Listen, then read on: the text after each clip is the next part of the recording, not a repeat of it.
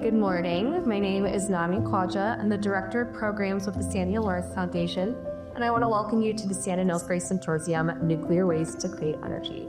I will be your MC today. Before we begin, thank you all for being here at a Scripps Seaside Forum. Today, we're going to hear from scientists, policymakers, engineers, and community leaders of 3.6 million pounds of nuclear waste of San Onofre and the path to find a solution for nuclear waste to move towards clean energy. A few housekeeping moves before we begin. The restrooms are out through that doors left on the hallway. If you guys could please keep your phones on silent, that would be great. This event is being recorded and will be posted online by Monday. And lunch will be served at noon, followed by a reception at 3:30 today. To open our day, please welcome Johnny Bear Conteras of the Kumeyaay Nation San Pasquale Band, who will be offering a blessing and a welcoming.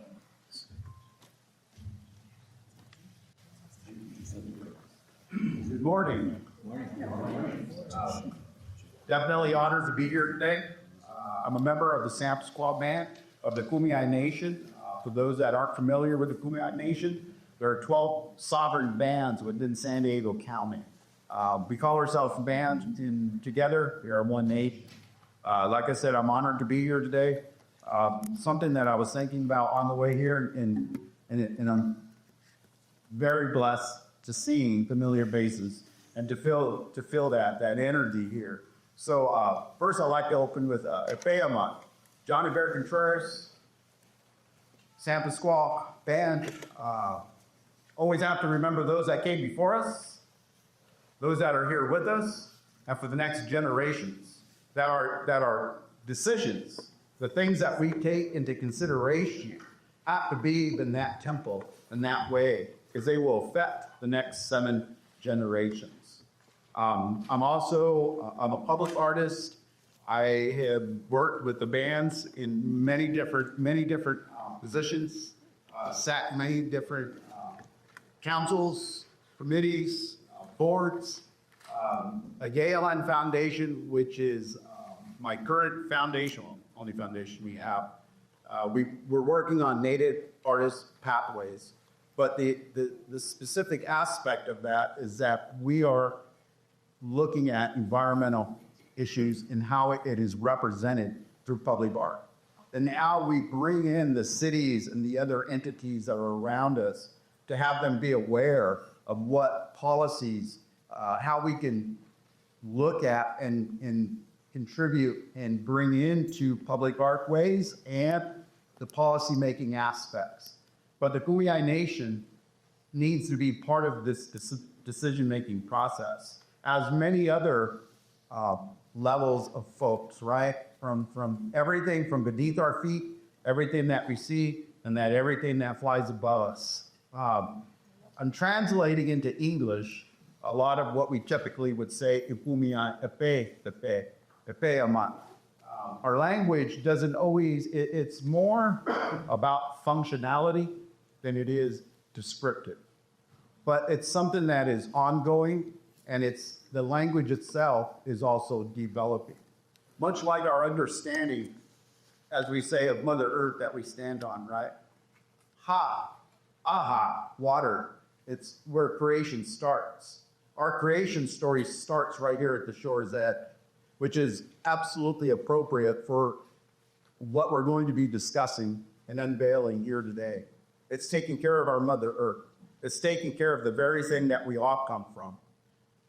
I'm one of the oldest relatives that you all have. Much like Mother Earth, we are all related. We all come from the same creator and the same mother. Ayayahan, thank you.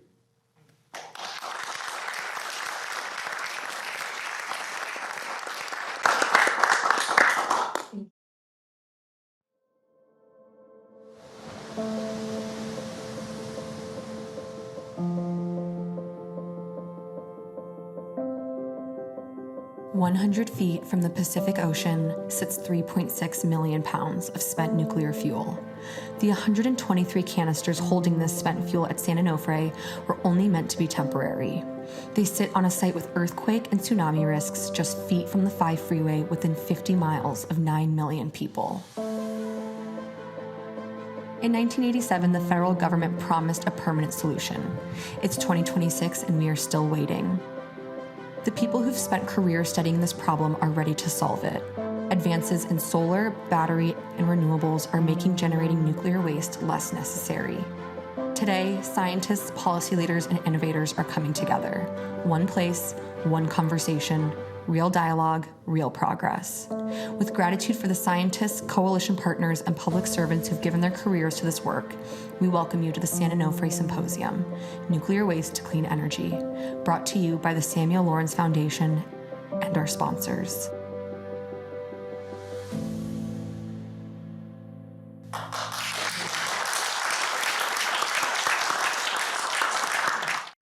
Hello, everyone. I'm Meenashki Wadhwa, Director of Scripps Institution of Oceanography and Vice Chancellor for Marine Sciences at UC San Diego.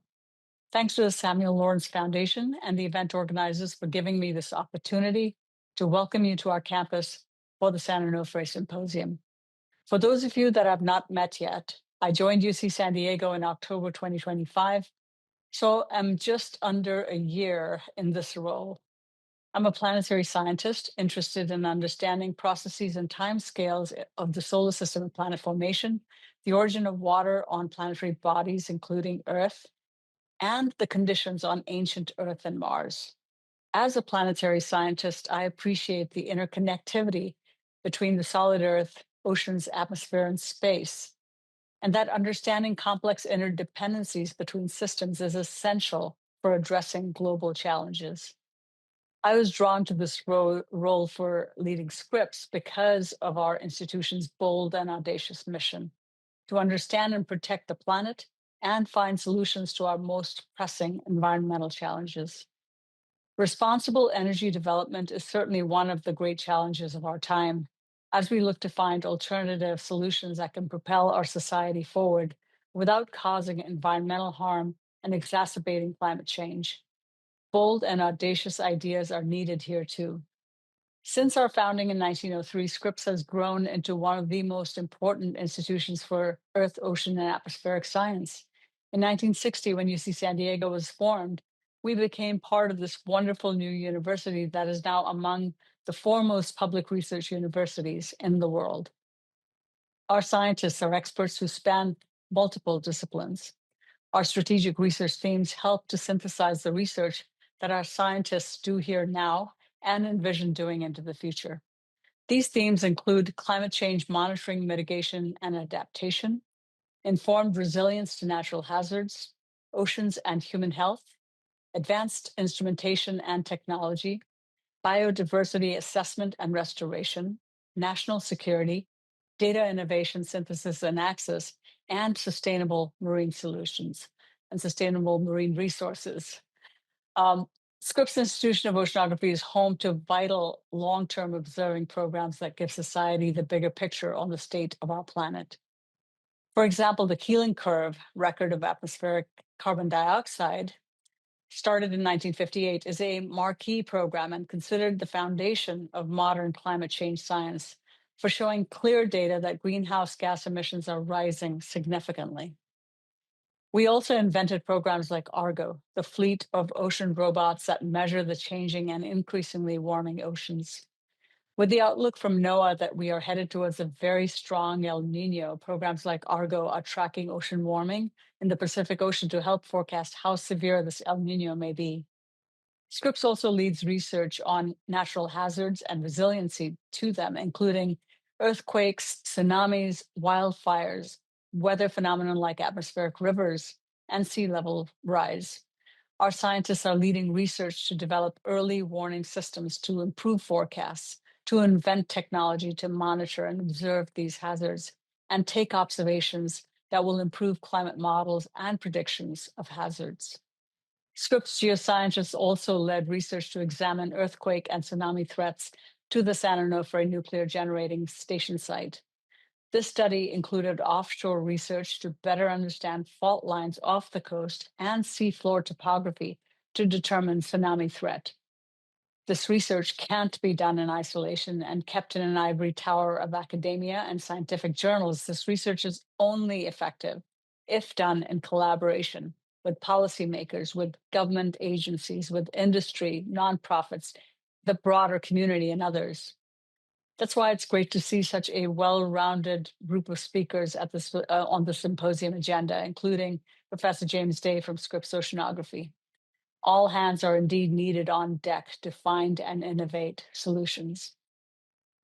And we do have a challenge ahead of us. Energy needs around the world are not diminishing. They're going up with the rise in artificial intelligence computing needs and rising global temperatures demanding even more energy to keep humanity cool.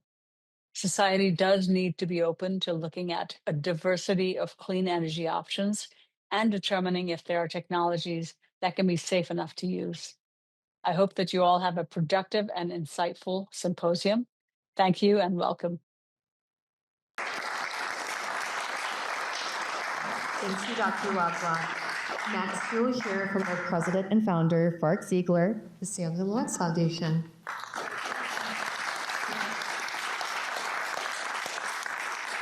Thank you to that powerful picture of the splendid moment we're now experiencing, for welcoming us all to this forum to talk about something that touches every one of us, our health, our safety, our energy future.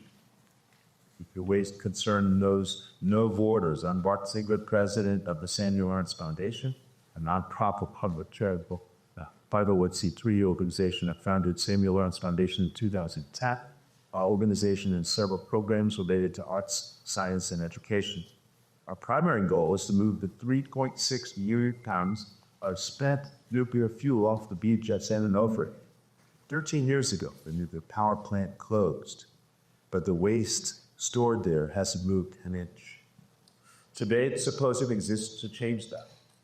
Not with fear and loathing, not with jargon, but with practical, achievable solutions that save Californians money, protect us from avoidable harm, and preserve access to the California coast. We'll hear from scientists, oceanographers, physicists, as well as policymakers and advocates who understand all the complexities of these problems down to the finest details. So here's what I ask of you. Challenge your assumptions. Picture of California where radioactive waste no longer sits within 50 miles of 9 million people. Picture of California now powered by wind, water, solar, and batteries, energy that's built efficiently and affordably. As you listen to our speakers today, if an idea comes to mind, jot it down in the back of an envelope on your chair, include your name or leave it anonymous. Drop them at the registration table. The back of the envelope note is meant to be rough, and we want to capture any creative sparks you may have. We're in a junction. Stay on this path and we burden future generations with consequences they never asked for. Change course, and we give them a future we're absolutely proud of. Today's symposium marks a new path forward, a step towards a real solution after years of effort, a step that we can all take together. Thank you to the SLFT, Heather, Kaylin, Nadia, Peter, and Stephanie for their extraordinary efforts making today possible, along with our board of directors. I'd like to mention our sponsors, without which nothing would happen: the West Wright Family Foundation, Patagonia, the Sierra Club of San Diego, NEIS, Walter Monk Foundation, the UN San Diego chapter, Blue Eyed Pearl, Ebos, Lazy Apers, Terra Grit, Hudson Elliott, the McDowell family, and Gemstone is like you, late as possible. Our coalition partners, exceptional volunteers, and the many organizations who've worked on these issues for decades make this forward path possible. And thank you to our elected leaders who are attending, who have sent someone from their offices. You'll hear from Representatives Levin and Peter today. In the audience with the Supervisor Jim Desmond and Oceanside City Council member Rick Robinson. We also have staff members from the offices of Representative Sarah Jacobs, Dave Mim, Mayor Gloria, Senator Flakespeare, and Assembly Member Tasha Borner. If today moves you, get involved. support the Samuel Lawrence Foundation's work to move the nuclear waste off the California coast. Let's power an affordable energy future without stranding nuclear waste for untold generations. You can follow us on Instagram and subscribe to our newsletter and get the latest. Now, what I'd like you to do is to we're forming a community here. You're taking the entire day off to be here with people you may not know. So look to your right and introduce yourself.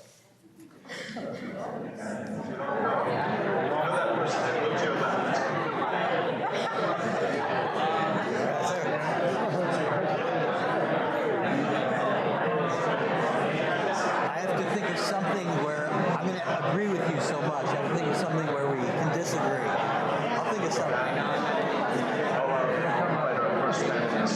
It may be the nuclear, France saying nuclear is clean. I'm kind of okay. But I want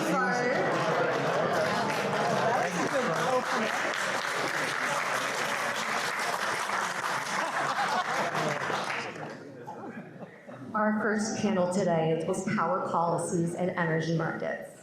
Energy demand is rising globally, and so are electricity costs. This panel of policy experts, energy analysts, and industry insiders will separate energy fact from fiction and look at the data, technologies, and investments driving this sector forward.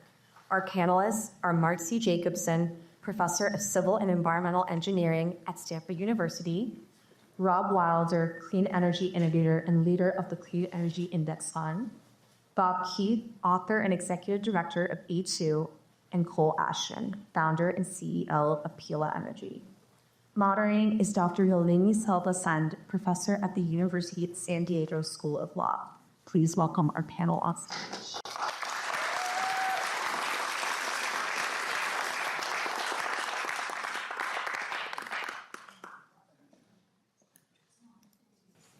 So good morning again, and I'm going to start you off on the first panel. And as you've seen on the webpage, it's about power policies and focusing in on untangling energy fact from fiction when it comes to cost, safety, and climate benefits.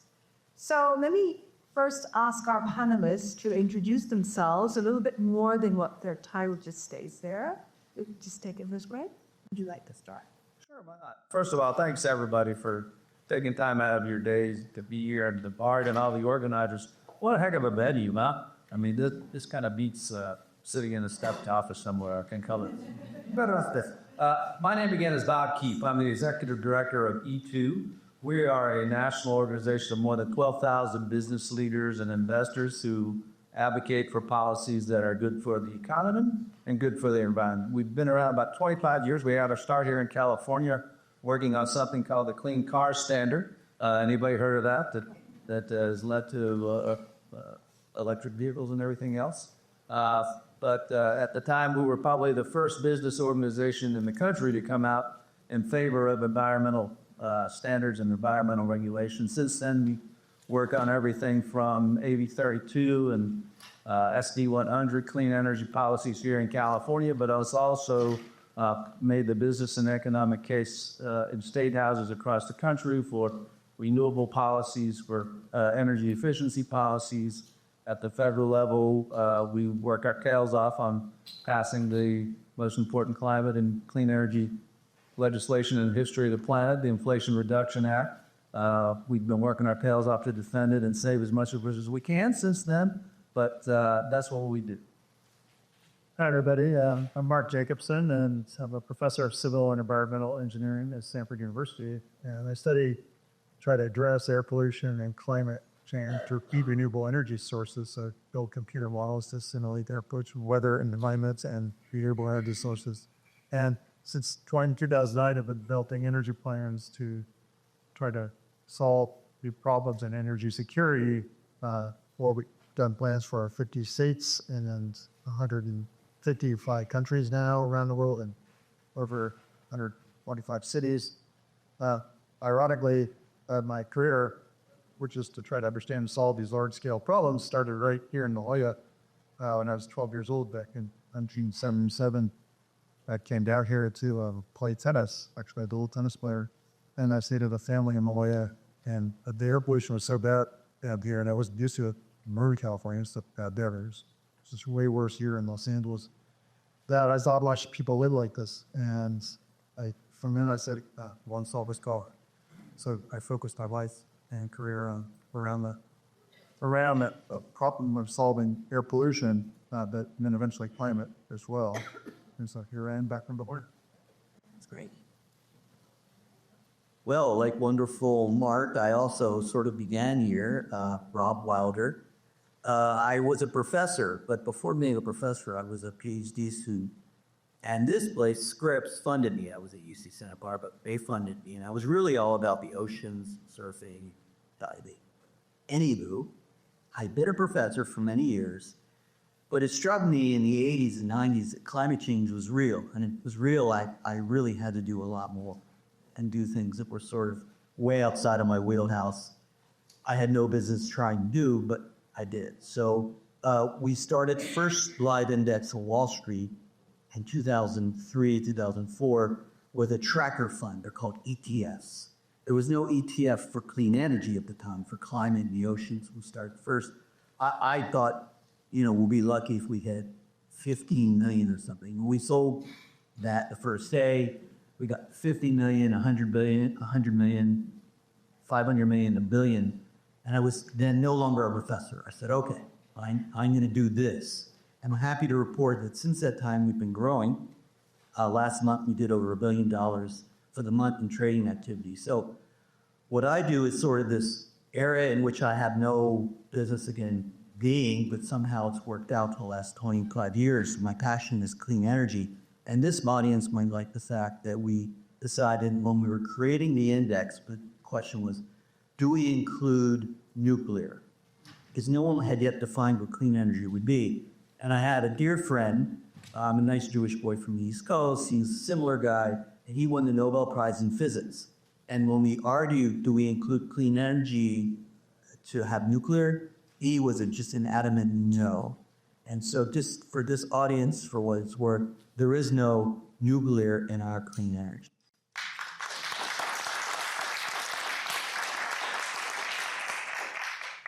Hello, I'm Cole Ashman, founder and CEO at Gila Energy. Thanks for having me. I've had the pleasure of the last decade in my career helping build and deploy what I think are some of the most innovative home energy technology, first at Tesla on the Powerwall and that whole home energy ecosystem, then at Span, who hired smart electrical panel. So I'm all about how do you make our homes, businesses, buildings take better care of us as the occupants and be good citizens of the power grid. At Gila, we are taking a completely different approach to home storage, transitioning away from expensive professionally installed batteries that work for some to something as simple as an appliance that you can plug into the wall. Plug in batteries, and we're excited to be deploying them across all 50 states, working with utilities to help make them even more accessible. I'm excited to get into this. I'm not a nuclear expert, and I know very little about the topic, so I think I'm going to learn a lot today. Well, thank you. So now that you know a bit of background, keep that background in mind and come up with some questions, because the way I want to do this is we'll start off with some overarching questions, and then we'll open it up to your questions, okay? So the first thing I'd like to ask you is, from where you sit, from your point of view, what are some of the biggest misconceptions about how we can meet the rising energy demand in terms of the three things that we're focusing on: cost, safety, and climate benefits? So who would like to go first to add to that? That's you, yeah. So there's two questions actually. How do you meet increasing demand, but also how do you keep demand from increasing? Okay. And I'll address the first because it's very interesting, because California itself in 2025, actually, despite having 400,000 new electric vehicles, 200,000 electric heat pumps, the third most data centers in the U.S., actually had grid electricity demand was down about 1.8% versus 2024. But Wonder how is that possible with all this? Because most every other state, not every, but most every state, 43 out of 50, electricity demand went up, and sometimes by a lot. Well, a large reason is because the growth of behind-the-meter rooftop solar. When you put rooftop solar on your roof, and you're using that electricity first, and that's reducing your demand for grid electricity. So California actually put a huge amount of rooftop solar up in 2025, but it has been for every year for the last 15 years. And that really ate into the increases of demand due to electrification of a lot of things. Now, if you look at the limit, because we do want to electrify everything, so we do actually want demand to increase, but everything else to decrease.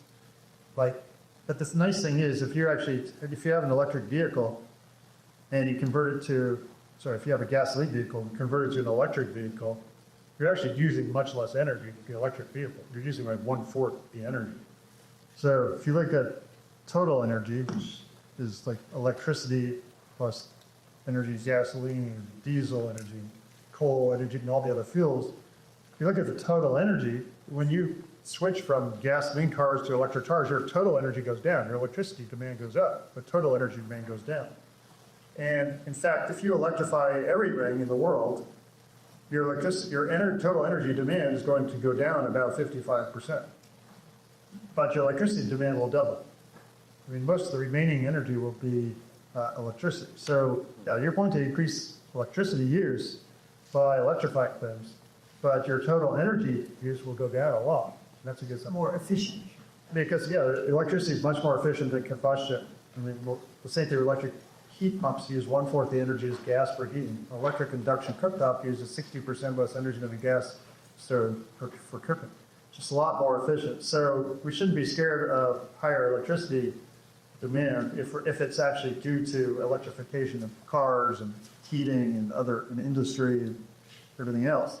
But to answer your question really quickly, how do you, because there's going to be increasing demand in California eventually in other states, and we can do it. Well, there's five ways you can do it with clean renewable energy. I mean, if you want, like data centers, they provide they have flat demand for electricity. Well, the obvious way to actually meet data center demand is with what's called enhanced geothermal system, which is regular geothermals near tectonic plates and volcanoes where you have high temperatures, you boil water. Those high temperatures produce steam and run turbines to generate electricity. Well, now you can do that pretty much anywhere on Earth because you just dig deep enough. Temperatures increase 25 degrees Celsius per kilometer of depth, and now they have new technologies, thanks to the fracking industry, to dig deep enough to find high temperature heat pretty much anywhere on Earth at lower cost. And so that provides constant electricity. It actually makes nuclear obsolete because it provides baseload power, takes less land, put it up faster, it's cleaner, there's no radioactive waste, there's no meltdown risk, there's no weapons proliferation risk, there's no waste storage issues, and as I said, less land, faster, cleaner, safer, cheaper. Anyway, the other is the combination of wind, solar, batteries, and nitrogen fuel cells, or rooftop PV to offset the electricity vehicle stuff. Okay, thank you. Well, it's a very big question. Thank you. Yeah, but we did get a lot of ideas under that. So let's see if anybody else would like to add to that. Yeah, I would. Your question was what's counterintuitive or dispelling myths, and I think in the silver lining, the exciting thing is generating power has never been cheaper. The grid that we have today, the U.S. We were the first to build the power grid, and in a lot of cases we have a really old power grid now that's expensive to maintain. So I think one myth is that we just can't generate enough electricity to meet this rising demand. And no, there's sort of two parts to that. Generating power has never been cheaper. It's transmitting, distributing, and delivery to you where a lot of the cost is accruing. So over the last decade, the transmission and distribution costs have risen around 9% per year, down to 9% per year. And like Mark said, the load growth in a lot of the country, it's been moderate, from half a percent. That's 18x on the T&D spend versus the load growth.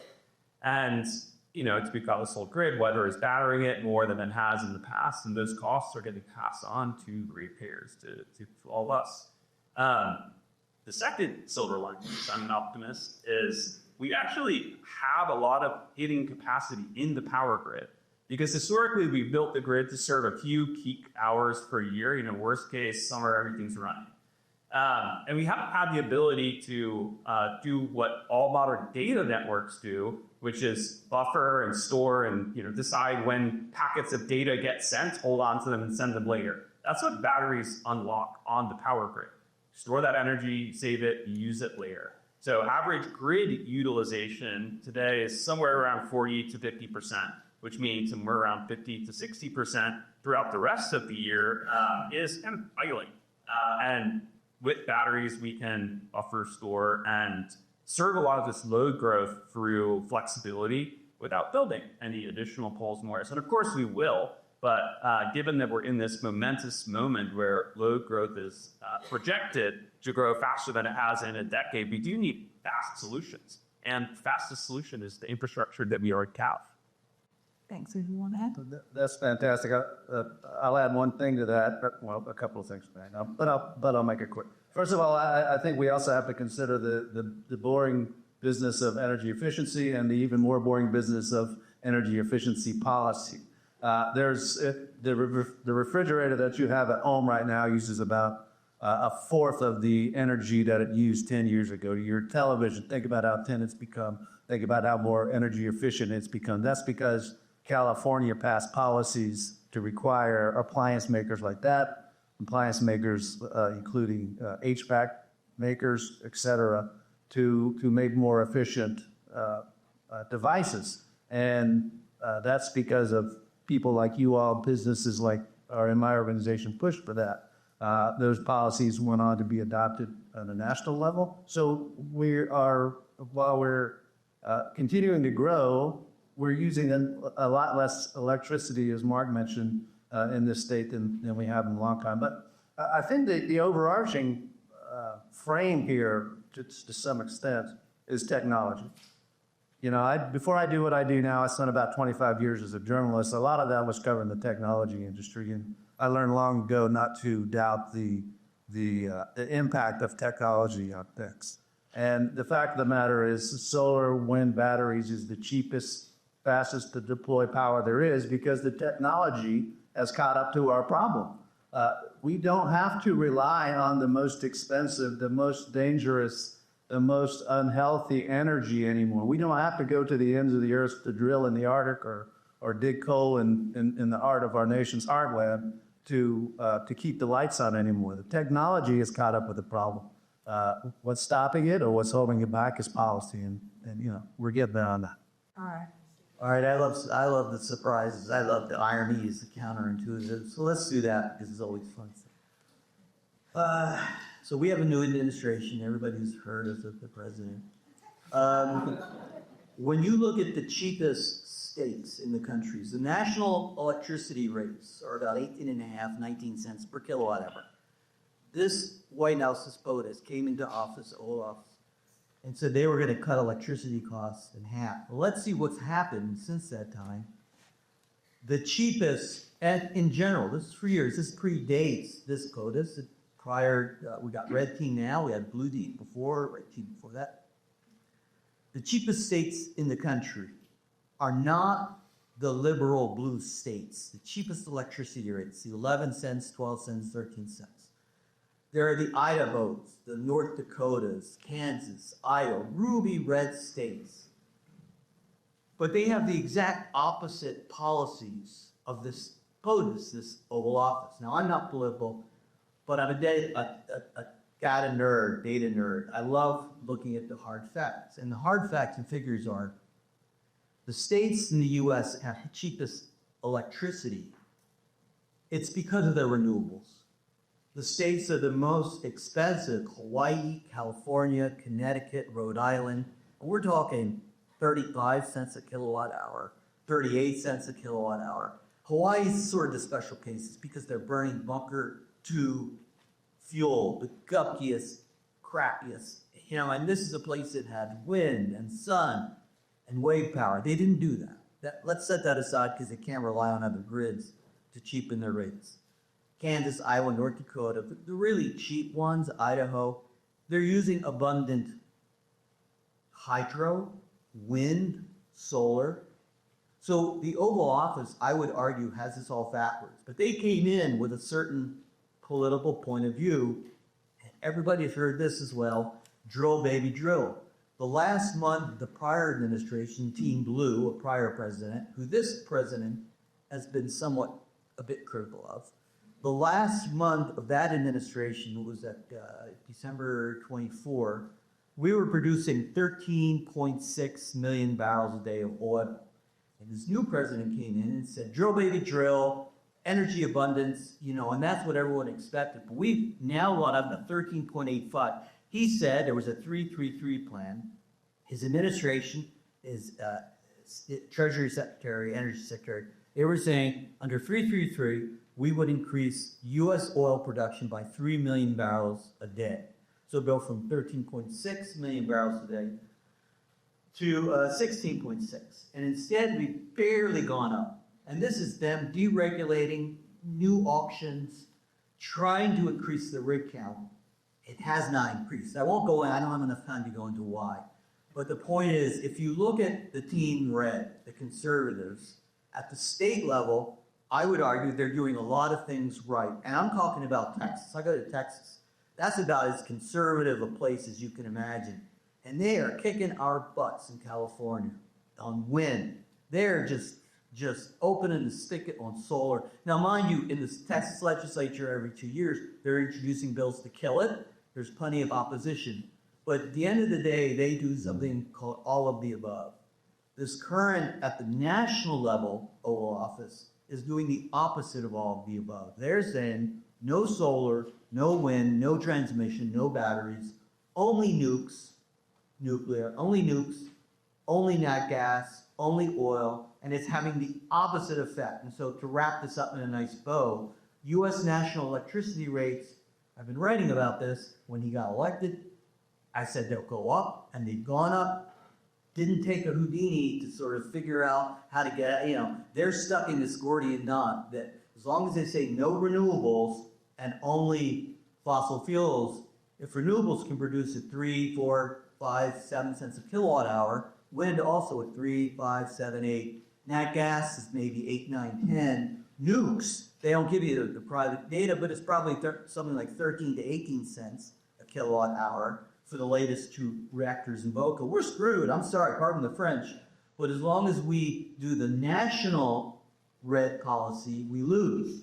But if we do the state level, the Idahos, the North Dakotas, the ruby red states that have the cheapest power, but that therefore rely a lot on renewables, then we win. I'm going to pivot off something you said right at the beginning, which also, what is clean? And I heard a lot of people applauding for we're going for no nuclear. Or if you bought fans, all this latest surveys are saying that more and more people are supporting nuclear because they haven't really had any issues with it per se, and they're more about greenhouse gases than about nuclear waste or accidents. So what do you say to that? Let me start with Mark. Well, we focus on clean and renewable, and so what we think is clean and renewable is wind, solar, geothermal, hydro, tidal, wave. And that's it. So nuclear is not in that list for multiple reasons, because it's also, we're looking actually at 3 problems together. It's climate, air pollution, energy security. So if you're trying to solve all 3, first of all, if you want to solve air pollution, you have to eliminate combustion. So that eliminates biofuels, biomass, carbon capture, because coal with carbon capture still is combustion. You don't stop any pollutants from that. Gas with carbon capture, still combustion, still pollution. In fact, more pollution, because you need 25% of the energy from a coal plant is used to run the carbon capture equipment. It's so energy intensive and you don't capture any of the pollutants. You only capture some CO2, and it's not even that efficient at doing that. So anything involving combustion, blue hydrogen, it's still involves combustion, air pollutants. And then in terms of nuclear, okay, so people say nuclear is clean. Well, it's not. It's actually 9 to 37 times the carbon equivalent emissions as wind. And it's huge emissions, not only because building, I mean, in the plants, in Vogtle plants in Georgia, it took them 17 and 18 years respectively from plan to operation. And the construction times were like 10 and 11 years. I mean, they built a sidewalk of cement from Miami to Seattle, and they put up all those carbon emissions, and those carbon emissions were sitting there for years before they even started generating a single kilowatt hour of electricity. And so there's construction emissions, but then once you construct it, there's the operation emissions. You have to continuously mine and refine uranium forever, and that is energy intensive. The refining in particular takes a lot of energy. But while you're waiting around that 17 to 18 years from plant to operation, solar takes only 3 to 5 years, and sometimes rooftop solar maybe 6 months. Okay, let me interrupt and ask about the source materials. So I'm just pushing back because these are the arguments I hear as well. Is that you're going to have to keep mining or whatever you need for coal or fossil fuels, but you also have to keep mining for renewables. Yeah, but we're talking orders of magnitude difference, because like in the U.S. alone, for example, we drill 50,000 new oil and gas wells every year, and there are 4 million abandoned oil and gas wells, and there are 1 million active ones. And so you have to, if you want to keep using gas and other fossil fuels, you have to keep continuously mining for fuels. But with renewables, you're not mining for any fuels. That goes to zero. The only thing you're mining for is the infrastructure, and which you also have to do with fossil fuels too. There's mining for infrastructure with fossil fuels. So yeah, there's lithium mining for batteries. There's mining to produce, the materials for wind turbines and solar panels. But that's like a one-time in 30 years, because panels now are 30, 35 years, their lifetimes. So wind turbines also same thing. But most of that material in solar panels now is recycled. So in batteries, they're all recycled. 97% at least of all the material in a battery can now be recycled. So you do that once, and then it goes through its lifetime. Battery lifetime is now a minimum of 15 years, 15,000 cycles. They're warranted, like Sonnen warranties batteries 15,000 cycles, 15 years. And I've had electric car since 2009, and it still had 80% of its charge in 2025. So that was a 2009 battery. So I think one of the things we don't do really well is to communicate what you just said in a very simple way to a bigger audience. And so that I think is a big problem. Because I know it, but I only talk to a few students every year, try to explain these things to them, and that's an issue. So would you like to add some more? Well, just to your point about what is clean energy. Yeah. So 10 years or so ago, my organization started tracking clean energy jobs in America, and we went through a lot of discussion with the Department of Energy. E2 is a very small part of the Natural Resources Defense Council. We talked to a number of environmental, energy, other groups, and said exactly what your question is: what is clean energy? We determined that nuclear is not clean. It's pretty obvious when you go to the beach in San Onofre. It's not exactly clean. So the criteria that we developed that was later adopted by the Department of Energy in something called the U.S. Energy Employment Report. In our Clean Jobs America study, we track energy efficiency, we track renewables, we track electric vehicles and batteries and storage. And we track some clean biofuels or second generation biofuels, but nuclear we don't believe is considered clean at this point. Yeah.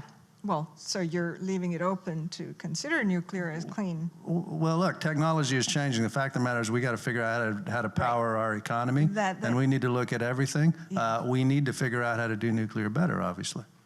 Okay, so that takes us, of course, to the small modular reactors, which I know somebody's here from Utah, where they just flew an empty small modular reactor from somewhere to Utah. For what reason, I don't know, but they claim that, for example, for the safety, so let's talk about safety issues, they say, well, the circumference diameter around a small modular reactor for safety is much, much lower than San Onofre, for example, with its 50-kilometer or whatever that diameter is. What do you say about safety, which is another part of our panel discussion?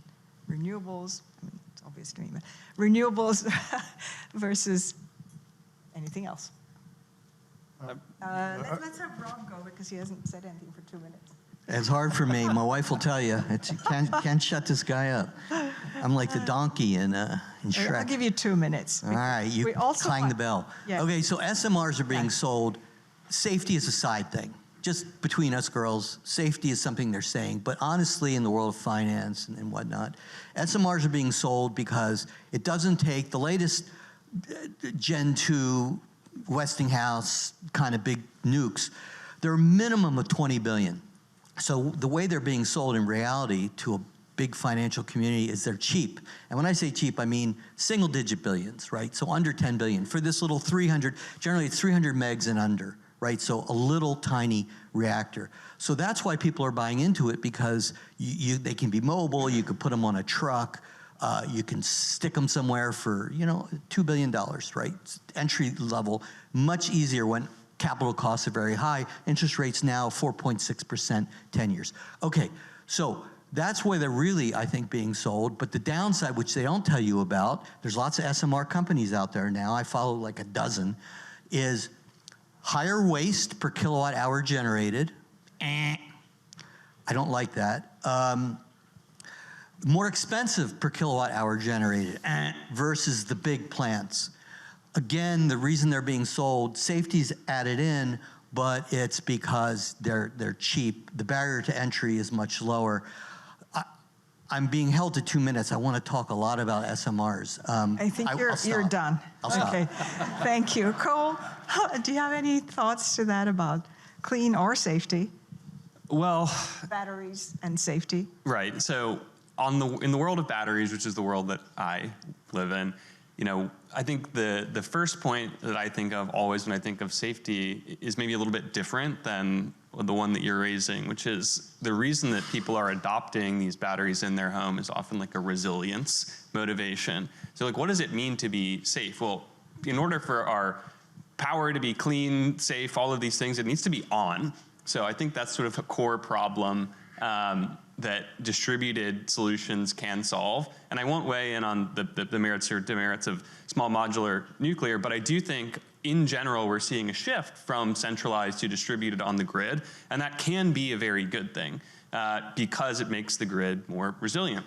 And as we have more storms and weather events that are stressing the grid and outages are up across the country, we do need systems that can take care of communities. And I think, the more we go distributed, the more rooftop solar, batteries, and ideally also community-sized solutions, the better the net safety outcome, in my view. Power lights stay on longer, power stays on more reliably. Do you want to add? Hold on. Can I just mention that Okay.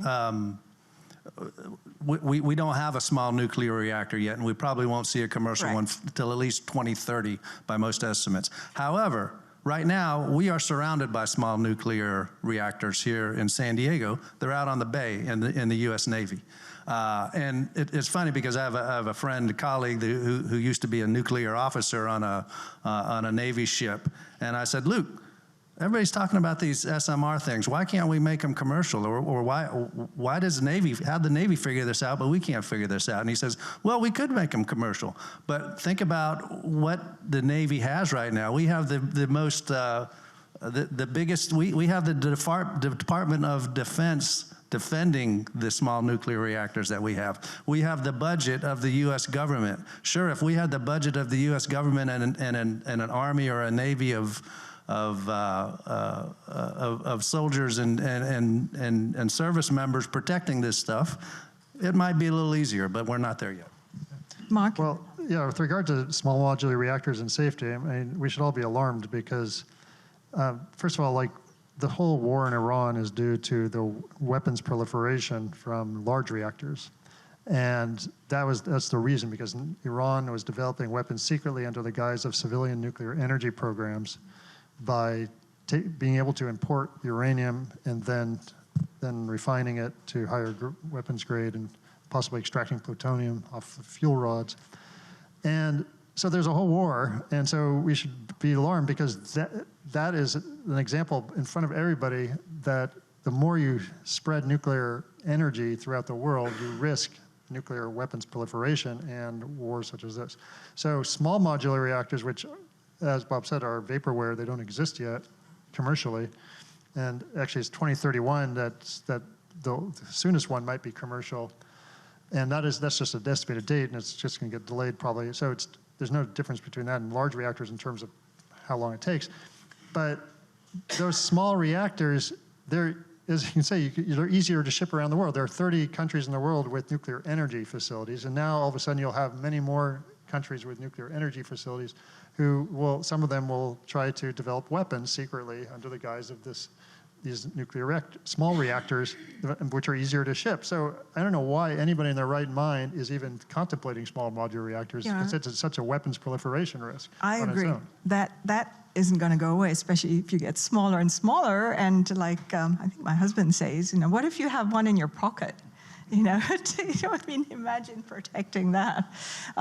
But okay, let's get down to, so we do a lot of studies, and we do computer modeling, and we do regional decarbonization frameworks. I was involved in one a few years ago, where we looked at what's down here, how can we get this 100% renewables without nuclear and so on and so forth, and we did that with UCSD. And one of the things we analyzed as a tool was the climate action plan at the jurisdictional level. Okay, this is where cities come together with whoever is helping them out to think this through and come up with policies and measures that they can actually implement on the ground locally to be able to reach these targets. And that is where we have a lot of issues, because first of all, people don't want to have large solar in their backyard, even if it's empty, as far as we can see from the outside. People don't want to reduce their driving or become more efficient in that. People don't have the capital to purchase even rooftop solar or an EV. So we kind of try to come up with measures at the local level which would be feasible to get people to do. And it's a very good exercise in coming together and doing that. And then we see all these problems where it happens, despite the plans that show that it is all possible, even cost-wise. So where are we failing here to convince people? 2 minutes. Okay, 2 minutes, and I'm going to try to piss people off, so that's what I enjoy. I worked in the state legislature in California, in Sacramento, in the state assembly, and I was at the EPA headquarters in DC, and I worked for the mayor of San Diego. And I have come away, I'm not blue and I'm not red, but I've come away, and I'm sorry, I'm going to just apologize by saying I don't think government's the answer. I mean, when I look at what states have the most renewables, who's winning the most, it's less government. I'm sorry, I know I'm among a liberal crowd, but at the state level, the folks doing the most, like for example, anecdotal, I bought 15 acres to build a straw bale house. I tried to make it entirely solar, and the local government regulations, and I'm committed to this, they wouldn't let me do it. I couldn't put in solar. I have not seen government as the answer. And when I look around the world, the leaders, Norway, South Australia, they're winning this race, and the big government folks like the UK are not. They have the most expensive industrial electricity in the world, the heavy government places. So apologies that I'm upsetting people, but I think it's less government. We could go political and say, how do we do that in California? But let's not, that's not our panel. So let me open it up to questions from the public related to this topic. Thanks.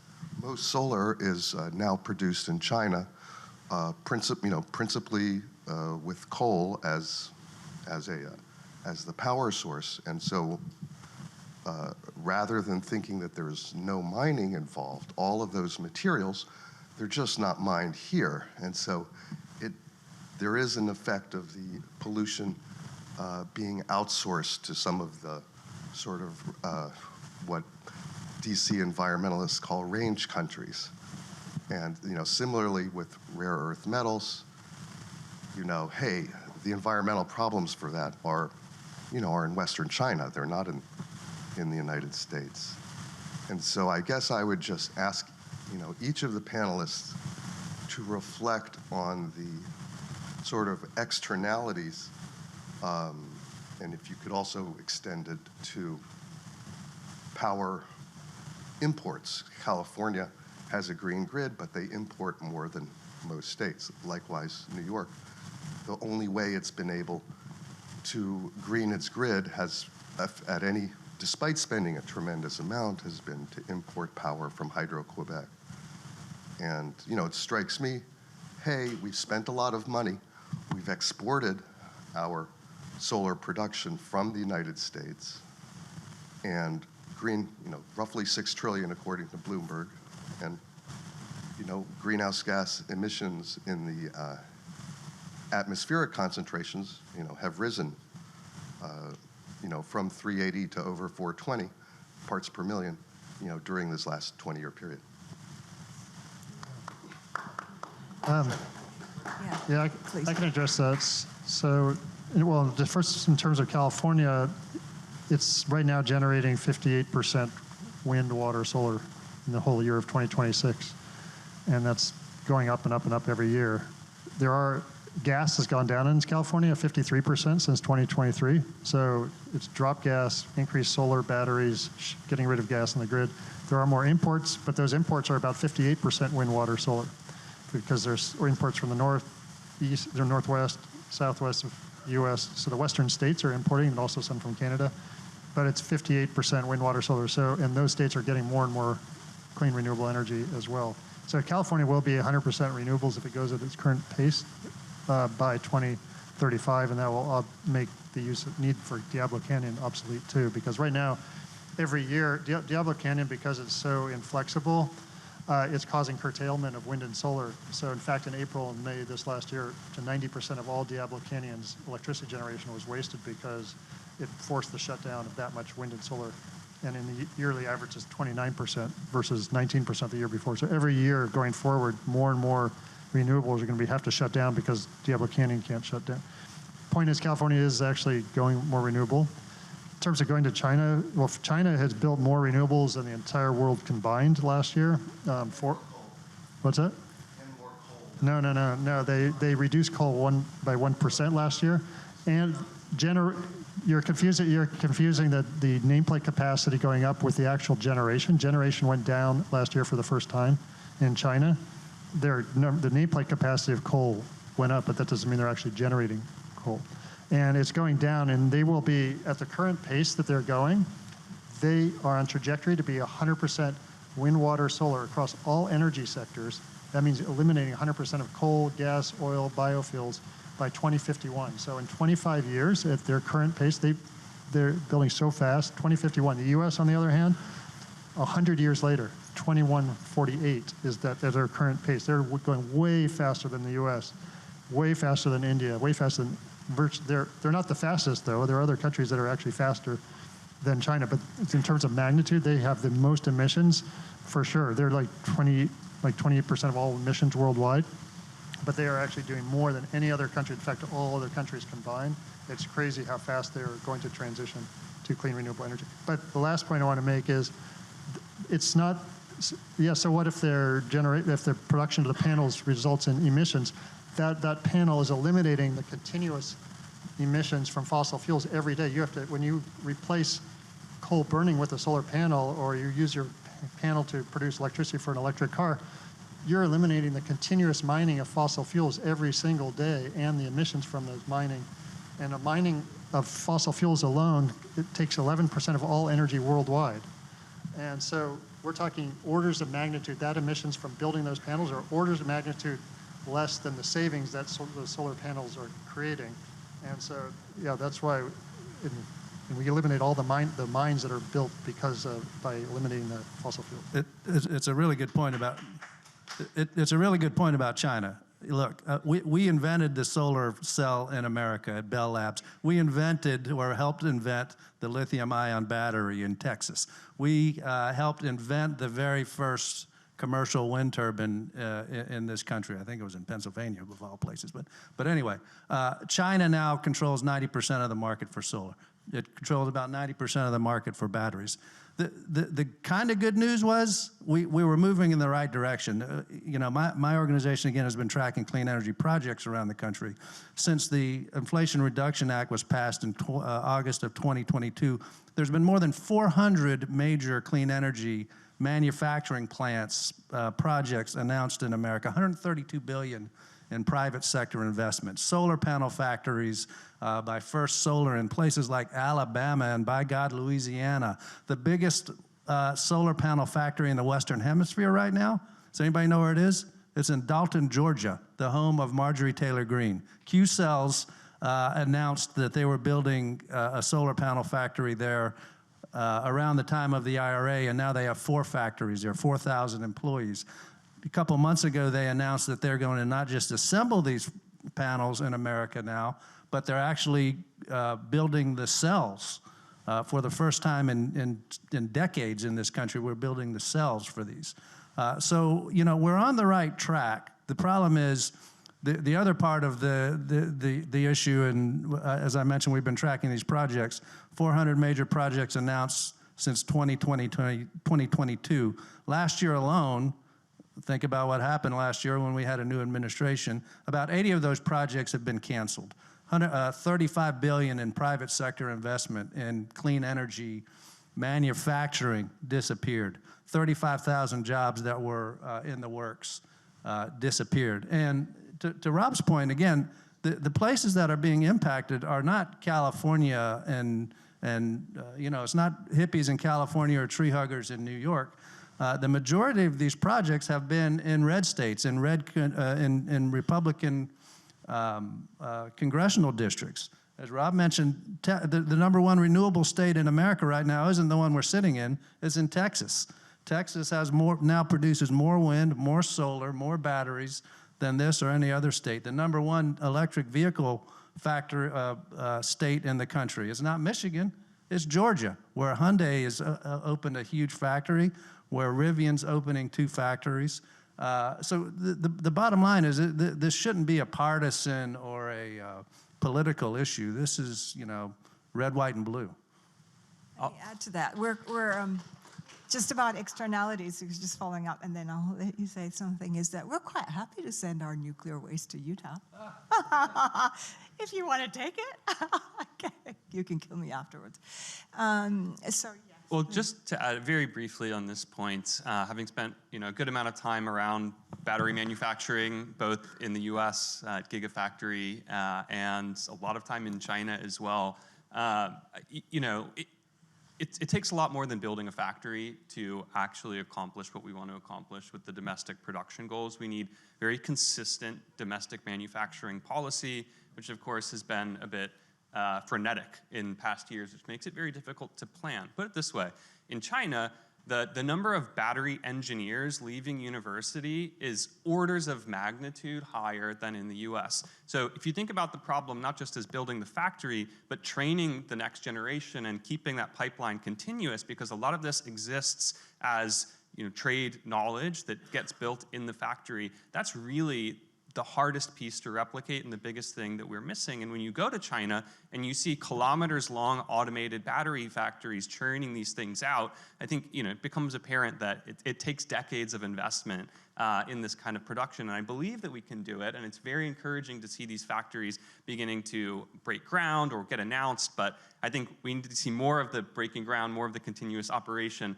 maybe less of the announcement and fanfare, and let's just actually go build it and invest all the way upstream to the university level, and that's what it's going to take. Training, yeah. So let's have. Can there be just a quick answer to criticize Bill Gates' plan for nuclear? Am I on? Great. Rob, you mentioned something that's interesting about Hawaii being the most expensive energy source. Have you heard of KIUC? They're a cooperative on the island of Kauai. When I bought my house there, it was $500 a month for energy. Now we're paying, with more people in the house, we're paying gosh, half of that or less. And what's the ability of utilities to go from corporate profit to cooperative on the statute of maybe a vote and changing our utility companies to cooperatives that actually aid in lowering the cost going towards the renewables we need? All right, so we have two questions because we took both at the same time. This one, and also what's the attraction for Gates to open up nuclear, and also for Google to start the 3 Mile. I think that's what they've restarted. Okay, who wants to start? Rob? Okay, so Kauai, I lived in Poipu, and we moved here after 3 years in Maui. We had Miko, Maui Electric, there's Hawaii Electric, Hiko. And you mentioned a cooperative, and I've written a piece on that, the cooperative. There are U.S. states, I can't remember if it's Kansas, it might be Kansas or Iowa or something, where their utility rates are much lower, and they use a cooperative model. And I have spent time at our local utilities headquarters. It's a beautiful campus, but I have looked up the salaries, and I have looked up how much utility, the owners of the utilities, Sempra, et cetera, they make. It's a lot of money. And the states, sorry, but the states that had the lower cost model win hands down. Now, they don't have the might to lobby at the legislature. They're very adept at keeping their high salaries and whatnot. But there's costs to be wrung throughout this process, and that's one of the places I would look at. So yeah, you're right. There is aspects in Hawaii that have switched to solar and wind and have much cheaper rates than burning bunker 2 fossil fuel. What about the other question on the attraction of these private companies? Well, I mean, Gates himself is just, he wants to come up with some energy technology that he can call the solution himself, and so that's why he's been pushing nuclear. But his company is not going to produce a reactor till at least 2031, and that's just a test reactor. So I don't know. Again, it's vaporware. So, but the companies, like other companies, are trying to open, like 3 Mile Island and other retired reactors for data centers. That it's just, they think that's the lowest hanging fruit, but there are better options, as I mentioned. Enhanced geothermal, combination of wind, solar, batteries, and hydrogen fuel cells, or using rooftop solar behind the meter. I mean, imagine if you're a company owner, you should pay, instead of trying to build new plants, just pay owners of rooftops to put solar on their roof, and that would reduce the grid electricity demand, free up grid electricity demand for the data center. You don't have to, it takes no new land, less transmission, because you don't have to build a new solar or wind farm or coal plant. And people use less transmission if they have rooftop solar. It's like a win-win for everybody. And so they'll find out. I think the idea is to open old nuclear plants and to build small modular reactors for data centers. These are things that are just going to collapse on their own weight because they're so inefficient and cost prohibitive. So we'll watch for that. Okay. Wait, hold on. Let me see. Let me.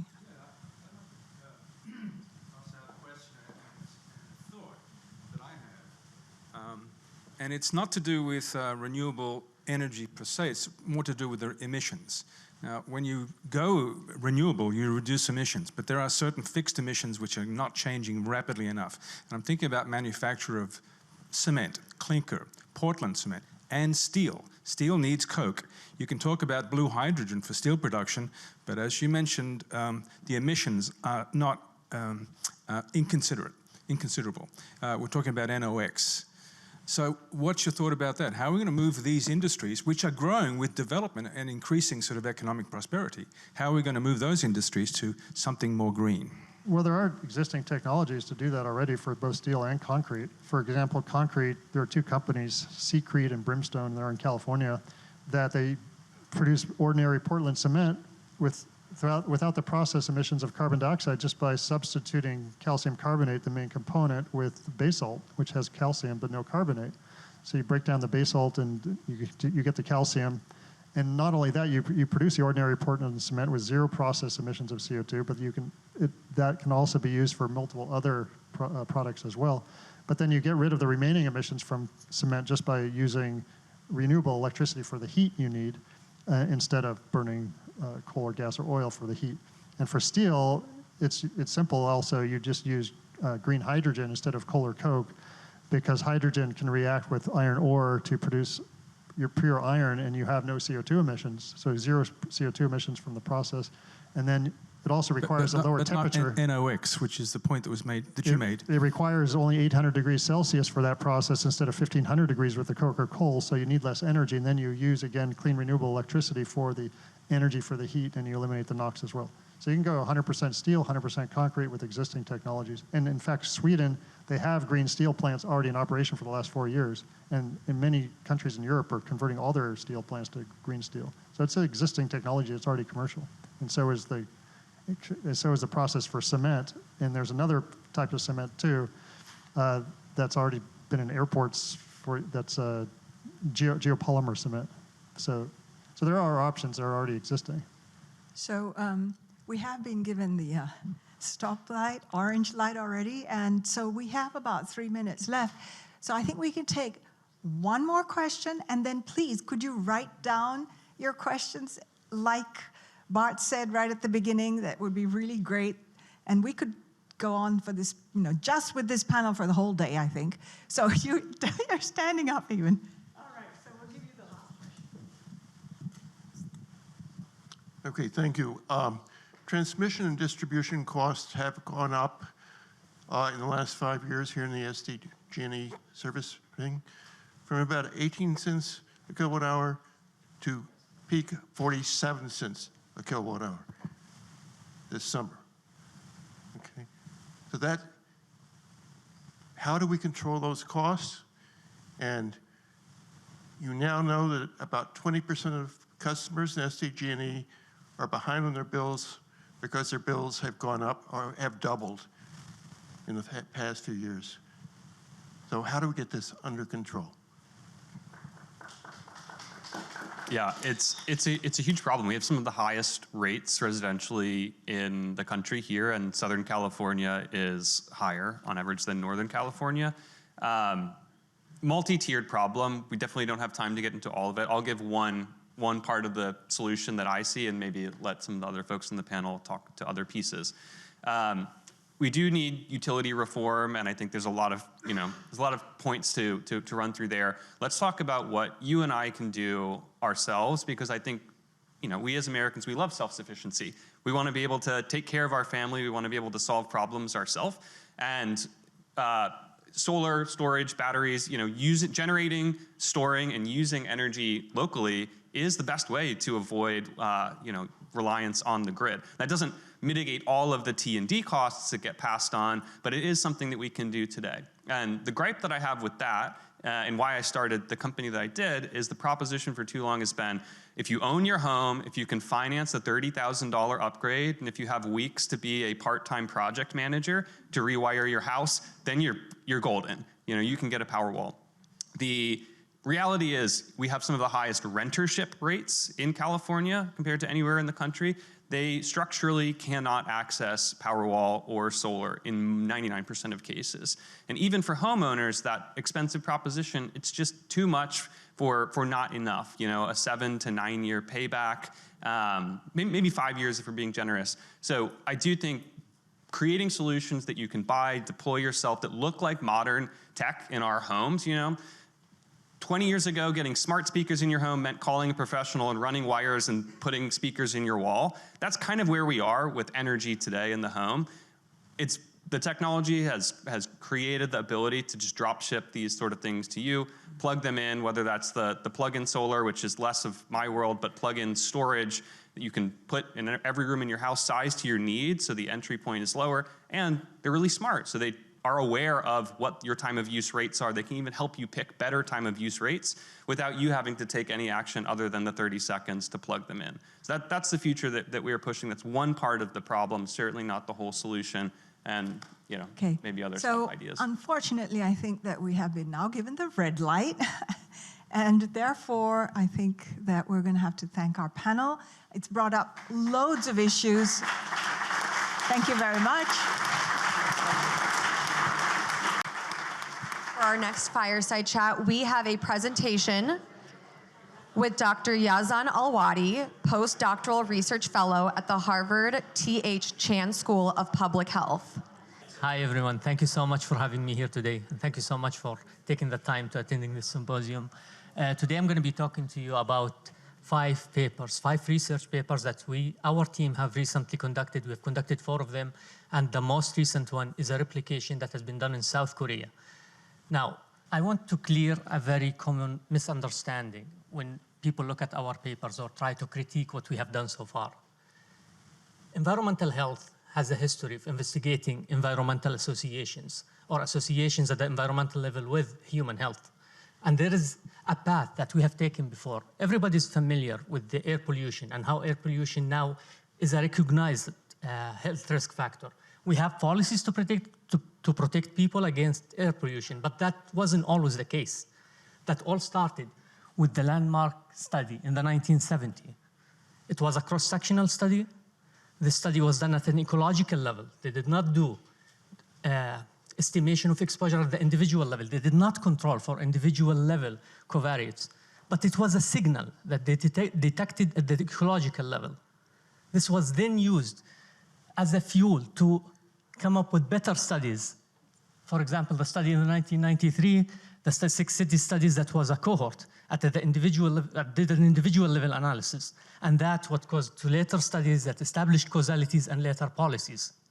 Our studies are at the first step, at step 1, where we are uncovering and looking for an ecological association, a spatial association at the population level. So the understanding of what these studies means come from what role they play in this logical coherent sequence of analyses that can reach us finally to causation or to take in policies to protect human health.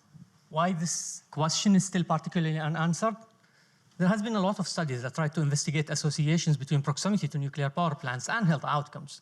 We all heard about a lot of them and read a lot of them. But they were not always consistent. Some studies have shown associations, some have not. So the first question we asked when we wanted to investigate this is why? Why do we not see a consistent signal of either no associations or associations?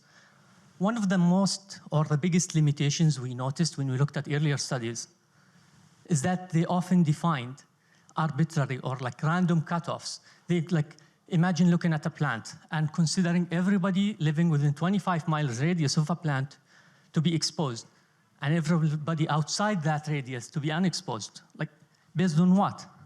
Why is it 25? Why is it not 15? I didn't see any of them do sensitivity analysis, so that was a weakness there. And the other thing is that you are imposing a dichotomous or a categorical exposure on a continuous proximity metric. So that reduces your statistical power of detecting associations if they truly existed.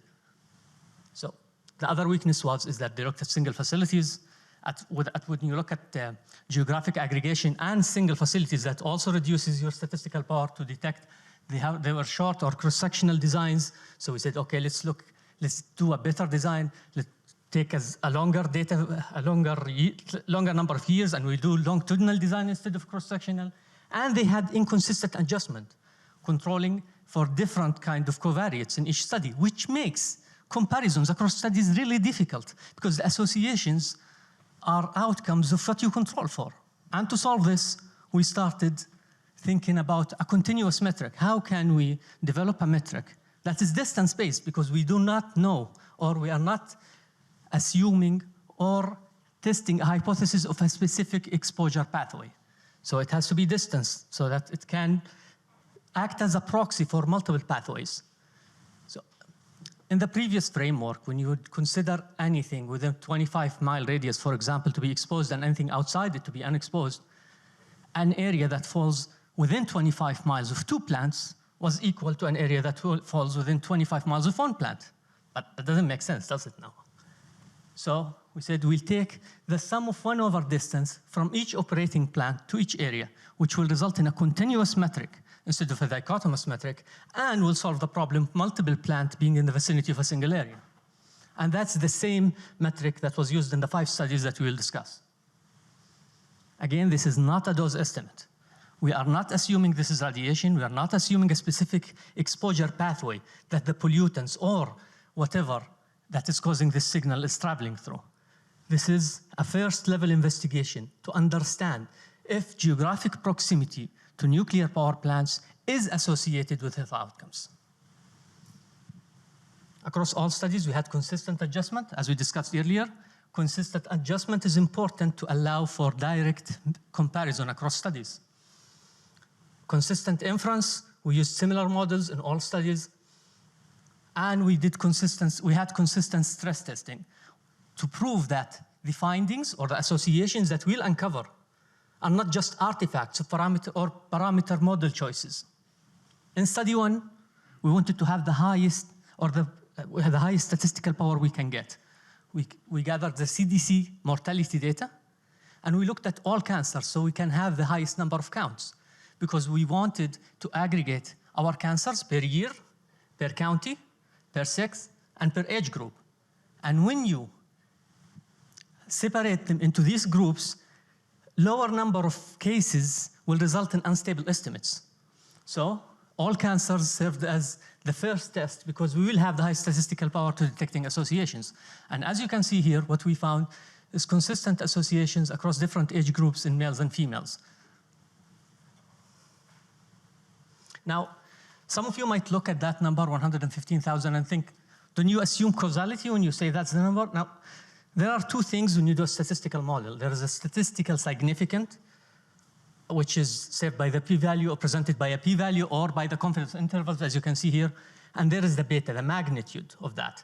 So let's say we found a statistical significant increase, but that statistical significant increase resulted in 1 or 2 cases every 20 years across the US. That would be meaningless. So we needed to present 2 numbers to show that it was statistically significant and the effect size was meaningful enough to justify digging deeper into this. Now, the evidence-based, we have 5 studies, 1 on all cancer mortality, 1 on, within, after that, we looked at lung, breast, and colon cancers.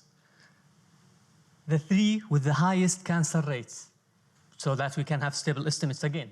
Then we said, okay, we have data at the zip code level, that's a finer spatial aggregation in Massachusetts as cancer incidence rather than mortality, which gives you higher cases.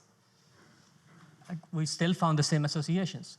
Then we looked at all-cause mortality, was like, are there any mortality outcomes that are associated with this, or is it just cancers? And then just recently, 2 weeks ago, a research group from South Korea, they took our methods, applied it in South Korea, and they got the same findings. Study 2, we wanted to investigate, as I said, does this pattern appear as cancer-specific sites? So what's the most logical or honest choice of deciding what cancer sites you want to check? We know that our methods are limited by rates because what we investigate is the rates of cancers. So we want the highest number of cases. So we chose the 3 highest number cancers with the highest numbers so that this can be as impartial as possible. And we ran 3 checks on this. We ran negative outcome controls. We said, okay, maybe our models are giving us associations with anything.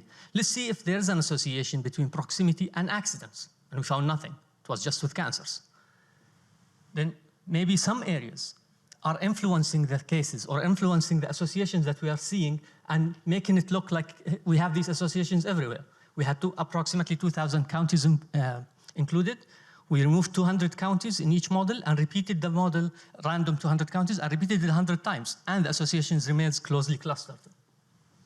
Then we controlled for reactor technology to see if that was what was driving it, and we found nothing. Study 3, we looked at cancer incidence. Now, cancer mortality and incidence are different because not all cancers are as lethal. With cancer incidence, it's better data. It's accurate, closer in duration to the exposure, closer in time to the exposure window, and you have higher number of cases. And this was at zip code level. So far, we looked at it as mortality at the national level to have the highest number of power. We looked at it at the zip code level with cancer incidences. And again, we found the same associations. And this again survived all the sensitivity testing that we have discussed earlier. In study 4, we wanted to look at other health outcomes. Is it just cancers? Or let's just look at all mortality like we do with heat papers or like papers that investigating effect of climate change. And we found associations, and the associations resulted in 390,000 attributable deaths, but as we explained earlier, the goal of the attributable deaths here is to prove that the significant association has a value that needs to be investigated. What does this analysis add? We did stress testing on this too. We changed the proximity averages between 1 to 20 years. We changed the exposure radius between 200 to 80 kilometers, and the direction of errors that are expected when you have something or an analysis at ecological level is towards the null, because the measurement error is most likely to be non-differential. This is the independent replication that was recently done 2 weeks ago in South Korea. Again, they had the same associations. They tested different types of cancers, but as you can see, the uncertainty is higher when you look at specific cancers. But if you look at the first panel, the total cancers, it's very clear. The uncertainty becomes higher because, again, unstable rates when the counts are lower. So what do the 5 studies have in common? As you can see, there's 5 studies. They were done in the USA and in South Korea. 1 in the USA was done in Massachusetts. 3 in the USA were done at the county level. 1 was done in the zip codes. And in South Korea, they did it at the district level. The outcomes, 3 of them had cancer, 2 had cancer deaths, 1 was all-cause deaths, and 3 has cancer sites, and 1 has cancer sites. The data sources are different. We use data from the CDC, from the Massachusetts Cancer Registry, and the Korea Registry. The other team did it. We did not have access to that. That's just a replication by another group. We use different proximity windows, 10 years, 10 years, 1 to 8 years, 20 years, 2 to 25 years, and each study did sensitivities on varying the proximity windows. All of them reported positive associations across the board. The same spatial gradient study after study. These are figures from 2 of the studies where you can see how the relative risks, the modeled relative risk is declining with increasing equivalent distance from a single nuclear plant. So what does this all mean when we put all this together? Let's think back about how this has a coherent logic and sequence, and how investigating a causal relationship is not as simple as finding associations in one study. This serves as a cornerstone or as a tipping stone to future studies that can investigate this deeper. What they show what we show on these, we show a consistent, reproducible spatial association between residential proximity to nuclear power plants and population health outcomes. It holds across 4 outcomes, 3 spatial scales, 3 registries, 2 countries, and 2 independent research groups. It survives changes in distance cutoffs, averaging windows, covariate specifications, leave K-out resampling, and is absent in negative outcome control. What it does not show, no causation. These are ecological designs. Group-level associations cannot be read as individual-level effects. It's not a dose-response relationship yet. These will be developed in future studies. It's not basis for individual risk calculations. But why does it deserve attention then? These associations are larger and more consistent than our current understanding of risk around operating plants. So this is not what we expect. This is not what we would expect if we were to calculate based on doses and our current understanding of what risk would be around plants. We shouldn't see this. And this is precisely why they should not be set aside. An unexplained finding is a reason to investigate, not to conclude. The appropriate response is a sequence of studies that each test a specific hypothesis and build on the last. Not one definitive study and not a verdict in either direction. This is the same position that the scientific community took in the 1970s when we first started learning about air pollution and when the first ecological study of air pollution came out. So what do we think these findings justify? We think that we now have all the evidence that we need to justify going to the next level of investigations. We need to start looking at individual level cohorts, direct exposure assessment using different exposure pathways to understand what forces might be driving these associations, and broader outcome domain. Again, 5 studies, 4 outcomes, 2 countries, 2 research groups, 1 consistent spatial association that the current understanding does not explain, and many more under review now, with other groups from different countries reaching out to us. When we know they're working on it, they have with papers under review now, and there is a paper for California too that's under review at the moment. The finding is not a conclusion again. It's a starting point for a line of work one that narrows the question with each study in the way the field has done before. We've done this before. We know the path. We know how to investigate it. We just need to let the scientific community do its work. Thank you.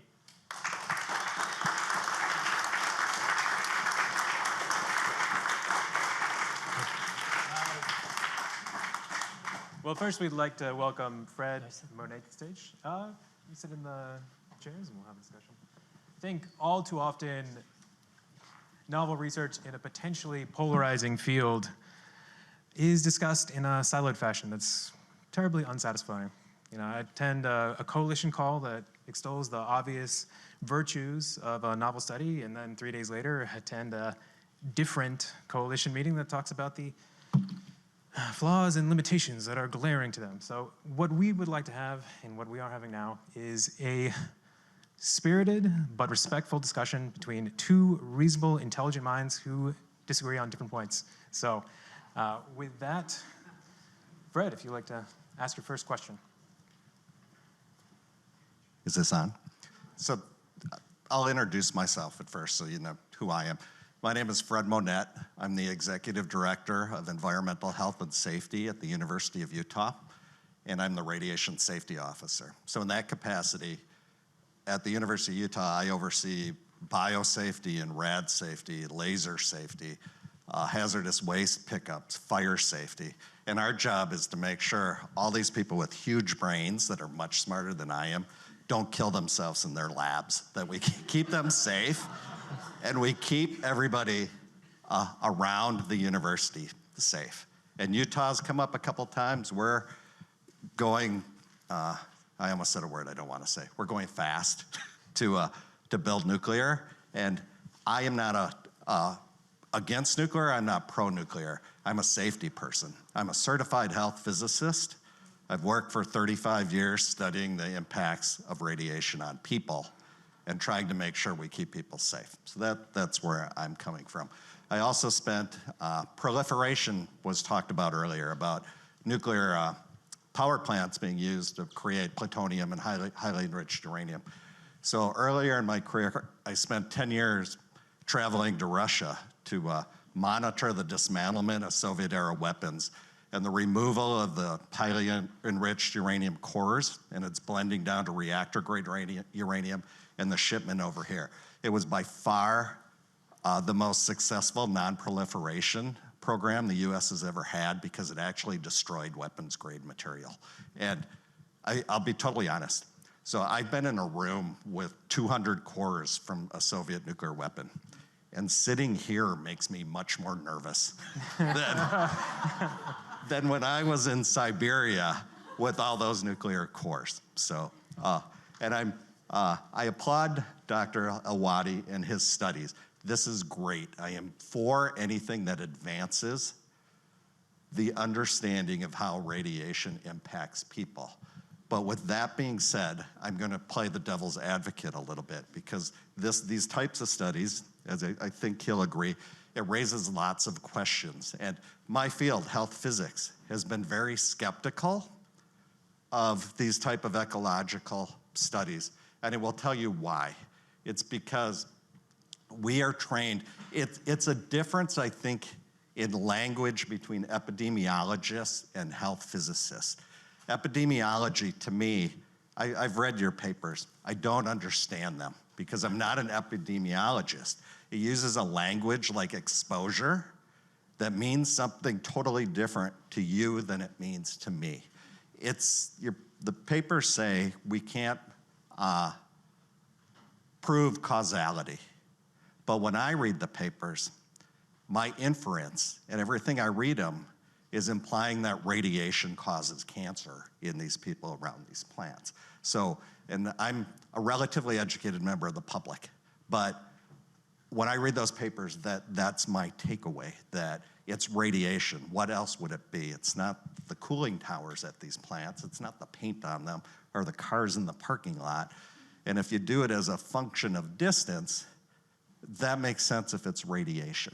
So I come at it from that. So the health physics community will say it is a fatal flaw in these studies that they don't consider the dose, the radiation dose to people, and you're coming up with excess cancer deaths. And you did a good job. You put up there very clearly, they're not concluding about causality.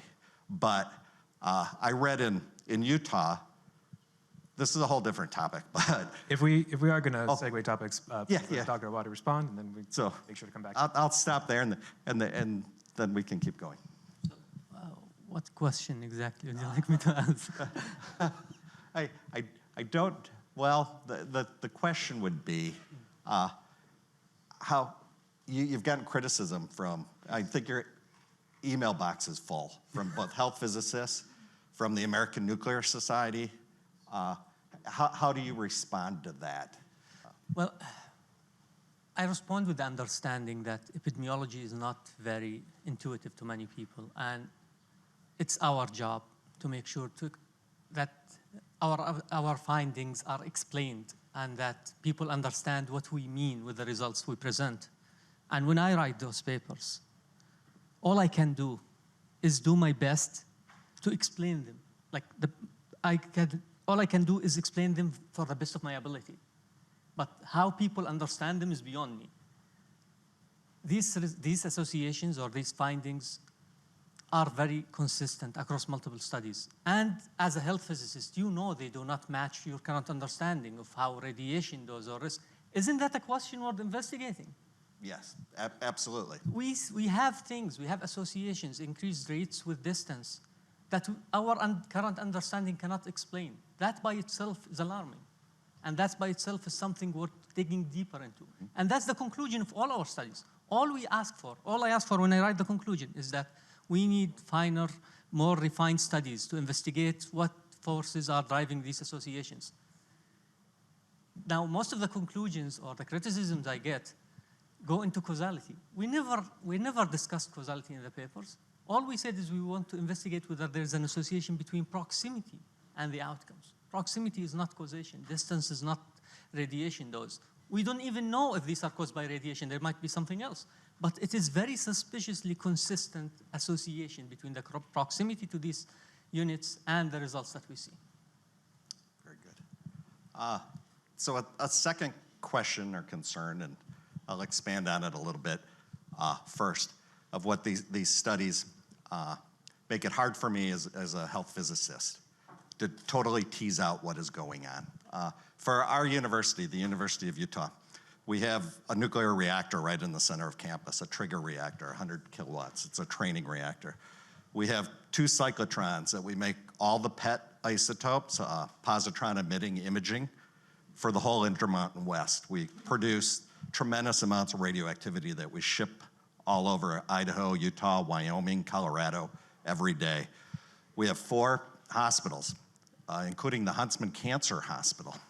So when I look at this from my perspective as a health physicist, and I assume these results, that if you look at proximity to reactors, you have 115,000 excess cancers. And if I will jump, I know you won't, to say, okay, that's from radiation exposure, and I don't understand why that would be. Well, when I look at our hospitals, we deliver, so a typical nuclear power plant, every plant puts out an environmental monitoring report every year. We know what comes out of them. And the dose to people, and I've been involved in those calculations, isn't very high. It's on the order of millirems. Maybe that's being underestimated, maybe not. I don't know. But what I do know, I suspect it's not, but it's something to look at in these further studies. I totally support it.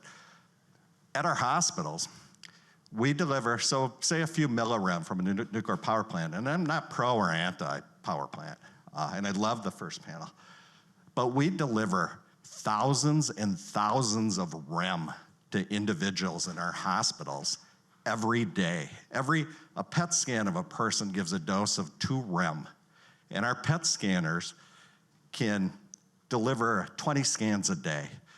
A CT exam, a computer-aided tomography exam, delivers a dose of 1 rem a day.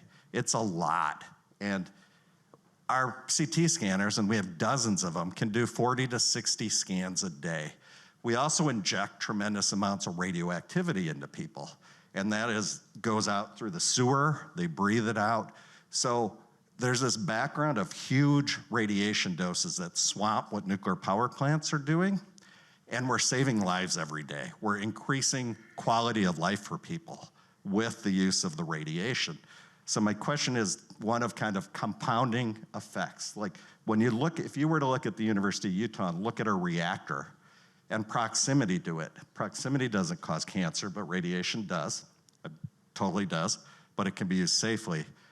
How in an ecological study could you tease out the difference between the small dose or zero dose our reactor delivers and these huge doses we're doing medically every year? So I'm trying to point out, it's really complicated because it's not just the reactors that could be contributing to this. Yes, so there are two things here. First thing is the radiation talk. Like, we do not assume that the radiation is what's causing them.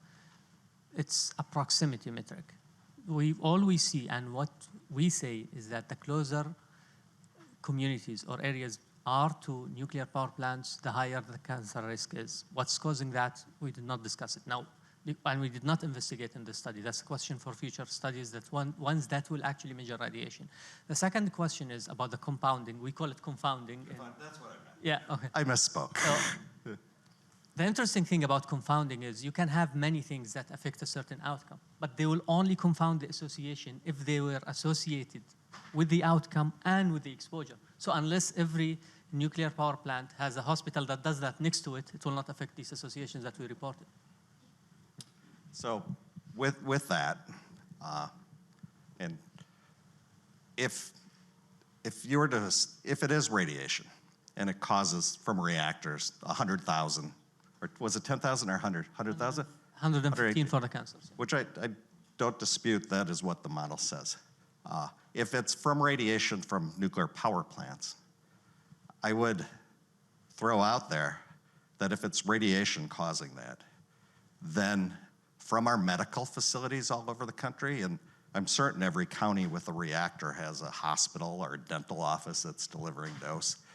If it's radiation causing that, I suspect, I would guess, I'm not an epidemiologist, that we should see millions of excess cancers from medical scans. And I don't think that's the case. I think we do far more good with medical scans than we do without medical scans. I mean, when my kids were little, he broke his collarbone once, and they wanted to do x-rays. And they asked, you know, can we x-ray? Yes, of course, the risk from that is low. So, and again, I'm not an epidemiologist. I'm a rad safety guy. I try to make sense of this mathematical construct and what it means in the real world, like for me, where I'm trying to keep people safe every day, and we keep patients and doctors safe. So let's let Dr. Alwadi respond, and then we'll take questions from the audience, since I'm sure there are many. So again, like, we did not reach the conclusion that this is caused by radiation yet. That will require different studies that will actually measure radiation dose. What we see so far is an increase in rates the closer you live. Now, the question you ask, or trying to make sense of these findings, is the next level of investigation that we are trying to get going. Now, this can be caused, or there are multiple forces that might be driving these associations. Radiation certainly might be one of them, but we did not study that yet. So this is a question for different studies. But thinking about that, if I was to design a study that talks about radiation, I will measure internal and external, alpha, beta, gamma, then as an external radiation, and then internal radiation measured through particulate, like radioactive nuclides attached to particulate matter. People inhale them.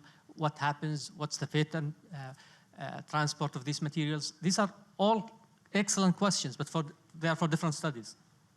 Now, what our studies are saying are areas that are closer to plants experience higher outcomes, higher health outcomes, cancers, all mortality, and the outcomes I described. We do not go into how that happens yet, because to get funding to do that, the unfortunate and understandable truth is that we do not have unlimited funding.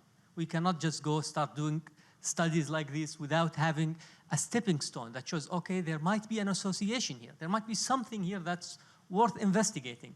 And this is what this work is doing. It's a stepping stone so that we can do the studies that can answer these questions. Wonderful. All right, we'll take questions from the audience. And We'll start with the one right here. Okay, perfect. Thank you for your presentation and this excellent conversation. I'm an environmental pediatrician, so you could see where my question may go. I'll try and be kind. No, I'm just kidding. Number one, there have been other studies which have shown that children, I'm going to focus on kids, the forgotten group of individuals, that one out of France, one out of Germany, that shown distance to nuclear plants increased the rate of cancers. And they used 5 kilometers, and the cancer was leukemia, the number 1 cancer in children, second leading cause of death in children. So that was significant. So that's the first thing. The other thing we're not considering, point number 2, I'd love for you to address, is that something called the total exposure model, that we know now in children it's not one toxicity, it's combination effects, and we call it negative synergism or the increased model. So children are exposed to nuclear and also pesticides and also electromagnetic frequencies and magnetic radiation from sitting on Tesla batteries in their car on the way being driven to preschool, in addition to PFAS and other toxicities. It overcomes their toxic load. That's what's driving the neurocognitive loss in children and other things as well. So we're not looking at that, and I would love for you to address those cumulative toxic load models. And then additionally, last but not least, so if you would consider those, is that we know I'm a holistic physician as well, that nuclear medicine is not our recommended go-to, and we try everything we can to reduce radiation exposures because of oxidative stress and DNA damage and genotoxicity. So that's not our first go-to in treating anyone, especially in doing medical evaluations. So if you could comment, thank you for taking my questions. Why don't we let Fred respond first, because I think that was geared more towards him. I totally agree. I'm a proponent of ALERA, as low as reasonably achievable. We'll talk later in the afternoon that NRC is talking about loosening ALERA guidelines. That concerns me as a health physicist. It would never recommend radiation exposure if you didn't need it, and it is cumulative, and the risk is cumulative. If you talk to a radiation oncologist, they know when you get a high therapeutic dose of radiation, they know they are likely inducing a secondary cancer in you 10 to 20 years from now. But the idea is, this is the last resort. We can save this person's life now, and we will deal with a secondary cancer sometime in the future. So totally on board with that. It drives me crazy every time I go to the dentist and they say, we're gonna do x-rays. And I say, is it clinically indicated to do x-rays for me?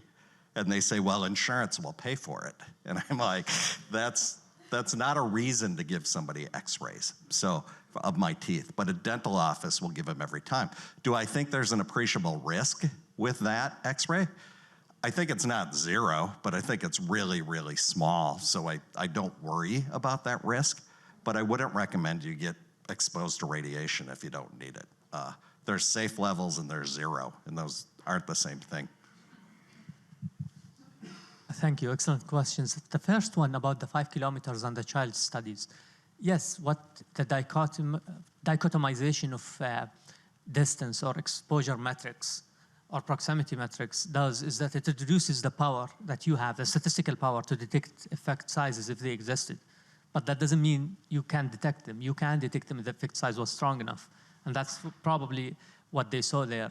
And that is what we believe one of the leading causes of heterogeneity in the findings of studies using distance. And funnily enough, nobody seemed to complain about distance being a problem, proximity being a problem in these studies until we found consistent association. Everybody accepted them when they were null, and now they're a problem. But okay, we're okay with that. We're happy to discuss it. The other thing is what you talked about, the model of the total dose, is that associations, so the way hypotheses are built are to explain associations or observations. You don't reject associations or observations because you do not agree with your hypothesis. You just adjust the hypothesis to explain what you actually see, which is a little bit of backward thinking when I see the comments or the criticisms that it does not agree with our understanding of how this should look. Well, to our first question, do you want to respond quickly to that? Well, one quick observation.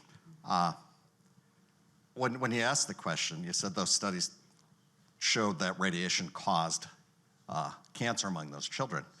as Dr. Alwadi said, those ecological studies don't actually do causation. And for me as a health physicist, those are the kind of splitting hairs that bother me, that when in the paper yesterday in Utah, somebody's suing the state for running these ads that say like nuclear power is safer than a banana.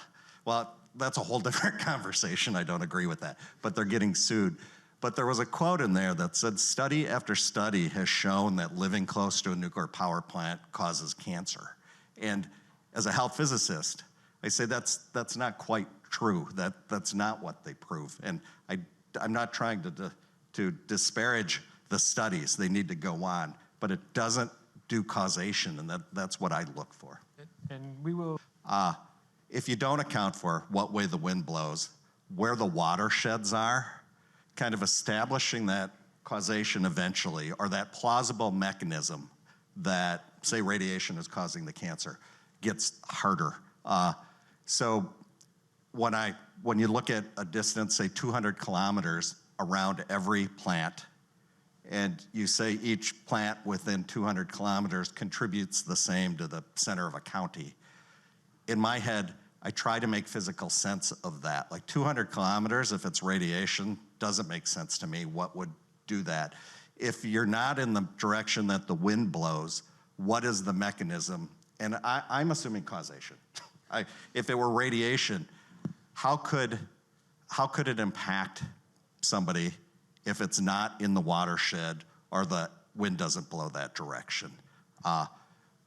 So those are the questions that come into my head too. So it's a great comment. All right. There are multiple points here. The first one is we did not assume that everything within 200 kilometers is the same. We included everything within 200 kilometers, and their contribution was 1 over their distance. So a plant that's 200 kilometers away contributes 1 over 200. A plant that's 1 kilometer away contributes 1, which is like 200 times what the contribution is. That's the second one. The second point is the direction the wind blows in. If you do that, your study is investigating the effect of airborne radionuclides. It does not investigate the association with proximity. That means you are already assuming a specific exposure pathway. We did not. We use distance as a proxy because we do not investigate a specific pathway. We're just looking to see a proxy that covers all of them. If it was going through water, would it go with the wind direction? No. If it was going with food that grows next to areas with plants and people eat it, would go one direction? No. But one proxy, which is distance, can act as a rough proxy for all of these because this is a first level investigation again. Now, when we go to the next levels, we'll investigate whether it goes with wind or the associations are stronger with wind, associations are stronger with groundwater movement, the associations are stronger with surface water movement, or with how food is being sourced. So these are, again, valid questions, but they are for a different type of study. And we look forward to that future research. We have time for 1 or 2 more questions. Is there a question that is more of the pro-nuclear or curious about the study or skeptical in any way? Just for airtime? If not, then I'll... Libby Halevi with Nuclear Hot Seat Podcast and Archive. Thank you, Bart, and thank you, Samuel Lawrence Foundation, for putting together this amazing event. The two of you, there seems to be a dichotomy between what you're talking about in terms of radiation exposure. Because if it's coming from a medical source that is controlled, specific, it is for a brief period of time that is determined beforehand, and anybody who's in the area has got protective gear or is behind something. And so it's not radiation in general. Whereas from a nuclear reactor, that gets released, and maybe the emissions are low in general, but they always spike during refueling. And one of the ways that gets hidden is because the industry averages out the entire time that this one fuel unit is in there as being the level of radiation exposure. So you can have a high exposure during refueling, but the rest of the time it's relatively under control, so they just blend that in and it looks smaller. I'm wondering if that impacts the way the two of you look at this and the way you interpret the information, because as far as I'm concerned, you're talking apples and oranges here. Yeah. Hi. I agree. And when I started, I thought part of the pushback from like health physicists is we speak different languages, epidemiology versus health physics. When I look at this, if I'm considering radiation impacts, I put a lot of stock in, there's something called the million-person study that is ongoing that's looking at every nuclear worker in the country and in the world, including workers in nuclear power plants, and looking at individual characteristics and the dose those people received, and to see what the cancer rates are. That study is ongoing. Dr. Alwadi told me he thought it was done recently, but I think pieces are. My training is you look at a causative agent like radiation, you look at the exposure level, and you look to see if the severity or the frequency of the effect rises with dose or exposure. And exposure is the word they use in epidemiology, but in a different way, which throws me off. Exposure here is distance. And I'm like, that doesn't compute for me because exposure to me is a dose, it's ingesting something. 1 over distance isn't an exposure, but I recognize that's the terminology and it's a different mathematical definition in epidemiology. So I agree, yeah, it is kind of a dichotomy, but we're on the same team. We're trying to keep people safe from radioactivity. I recognize that. I just don't understand well enough epidemiology studies, how they will help me protect people on a daily basis in our hospitals and our reactor to keep them safe from radiation. So the way that epidemiology studies can help with that is when we go ahead and do the next level of studies, where we can actually measure doses. Now, there is a very important distinction that I see here. Like, when you look at dose response, you are looking at, are your models or your exposure models matching the outcome that you know from the curve from studies that were previously done? That investigates if there is an association or an effect through this specific pathway. What if that was through any other pathway? You can't see it, but distance can. You see what I mean, right? Like, I think there so. is something that's, yeah, okay. I think that's a good place to end. Yeah. And you know, when you're contemplating any one mechanism that doesn't have similar characteristics to one that we've seen before, it merits skepticism, but it also merits further inquiry and more studies. All right, everybody, please thank our panelists. Our next panel is going to be Understanding the Mounting Risks at San Onofre. This panel will examine what makes San Onofre one of the worst locations in the country to store nuclear waste. Seismic activity, including seismic activity, sea level rise, saltwater corrosion, and long-term containment challenges. Our panelists for this panel include James Day, geochemist at Scripps Institution of Oceanography, Kim McCoy, oceanographer and author, and David Weisman, former executive director of the Alliance for Nuclear Responsibility. Moderating is Dr. Mike Pasqualetti, professor in the School of Geographical Sciences and Urban Planning at Arizona State University. Please welcome our panel on stage. Well, I'm glad to be here. It's the extra added attraction is that it went 50 degrees less than when I left Phoenix. So for the 50 minutes I was flying to get here, it was a degree per minute. And the low temperature the other day was higher than you'll ever get here. So it was 97 when I got up yesterday morning. It's, you know, you wonder why people live there. I can't answer that with any intelligence. We're going to do this a little bit differently because each one of us has a little bit of a presentation. And so I want to be able to allow those people to look at the screen when we're talking. We do have a very illustrious group of panelists here, and I want to give them all a chance to talk at some length if they want to. What I'm going to do, though, is someone who just was folded into this role within the last 5 days, and only into moderating in the last 3 days. But again, I was attracted by the temperature. I don't really care about any of this myself. I just kind of like to be a little cooler. And I get to wear this swell jacket that's been in mothballs since January. So here we go. San Onofre, it kept on showing up in my life. I was talking to I got an email just this morning from a young lady who's the best friend of my daughter, and she worked at San Onofre. And I said, what did you do there? And she said, well, I can't tell you. So she's not working there anymore. She's locating cell towers now, so I'm not quite sure what that means.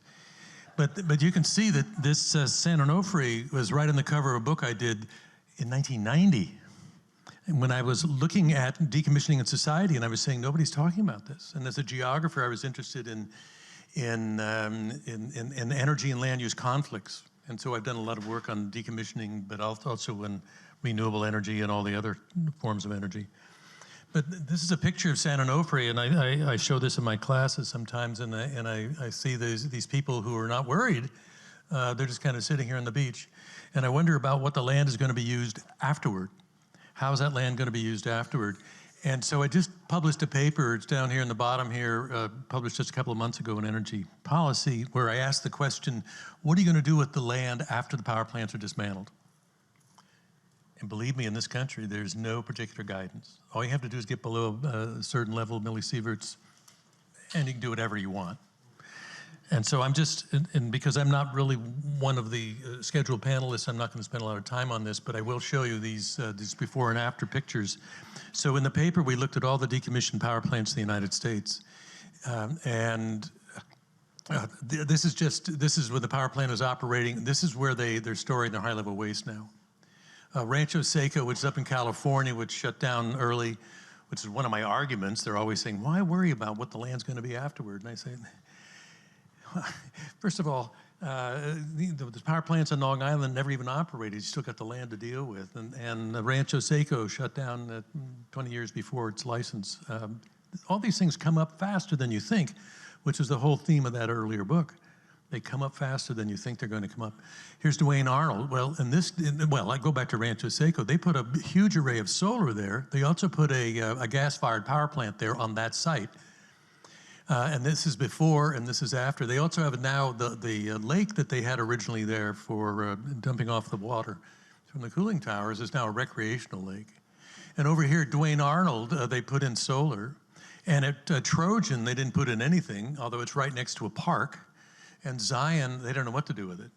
So there's a lot of these power plants around, and nobody has any firm idea of how those lands will be used afterward. The case of San Onofre, as I understand it, this is Navy land under a 99-year lease. And it's supposed to go back to the way it was before the power plant was here. Well, we'll see how that's going to work. Where are you going to put the waste that's already here? You've got two of the most popular beaches on either side of this. They say, well, we'll move it up the slope. I said, that's still Navy land. So I'm not sure how this is all going to work out, but I'll tell you, it's an interesting question, and I haven't gotten a good answer. I can just tell you that once it gets below a certain level, the power companies can kind of do what they want. And of course, the infrastructure is there, so what's likely is that they'll put something else there that's generating electricity, whether it's a nuclear plant, a solar plant, a natural gas plant, or whatever. But nobody really knows. And I'm thinking, has anybody ever asked all the people who are living in the neighborhoods? One of the things I discovered in that earlier book was nobody was talking to the public. And what is the public going to say about this? You think that they're going to come out here and play around on a beach that was a nuclear power plant site? Do you think they're going to put a subdivision at the Palo Verde site, which is just 50 miles from where I live? No, they're just going to become permanent. Has anyone ever thought of that in advance? They haven't, and they also don't know what's happening afterward. Well, with that, I'm just going to introduce our first speaker, James Day, who's a geologist by training at Durham University. James, if you'll come up, and here's your little clicker. You can go to your next slide. Thanks very much, Mike. Hello, everyone.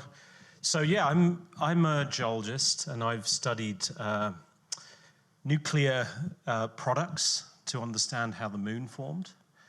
I study planet formation, just like my director, Minnie Wadhwa, who you saw earlier. So I'm going to come from the perspective of time, because nuclear power typically provides energy for about 2 generations, and by generation I mean around 20 years. it produces waste that goes for possibly as long as 1,000 to 2,000 generations.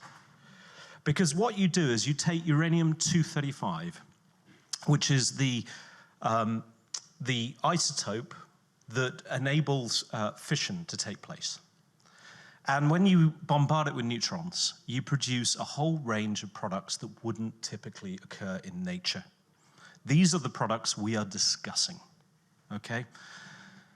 There is plenty of uranium-235 in the Earth still remaining. It has a half-life of 700 million years, but it typically doesn't do very much. It produces that geothermal energy that Mark Jacobson was discussing. It's part of the heat source in the interior of our planet that produces that energy. So the questions we have to ask ourselves are, is nuclear power worth it, given those numbers, those basic numbers? Well, the issue also arises is, where do you put those nuclear power plants? Now, and this is, hindsight is 2020, but I would never have put a power plant in a place that is actually covered in faults. This is the San Andreas fault system. You can see it writ large over here on this diagram here. It is a fault system that accommodates about 55 millimeters per year of right lateral strike slip. That means that this side of the diagram is moving in a southerly direction, and this side of the diagram is moving in a northerly direction. San Onofre power plant is right here. This is an image taken from my colleague Neil Driscoll's work, and it's actually from Holmes et al. And this is just showing you some of the major earthquakes that have happened of magnitude 4 or larger in the last 40 or so years. Now, San Onofre power plant is rated to a magnitude 7, but it's never been tested. Oh, I think I've missed, did you put my other slide in? Is it here somewhere? Uh-oh, uh-oh. Well, I had a slide showing you the United States, and unfortunately I don't have it. The geology of the United States varies considerably. In this part of the United States, we're looking at Jurassic, that means about 160 million years, old rocks to younger rocks. So the rocks that occur, for example, right where we are on La Jolla, I could take you out for a beach walk, and I can show you some really young rocks, okay? San Onofre is sitting on some fairly young rocks. This is not the sort of place you would leave nuclear waste. You would not leave nuclear waste in a place like Yucca Mountain, which is just up here, actually. It's on the Walker Lane fault system. And why this was chosen, a Miocene tuff volcanic deposit, is mystifying, but it was. What you would choose are geologically stable parts of your nation. And the most geologically stable parts of the United States are actually in the northern states, places like Michigan and around, sort of the Great Lakes region. Now, it's not my job to tell you how to get it there, but it is my job to tell you that geologically we must be thinking long-term, generational. How do we use waste or remove waste that has been produced for 40 years worth of energy? And coming back to Johnny Bear's comment about generations, he said 7 generations. I would say probably more like 1,000 to 2,000 generation problem that we're creating. Thank you very much.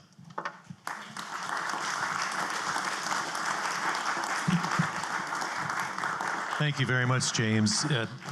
Some years ago, I was on a panel that was to identify long-term warning markers for the whip site in New Mexico, and there was four groups of 4, and we were to come up with a warning marker that would avoid inadvertent intrusion into the whip site for 10,000 years. That was an interesting experiment. By law, we had to come up with warning markers that would warn people away from inadvertent intrusion into the whip site for 10,000 years. And so we're talking long term here, which is exactly what James was talking about. Kim is our next speaker, and Kim McCoy is an oceanographer, an author, and we're going to be hearing about the impacts on a variety of different things today, including geology, but also the risk associated with the fact that it's on the water. Thank you, Mike. And let's see if we can maybe find James' slide here. Let's see. There we go. Okay. That's me. And right here, this is a very busy slide. But we're on the edge of an ocean. And I'm going to talk about radioactive waste and the global ocean. So here's Fukushima. Here's San Onofre. This is the Pacific. Here's Antarctica, Australia. And you see it's all connected. So although you see the pictures or you look at a globe and you go, oh, Japan's far away. Well, actually, as the ocean currents move, we're on the same lake. And so this busy slide here, as James was talking before, we're in a seismic zone. It's capable, there are 2 fault systems here, each capable of a 7.5 magnitude earthquake. Now, as James mentioned, it hasn't been tested yet. That's 7.5. That's new information. I think Driscoll and et al. Determined that. And then it's in a tsunami zone. People at Southern California Edison bravely say, oh, well, we're at 27 feet, excuse the units, and the highest tsunami is 25 feet. Okay, how do you know that? It hasn't happened yet, hasn't been tested. That's Fukushima. It was obviously very destructive. Unstable geology in the coastline. It's a little bit hard to see, but here's Dana Point, here's San Onofre right here, and you can see how the continental slope just drops off there very rapidly. And it's unstable. You see if you go along here, it juts in and it comes out and juts in again here. Well, this whole section right here is very capable of just slumping down. So it's different than a collapse on a cliff. This is like you get tired and the kids start slumping down in the chair. Well, this whole section here could slump down. And Adam Young here at Scripps Institution of Oceanography has published extensively on these type failures, and they're exacerbated by heavy rains and fault lines. Okay, you got coastal erosion. If you look at this coastline here, you see right here in the bottom, if you draw a line straight up, that's how the coastline is naturally. All this area here, they removed the overburden. I forget the layer, James, it's not the Monterey, it's the San Mateo. Overburden about 10 meters, about 30 feet. And so this is now, the tsunami zone actually juts in like this, believe it or not. It's a man-made tsunami zone. And this whole area right here is actually landfill. And the next slide you'll see actually shows a picture taken the end of January. These are thermal images of the 73 canisters. Each one of those canisters has more radioactive material in it than was released at Chernobyl, each one of those 73. And then they're in containers. They're not in casks. Won't get into detail, but a cask is basically something that's about that thick, and these canisters are 5/8 inch, so about 6 millimeters in thickness. And they're about as hot as your micro oven. They're around 500 C, 300 C, about 500 F. And this is a trace. I made that with Kaylin Roberts from Samuel Lawrence Foundation. And this little hook here, and it turns orange down there, is actually radiation measurement that we made on the last day of July of this year. And we parked the car over here, and we walked along the parking lot right there, and along the coast, and then we walked up on the bluff, and then we walked down here. So here's along the beach, here's up on the bluff, here's in front, and then back. It's repeatable signal. It's elevated. It's 12 times higher than the Department of Energy recommended dose for, not dose, but exposure for airborne emissions. And so that's that's not a pretty picture, and that's one of the reasons, or a multitude of reasons, why it's not a good idea to have this stuff at San Onofre. I don't think I need to be too convincing. And then we go to the next little slide here. Now this is a picture, if you can believe it, just on the other side of this wall, which is about as high as it's like 12 feet, 4 meters high roughly. And look at this, it's absolutely amazing. There's nothing that's separating you other than this 100 feet, 30 meters, between you and eternity. All that has to do is fail. We can have a tsunami, we can have a large earthquake, this whole thing can subside, slide down. Now imagine if this slipped 6 feet. During the 1964 earthquake in Alaska, it dropped 10 meters. It dropped over 30 feet. Now that was a very large, I think, 9.4 magnitude earthquake. We don't know what would happen. You saw the bathymetry there, the bottom shape of the bottom. It could easily slump down. And there you are. So I've been around a little bit. So I used to be 6'6", and I just spent too much time at sea. And it's just shrunk down. Okay. Thanks very much, Kim.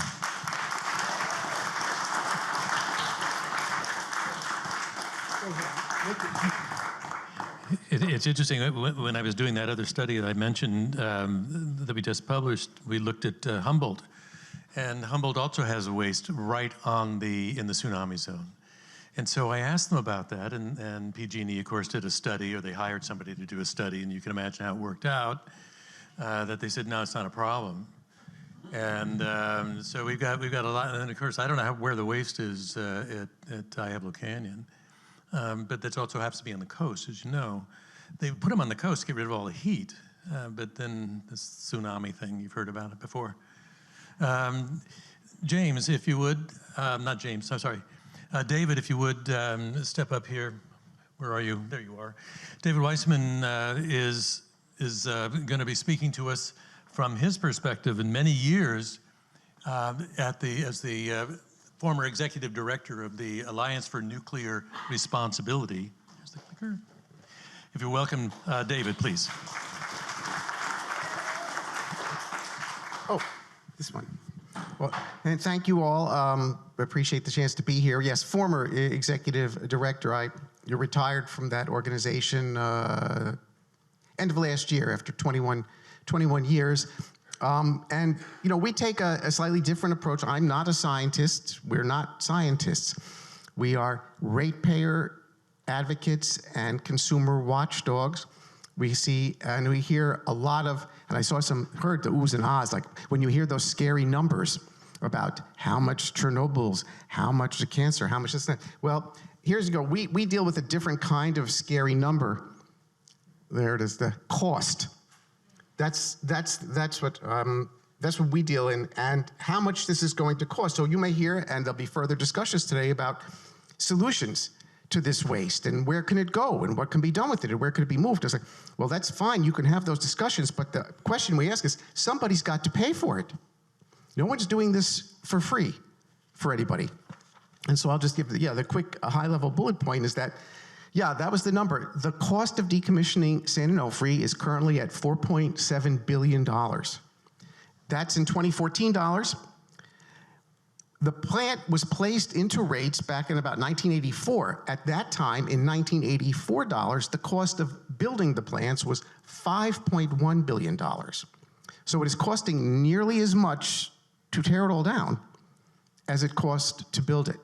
And again, when looking forward in nuclear power and that, begin to think about that cost. When you hear, oh, it's cheap to meter, that was uttered about 74 years ago by Lewis Strauss.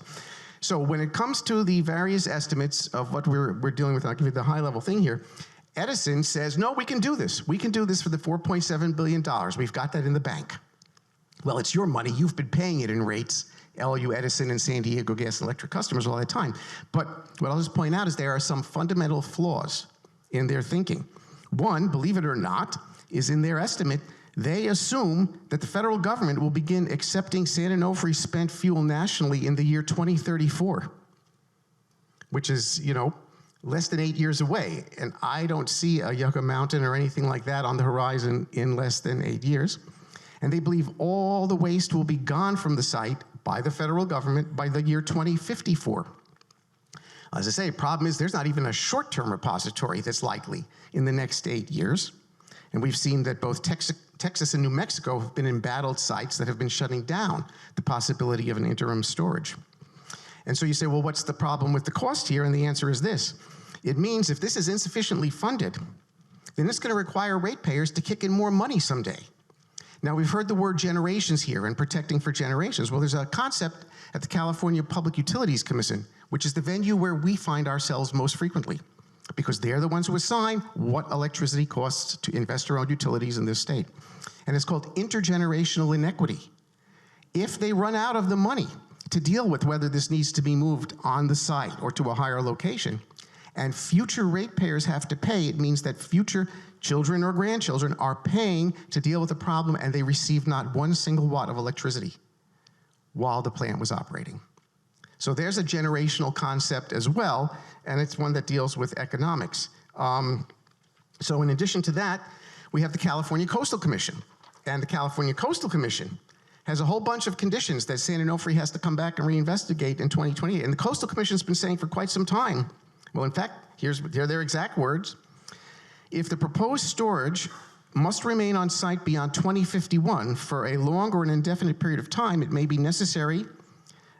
prove necessary to relocate the waste to another site within the Song site to better be able to minimize hazards and assure the stability of the long-term storage. But again, what would be the cost of that? Where on the site could you possibly move it? And it turns out Edison has not publicly identified where on that 53-acre site for the Unit 2 and 3 footprint such a place might be. So we don't know what the cost would be to move it elsewhere on the site. We heard the Navy mentioned and the Navy lease. As far as the Navy's concerned, they want that land to look exactly like it looked before nothing was ever done there. They want the Marines to be able to practice storming the beaches there as they did before this plant was built. And in a 2019 letter from the Navy to Southern California Edison, they wrote, at this time, the Department of the Navy cannot provide definitive terms and conditions for the removal of the San Onofre substructure, seawall, or other features associated with the restoration of Song's facility to its final end state. Those decisions will be made consistent with the terms of existing real estate instruments after careful evaluation when there is sufficient information to make such an evaluation. In other words, what really would it cost, as we heard, those bluffs, they may very well want that soil backfilled to create a coastline that existed before. Not only that, the Navy has a problem with the fact that, as we heard, it's built on landfill, and to build the landfill, they had to put up cofferdams, they had to pump all the water out, and then put all that solid infrastructure, steel girders and beams going down as much as 60 feet on which those reactor pads and footings stand. Well, the Coastal Commission would like those removed because they're very worried that with climate change and they don't call it erosion, by the way, at the Coastal Commission. They refer to it as coastal processes. That's the delight. That's their phrase for erosion. We don't talk about erosion. There are coastal processes afoot. As those things begin to wash away, yes, you don't want future beachgoers to stick a foot on a rusty piece of metal sticking out. Because as we heard, it's between the second most popular beach in the state of California. What will that cost? And the problem is, okay, well, who's going to pay? Well, we've already discussed, should it be ratepayers? And if they are, wouldn't that be intergenerational inequity? And you can bet if this comes to the Public Utilities Commission, the advocates will be lining up for their 3 minutes at the PUC. This has happened with Pacific Gas and Electric and all the other utilities, including the Utility Reform Network, who would most assuredly mount a strong campaign against taking this from the ratepayers. Will Edison make their shareholders pay? Have they ever? And will this be covered by the Nuclear Waste Fund? Well, no, because this isn't creating a final solution to that somewhere else place in the country. So you really can't expect to take the money from there. And then finally, well, maybe it comes from the Department of Energy Litigation Judgment Fund. Now, that's that fund that says, well, because the government defaulted on its 1982 promise to have a somewhere else forever place by 1998, they are paying, reimbursing utilities for the cost of on-site storage of spent fuel. It's not automatic. The utilities have to mount a case, they have to present evidence, And they don't get all the money they ask for. In fact, Edison's track record now is they get about 80% of the money they ask for.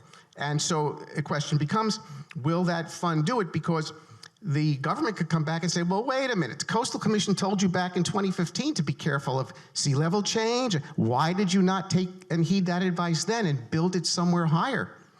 Why, lawsuits and litigation, that's what this is going to end up in, while the waste continues to sit there. And so, I'll just conclude with that. This is as much a financial problem as it also is a geological, a radiological, or a technological problem. And you know this, San Diego Gas and Electric, highest electric bills in the state of California. And part of that is because you are paying into this, with Edison very, very close behind on that. And it looks like, as with the waste itself and its half-lives that go on forever, so too apparently will the cost. And so that's not an inconsiderable aspect beyond the science to keep in mind. Thank you very much.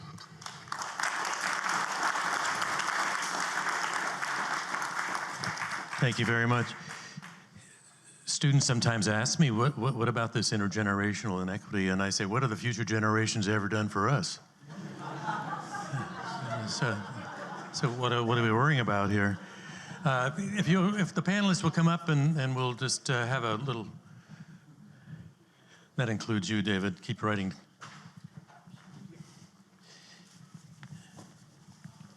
Well, so we had kind of economic discussion, we had a tsunami water discussion, we had a geological discussion. None of it seems like anyone is in great favor of having that power plant here, but it is. And what do we do with that when it is removed is the question I always have. I was driving from Idaho down to Arizona not long ago, actually a few years ago, and I was in Alamo. And Alamo is about 90 miles northeast of Las Vegas. And as I was driving along, I saw this truck that had at least 200 tires on it and this gigantic thing on top. And it was parked there because the people who were driving it at 5 miles an hour were in the hotel. And there was one guard sitting outside, and there was a radiation warning sign on the side of this truck. As I went by, and I said, I know what that is. They're taking San Onofre apart. They took it by train up to Las Vegas, had to reinforce the bridges on the way, and then by this incredible truck, all the way up to Clive, Utah, which they were only driving at night at 5 or 6 miles an hour. So I went up to Clive a few weeks ago, and they said, no, you can't get in. Why are you here? And I said, well, I understand you have Potter Sofa and San Onofre here. And they said, and who are you again? So I didn't get very far with that, but that's where they're putting it. This is about 70 miles west of Salt Lake before you get to the brothels in Windover. And yeah, I was at Twilly Army Depot one time. Anyways, right next to Dugway. Let me ask you guys, so which is the question that we should be addressing? How are we going to, I'll tell you one other thing. So you get at a university, and now for some reason, unbelievably, I don't know why I'm mentioning this, because I'm not so proud of it. ASU has now got 200,000 enrolled students. 200,000 enrolled students. Like, we let everybody who can fog a mirror in, and it's really been exciting. And we'd graduate 20,000 people a year. But in that period of time, people come and they speak. And so Amory Lovins came. Some of you know who he is, RMI, Rocky Mountain Institute guy. And 2 weeks before that was Jim Hansen, who was one of the first people to bring up this problem of global warming. And so I had breakfast with Hansen, and I said, why are you in favor of nuclear power? And he said, he was more worried about global warming than he was about long-term nuclear waste issues. And 2 weeks later, Lovins comes in, and I asked him the same question, and he said, well, Jim's a friend of mine, but he's gone over to the dark side. And I said, well, what do you mean? He said, well, I don't think nuclear power is going to be a problem because it's just going to fall away because it's just going to be far too expensive. No one's going to be able to afford it. And so in the first paragraphs of the paper I mentioned that I did, I pointed out that there's more electricity produced worldwide by solar now than from nuclear, even though that uptick in solar is only in the last 5 or 6 years versus nuclear for 70 or 80 years. So it seems like if you just let things go the way they should go, we'll get rid of nuclear and we'll move more and more toward renewables. And this is one of the items that Mark Jacobson had talked about. And if you've read any of his work, you know that he is a very strong advocate of moving toward renewables and says that we can supply all our needs with renewables. Levin says the same thing. But you do have utility companies that are run by CEOs who have a fiduciary responsibility to their stockholders. It doesn't explain how LA Department of Water and Power, or SMUD, or Salt River Project, which are semi or quasi municipalities that don't have stockholders, why they still adhere to this nuclear side. Because those guys are all become dead and gone before you have to worry about it. So what is, let me start with David, the cost of this, to take Levin's argument. The cost of it is so extraordinary. The power plants in England, which I've been following, they're putting in one right now near Bristol, and that thing is probably $38 billion, something like that. They're going to put another one in at Sizewell. Both of these are, by the way, on the coast, within the tidal range. And they're doing that now. I don't know that we're building any, but what is the financial, what's the financial cost that we're actually having to deal with here with regard to nuclear? Will it be what Levin says will be the death knell of nuclear power? Likely, I don't want to misquote him too badly, but the former NRC Commissioner Peter Bradford has a somewhat well-regarded quote where he says, trying to solve global climate change with nuclear power is like trying to solve world hunger with caviar. No matter how nutritious those fish eggs might be, they're simply too expensive and not enough of them to go around to make a dent. And so I think apropos of today's situation and the people gathered here today worried about the waste at San Onofre, it's the failure to consider the back end of the problem. Whether it's even a small modular reactor, they haven't got a plan for what to do with that waste. Allison McFarland, who also, as we have former Chair Yasko here today, so too we had former Chair of the NRC, Allison McFarland, had authored a paper with the National Academy of Science, and they've come up with the particular chemistry used in these small reactors, the radionuclides generated. Well, they don't fit in the canisters and the containers that we have now. They have a chemistry that would degrade that material very quickly. It's far more toxic to those containers. Well, here these people are advertising a new technology. They're not talking about the back end. No one is that failure to imagine the back end of the situation. And that's why we are now paying and may pay more to get rid of it than we actually paid to build it. And I think that should be a requirement of all of these, that they must build in and tell people up front the back end cost. Well, when I edited that book 30 years ago, one of the key elements of that book was nobody's paying attention to what goes on in the long term. Financially is one of those. But what about Kim? Talked about a little bit about the tsunami risk again. What is the potential for the wave height, and what is the vulnerability at San Onofre?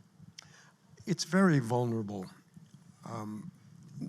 There's a term called paleo-tsunami, which is the study. Paleo-tsunami is studying the old ancient tsunamis, and there have been tsunamis along the Pacific coast throughout history and prehistory. I think the largest one, I think James told me about it, the side of a Hawaiian island slid off about 2.5 million years ago, before anyone was born here, and it was 300 meters high. It's a 1,000-foot high tsunami. Fukushima was 20 to 30 meters high. There have been ones in the Mediterranean over 100 meters high. So any geological event, anything that pushes a lot of energy into the ocean will create a wave, and that energy propagates forward and it will strike the coastline. And San Onofre is not impervious to this. And if something like that happened and the water actually came into the cavity between it's cooled convectively. Each one of these canisters is cooled convectively, which means basically they need air circulation. But if water gets into that, it would shut off the cooling process for a while. And nobody knows what would happen. So a tsunami could start the process by which you could get a fracturing of one of those canisters. And if those end up in the surf zone because of a slump or other events, all those little tiny radioactive pellets would just be ground into sand. And then the aerosols would sweep throughout Southern California. And the current evacuation zone is 8 million people, including us right here. And there's no evacuation plan other than, I think they say, go to your car and close the windows or something like that. So yeah, it could be very costly, and tsunami is just one of a myriad of problems, not least of which is coastal stability and sea level rise, which would exacerbate any tsunami if it happened. Well, I live ASU is 53 miles from Palo Verde. And when I've had the health physicists come in and they say, well, we've got warning radius from Palo Verde of 50 miles. So I tell my students we're at 53, so we're safe. Another site is Turkey Point off the coast of Florida. It's about, I think it's 90 miles as a crow flies from Mar-a-Lago. And it has a cooling pond. And they had to shut it down, I think it was 2 years ago, because the water temperature got too high, and the cooling ability of that water was not adequate to operate the nuclear power plant, so they had to shut it down. So there's a whole myriad of things that affect coastal or water, proximity nuclear power plants, which is, I think, every single one. So yeah, Palo Verde is the only power plant that's not on a lake, a river, or an ocean. And you wonder where it gets its cooling water. Does anyone know where Palo Verde? It's a 4 gigawatt power plant. The sewer. Yeah, 91st Avenue Sewage Treatment Facility. So every time you flush, the lights go on in Phoenix. So this is a big incentive to, well, you can imagine. But someone asked about Diablo Canyon. The spent fuel storage installation at Diablo Canyon it's at least 75 feet, if not 100 feet above sea level. And plus, many of those are in casks, which are much more impervious to events than the canisters at San Onofre. And James, you mentioned back in the years when I was teaching physical geography, I was impressed by the fact that you said right lateral strike slip fault, which is what the San Andreas is. So that I always thought growing up in San Francisco's on the west side of that fault, and Los Angeles is on the east side of that fault. And I thought, well, given 100 million years, the Dodgers and the Giants won't have to travel, given enough time. But talk about the seismic risks associated with that. What is the movement? I always heard that the San Andreas is moving about the pace of that your fingernails are growing. There has not been a huge earthquake on the San Andreas for quite a while down here in the southern part of the state. Even the one in 87, was it, in San Francisco? That was 6.1, 6.2, something like that. But there hasn't been anything close to a 7 down here that I know of, or 7.5. So what do you see as the potential for seismic activity that could disrupt Palo Verde? San Onofre. What is the potential for those faults to move enough to make it a risky proposition to have that power plant here? Yeah, I mean, the San Andreas fault system, most people think of the San Andreas as a single fault. It's not. The map I showed you was the San Andreas fault system. It runs offshore into the area we call the borderland, which has the Channel Islands. So the San Onofre power plant is sitting right in the middle of the San Andreas fault system.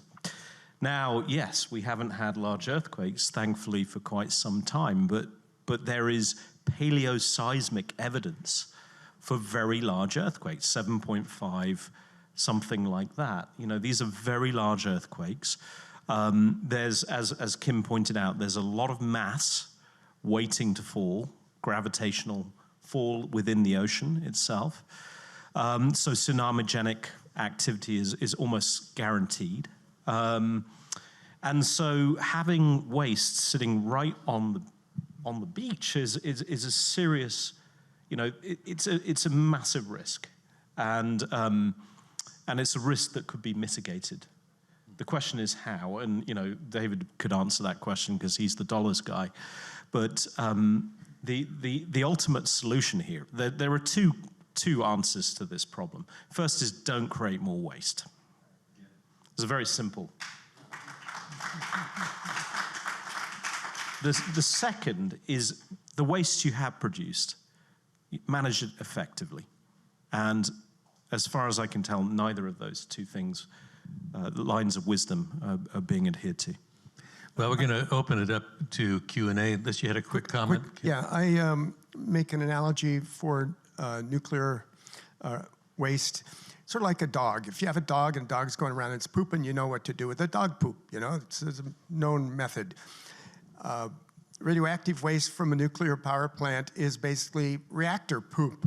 So the last thing you want to do if you don't know what to do with your reactor poop is build more reactors, right? Don't get more dogs if you can't get rid of the dog poop. So that's my point. So you're saying we should put all the San Onofre reactor poop in black bags? Black bags, yes, okay. That's it. Simple. No one's thought of it. Yeah, this is a nice, great idea. I think it's the black bag. Actually, the Japanese put them in bags. Yeah, I saw that at Fukushima. They've run out of space.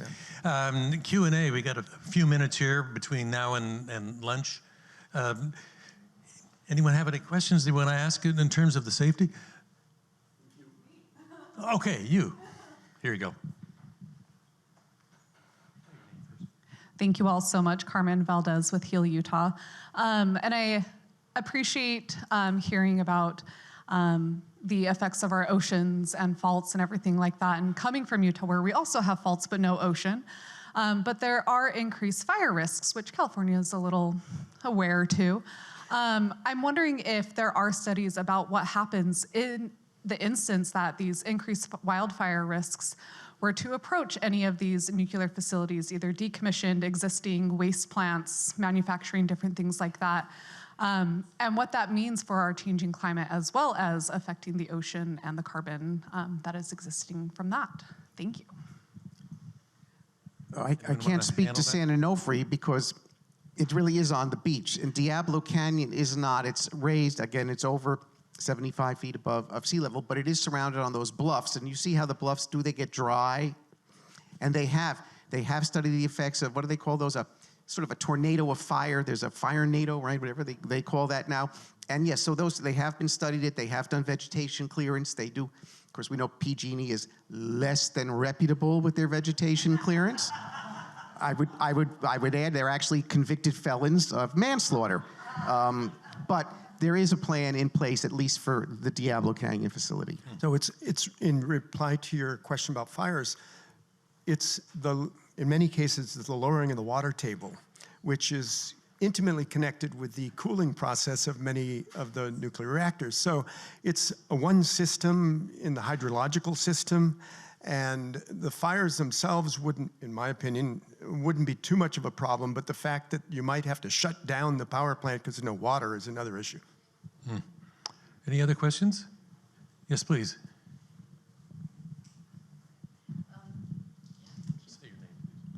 I'm Alison St. John Inglis, and in view of the fact that Mike or Dr. Pasqualetti has seen radioactive materials being transported in dark of night to Clive, Utah, to hopefully bury, how can we be sure that the waste from San Onofre is not actually already being moved to places where it could be generating revenue for possibly weapons manufacture or plutonium, or all of that? I just wonder, do we know that it's not going somewhere? Anyone want to challenge? Well, it's probably not going anywhere from the 73 because they don't know how to get those canisters out of the ground safely. And would be visually very obvious if they were taking those out. The horizontal ones they could probably do a little surreptitiously, but to my knowledge, there has been no recorded movement of any of the canisters out of the area. No, they just taken the guts of the part and moving that. But. Well, actually, most of the waste going out, and you see the rail cars there, is the concrete rubble. That is really the major component of the waste. It's the concrete rubble. It's going to an Arizona dump because back during, that's what those rail cars are all going. There's a waste dump for this kind of rubbleized concrete. That's why you have deserts. in Arizona. Desert says dumps. If you're interested in these kinds of things, I get it by email every 3 months. The NRC does their inspection report on the San Onofre decommissioning. They'll tell you, for example, in that report, yes, a truckload went out and someone was cited and dinged because they hadn't done the proper radioactive measurement on that truck on its way out. There's nothing, again, no one's dying from it. No one is getting killed by it. But you can get that information if you go to the Nuclear Regulatory Commission's.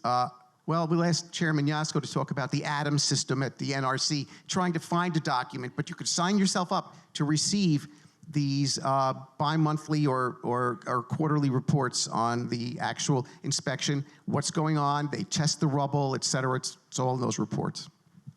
So we've got an economic argument, we've got a tsunami argument, we've got a geologic argument. We haven't talked much about the equity issues except this intergenerational inequity. There's also an interspatial inequity that I get involved with because as a geographer.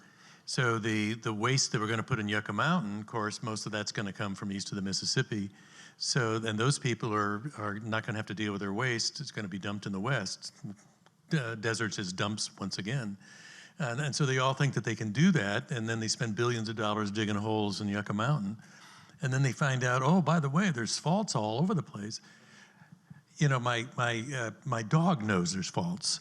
I mean, there's faults all over Nevada. I mean, there's 100 different mountain ranges, all of which are fault-controlled mountain ranges. And then there's also water connection between Yucca Mountain and Death Valley and where the pupfish are, which is an endangered species, also in that area. So I'm just kind of wondering, is there anybody else before I get to anybody else? Anybody else? Yes, please.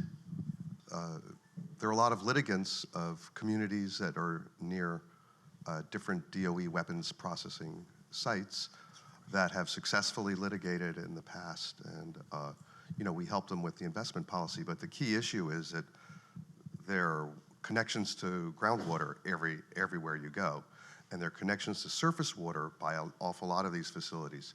So while it's simple to say, hey, let's get it off the beach, I mean, the other question is, whose ox will you gore and where will you put it?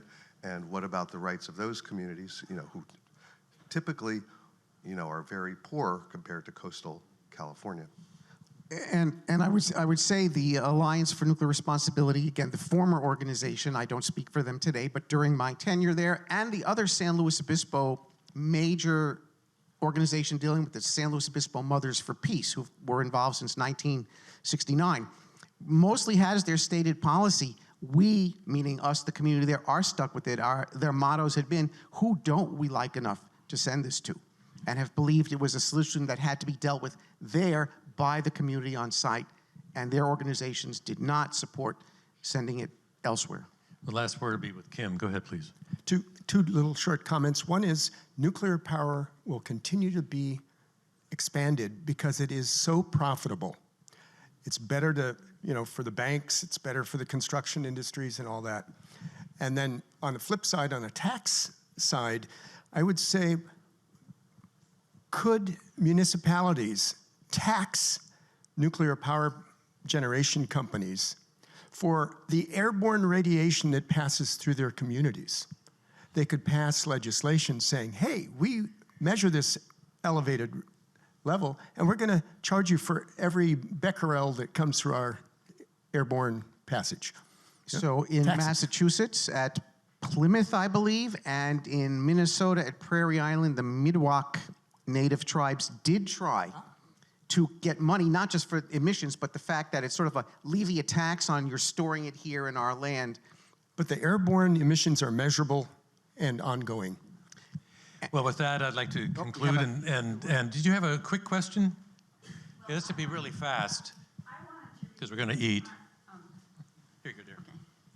I'm Jan Budar from Nuclear Energy Information Service in Chicago, and I wanted to revisit Carmen's question about wildfires because, in particular, the Woolsey fire should have been named the Santa Susana fire because it actually started in Santa Susana, which is a source of radiation. And I would just like a comment on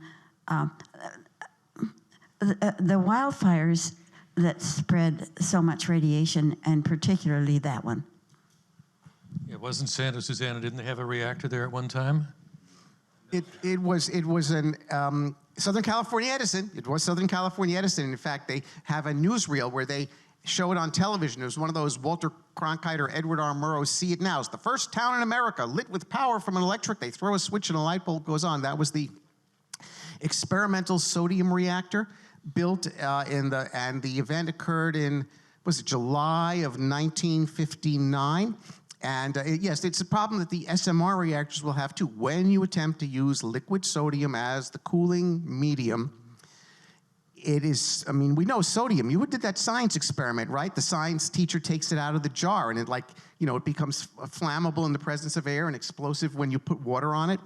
Well, they could not yet and still haven't designed seals in the pumps that are required to pump this, that it doesn't leak. And in this case, it leaked. It reacted with another chemical, and that led to the problem there. So that wasn't necessarily a wildfire. It happened to have been a radioactive emission and meltdown in an area. Yes, there have been subsequent fires in the Santa Susana Hills. I think maybe back as far as 2008, 10, 12, we had some severe wildfires in there, and the concern was that the fire would then re-release material that had settled into the soil in that specific area. And so, yes, that was I believe, the Santa Susana incident which you referenced. Well, with that, we're going to close this panel. I want to thank you again, David and Kim and James, for joining us today. Thank you all. Thank you so much to our panelists and Dr. Pasqualetti. We are now going to break for lunch.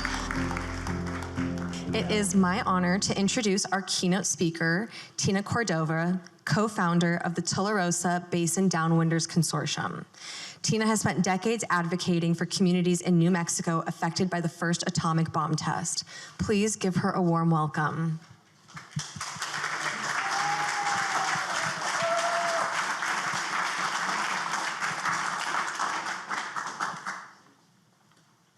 Well, first of all, I want to say thank you very much to Bart and to Heather and to Nadia and the foundation for holding this symposium.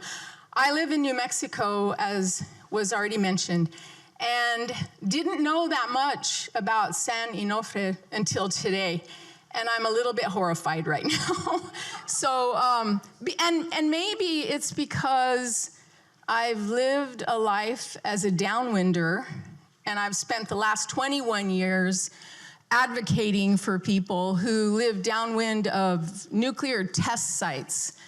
The terminology that they use to describe us is downwinders. And so I've lived the life of a downwinder. I understand exactly what that means and what the implications are. And so maybe that's why this is a little bit difficult for me to hear today. I'm going to tell you a little bit about the history of my family so that people can better understand that when it comes to exposure to radiation from an environmental disaster like what happened at the Trinity bomb site, there's a better understanding that there are consequences, human consequences, lives, people's lives are changed forever. And my family is one of those families, but my family's not unique. In New Mexico, we've documented thousands of families just like mine, who are displaying 4 and 5 generations of cancer, death, illnesses of all sorts. And there are no winners. There's only losers. And I hope that by the end of my presentation today, there'll be a better understanding and realization of how this all works. So I'm the 4th generation in my family to have cancer since 1945. I had 2 great-grandfathers living in Tularosa, the little village I was raised in, 45 miles from ground zero, 45 miles. They didn't warn us before or afterwards. And I'm going to talk about the bomb just briefly and also our lifestyles that led to a really terrible outcome. But I'm going to tell you about my family first. So I had 2 great-grandfathers living in Tularosa, 45 miles away the crows fly. 10 years later, they were both told they had stomach cancer. We'll never know. We'll never know because there was no diagnostic process back then and there was no treatment for them. They were given morphine, they were sent home to die, and they died after suffering a really horrible death. I had 2 grandmothers alive at the time of Trinity. They both got cancer. My father was a 4-year-old child living a very organic lifestyle. We didn't have running water, so we collected the rain off of our roofs into cisterns. We had holding ponds. The rainwater, which is supposed to be fresh and very good, once the ash fell from the sky for days after Trinity, the rainwater then collected that debris, radioactive debris, and put it into our cisterns, and that water was precious. That water was only used for drinking and for cooking. And then we dipped water out of our holding ponds, our acequias, or our ditches, our streams, our rivers, and that was the water that we used for bathing and cleaning. But that water was now radioactive, and we didn't know. And so my father, who lived this very organic lifestyle, dipping water out of the cistern, drinking mass quantities of fresh cow's milk, and actually consuming a lot of fruit and vegetables that were grown in our orchards and our local gardens in abundance. I always say I felt like I lived in Eden growing up, because in the little town I grew up in, we had every sort of fruit you can imagine and nuts of all sorts. And so it was readily available. My father developed his first cancer in his late 50s at the base of his tongue. My father was this amazing, strong, capable man who was on a feeding tube for over 18 months for sustenance. He lost massive quantities of weight, landed up eventually losing all his perfect, beautiful white teeth, but recovered and did well. He had just retired when he found out he had cancer the first time. Recovered and got a job in his retirement as a bus driver, drove a special needs bus for school children. And then he found out he had prostate cancer, which was a walk in the park after what he had been through. Honestly, a walk in the park. And then 8 years after the first primary tumor that he got at the base of his tongue, he got a second primary tumor, not metastatic, at the forward part of his tongue. And he had already had all the radiation he could have, and he died. But he was a child growing up in a downwind community, very overexposed to radiation, and there was that latency period that exists between the time you're exposed and the time that you develop and manifest disease. And so he died. I was 39 years old when they diagnosed me with thyroid cancer. By the time my dad was sick, I had already been sick. I have one sister, she's had cancer. My mom's being followed for a tumor right now that so far is benign. I have two brothers. My youngest brother, who lives here in California, 18 months ago was diagnosed with kidney cancer. And if that weren't bad enough, his 27-year-old daughter, who goes to college here in California, at the age of 23 was diagnosed with thyroid cancer, and she's had major complications. I've lost track of the aunts, uncles, cousins that we have buried. And in our communities, we don't ask if we're going to get cancer, we ask when it's going to be our turn. And so there are major consequences, which put me on the road to advocating 21 years ago for the people of New Mexico. We always wanted to bring attention to the negative health effects that we suffered. We always wanted for somebody to be held accountable. And I talked to you about this really horrid history of what's happened to us, and that's not the worst part of the story. The worst part of the story is that in the months directly after Trinity, babies died in record numbers in New Mexico. And we've talked a lot today about all sorts of things, but accountability is the one thing we haven't talked that much about. And the reason that we don't have those kinds of studies that would clarify the study that we had today, the reason that those sorts of studies have not happened, why we've never had an epidemiological study in New Mexico or a dose reconstruction in New Mexico, is because then somebody would be held accountable for what happened. And let me tell you folks, they always tell us that it's safe. They always tell us that it's safe, and seemingly it is right up until the moment it's not. And then it's catastrophic, and no one comes back.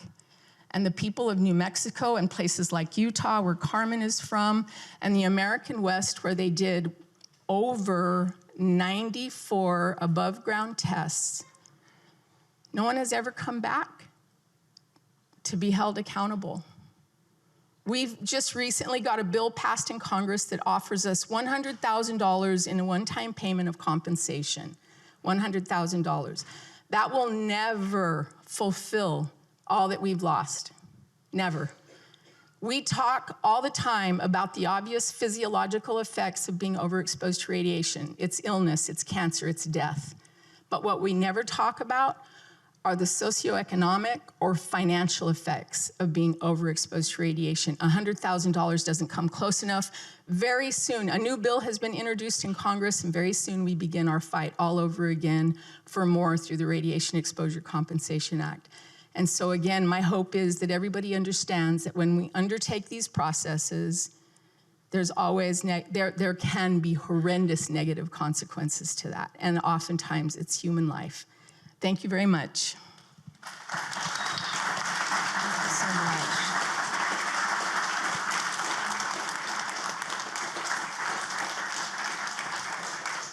Thank you so much, Tina.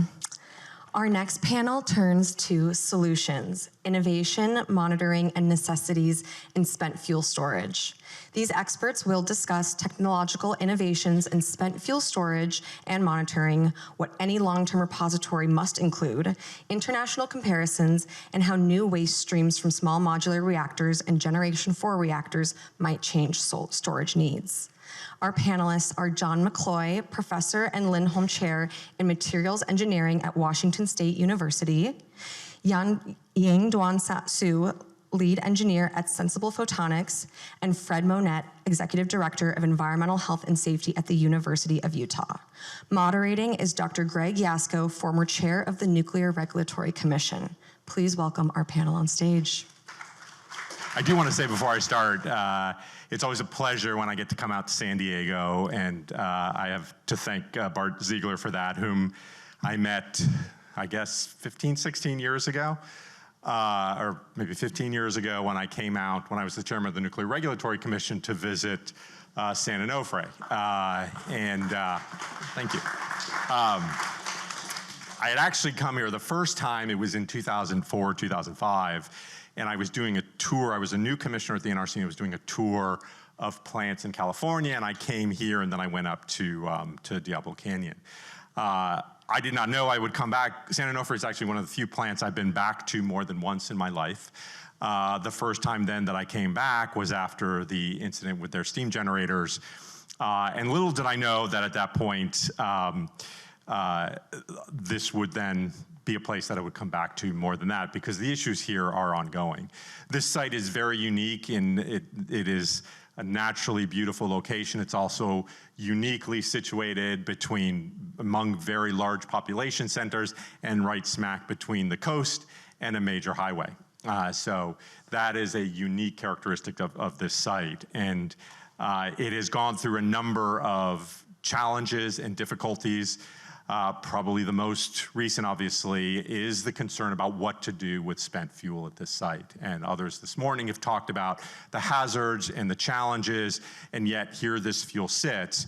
And I think this plant is really a test case for the country about whether we are going to be able to deal with our nuclear waste challenges. Because of any site in the country, it is one where it is most significant to move the fuel to a different location. So, and I think part of the focus on this panel, we've heard this morning about San Onofre challenges, and I kind of envision this. My kids have gotten into watching F1 racing. And I think we're a little bit like an F1 race where San Onofre is a car at the back of the field that's about to get lapped by all of these new technologies, all of this new desire for SMRs, for novel reactors, for a new nuclear renaissance and a new generation of power plants. And here we are still without any real solution for nuclear waste. And while we may get lapped at the back of the field, the needs of San Onofre are not any less in dealing with the spent nuclear fuel. So what hopefully we'll focus on in this panel is what these new challenges will be, both from a technological standpoint, from a policy standpoint, as well as the new tools that we have to try and resolve some of these issues and address these issues. So we are in a situation in which San Onofre is not unique in having orphaned waste, but it is unique in the hazards that orphan waste presents. So I can't remember who it was that said this morning, but the first thing we have to do, the number one rule of holes, is when you're in one to stop digging. And as a nation, we are in a nuclear waste hole, and we need to stop digging. But we will talk about where we are with ideas for new nuclear, and the missing element of that discussion constantly, which is what are we going to do about the waste? So I'm really fortunate to be able to moderate this panel, and I will turn to John to give a brief introduction, and then we'll start with some questions. Thank you, Greg. And thank you for the invitation to this. My name is John McCoy. I'm a professor of materials engineering at Washington State University. And this isn't the kind of audience I normally speak to, so this is a bit like teaching to the first class of 150 people, and you don't know how it's going to turn out. So I have kind of a mixed background. I grew up in the Midwest, moved to Washington State when I was in high school, then moved to the East Coast to go to MIT, where I first learned about materials science and engineering, but I also got fascinated with archaeology and with long-term effects of humanity on the planet. Then became an engineer briefly back in Seattle, and got really disillusioned with engineering, and so decided to study anthropology, and so went to Arizona, ended up working for a defense contractor there for 8 years, and also going back and doing a social science degree, studying people and their effects of technology, and ended up at the Pacific Northwest National Laboratory in Eastern Washington, where I first found out about Hanford. And I knew a little bit about it when I got there. I wasn't hired to work in that area, but the last 17 years of my career have basically been focused on trying to be what I tell students, a glorified garbage man.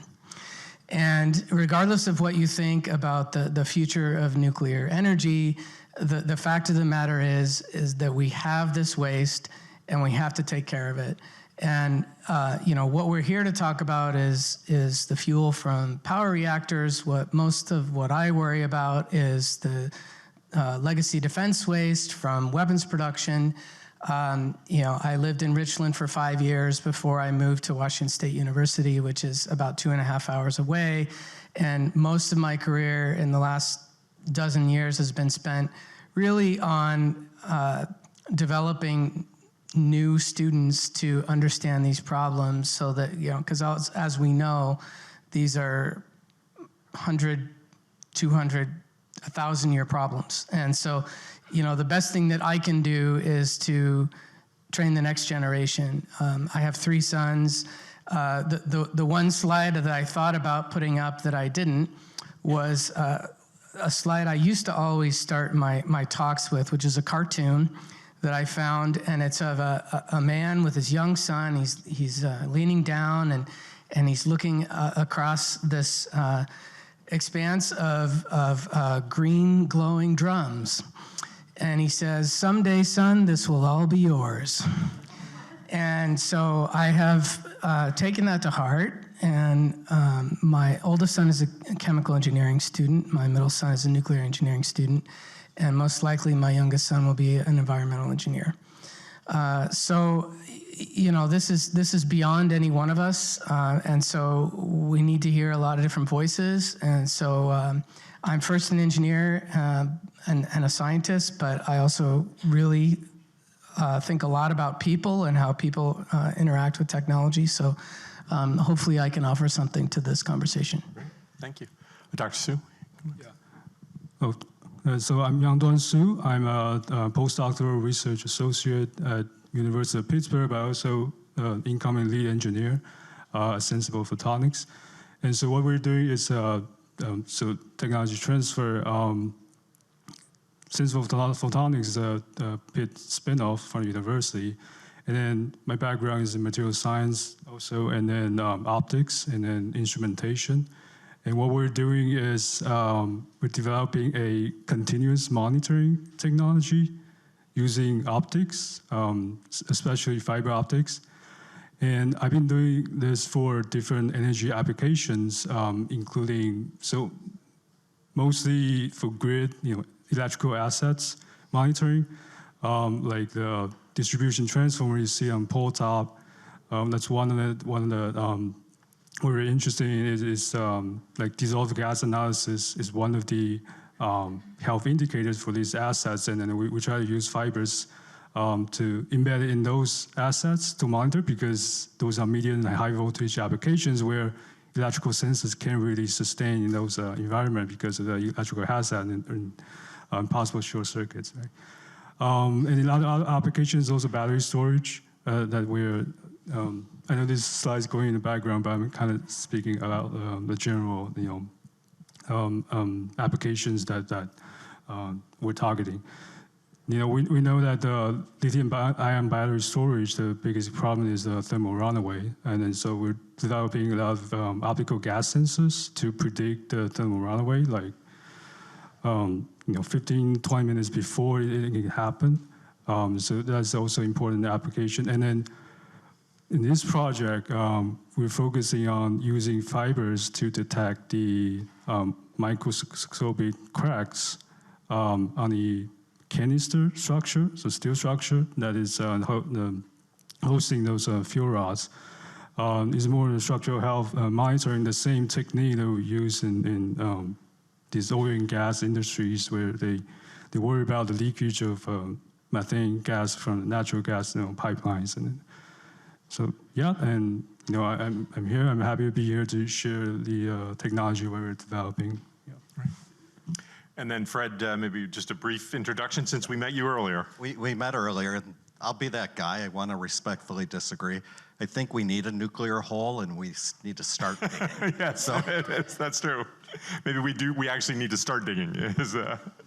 Well, thank you for that. And I think maybe one area that we could start the discussion with is this idea of monitoring. So we have I think, both challenges for looking long-term at nuclear waste repositories and storage. That has monitoring needs. Also, then we have interim storage responsibilities, and those have monitoring needs. So maybe, John, I'll start with you maybe to ask the question about when you think about monitoring, how does that look to you when we're talking about, say, a million-year repository versus an interim storage facility? Yeah, thanks for the question. One thing I didn't mention is that one of the things that I've been involved with in the last 6 or 7 years is really looking at the international community and understanding how other countries are handling these kinds of problems. And so I've been kind of keeping my eyes on some of these permanent disposal facilities that have advanced in other countries. And for example, the one in Finland, which is going to open this year, where they're emplacing spent fuel in Onkalo. I got to visit there a couple of years ago. The philosophy of disposal is different depending on where you live. And in Finland, it's bury it and forget it. And most of these disposal facilities are all do monitoring during operation, and some of them during what's called a post-closure period. Some of them, like CGO in France, which is going to be in Clay, which should begin operating in a few years. They have in their rules 100 years to change their mind. So they have a back-out clause in their philosophy. In terms of any kind of consolidated facility, or in the case of San Onofre, I think you can't get away from monitoring, with whatever technology you have available. The other examples that I looked at were things like at Hanford, there's a facility called the Integrated Disposal Facility. And so at Hanford, they have 177 underground tanks that include both. It's always hard after lunch. People are falling asleep. I'm putting myself to sleep. Anyway, low activity waste. We're making glass out of this radioactive waste, and it's being stored on site because we can do that, because by law we can store some things on site. And it's essentially a shallow landfill. It's a highly engineered landfill, and they're monitoring things like pH and different ion concentrations. It's an engineered barrier, and they have some wells where they're monitoring groundwater, and then the rest of it is modeling. And this is one of the biggest challenges, as you know, with any kind of permanent facility, whether it's 100 years or 1,000 years. But once you get beyond, a couple hundred years, the error bars on any kind of model are so huge that it almost doesn't mean anything. And so there's some problems with our policies that require this kind of monitoring. And maybe Fred, as a health physicist, you can touch on that idea of, for Yucca Mountain, the Department of Energy spent billions, hundreds of millions of dollars to develop computer models to predict the radionuclides that would come out of Yucca Mountain in 1 million years or 600,000 years, whatever the time frame was. So of course, there's got to be some monitoring, right, of that, or does that whole concept even make sense? I mean, how do we think about repositories that are going to have, in a sense, useful lives of hundreds of thousands of years? What does that idea of monitoring even mean? It doesn't make sense to even do these models. How do you get the public confidence in a facility like that without doing it? But by the same token, how does it have any meaning from a kind of a scientific perspective? It's a great question. And I have kind of two things I want to touch on. And one comment. My first boss, when I went to work at DOE, his first job, his boss told him, "You're going to work on Yucca Mountain, and I guarantee you're going to retire on this program." And his job lasted 2 years because it was killed. So, but it always bothered me that Yucca Mountain, I think we need a centralized solution. And Yucca Mountain was forced to model doses to the population 1 million years in the future. And I get the concept, we've talked about generations, but what I think it does, the uncertainties are so great. You end up where we are now, you're storing stuff all over the country, which is a worse solution. So to say we, with any accuracy, can predict what that fuel is going to do 1 million years from now with, you're starting to get on geologic time a little bit, is a requirement that I never really got fully on board with. I thought we could, with certainty, go 100 years for sure and make it so you could open it back up. And, there's a lot of valuable material in spent fuel. It also seemed reasonable to me at some point in the future, another generation might say, you know what, let's mine that stuff.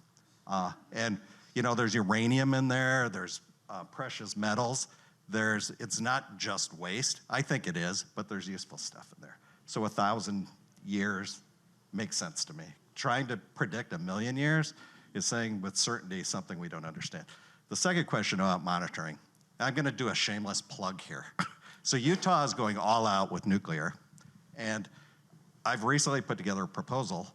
I think before that happens that Utah needs to install community environmental monitoring stations all over the state that monitor ambient radiation, the air, the water. We already do seismic all over the state, and we do weather stations. So I think before we go down that road, we do that. The Desert Research Institute, which is by the Nevada test site, currently does that, their SEMP program.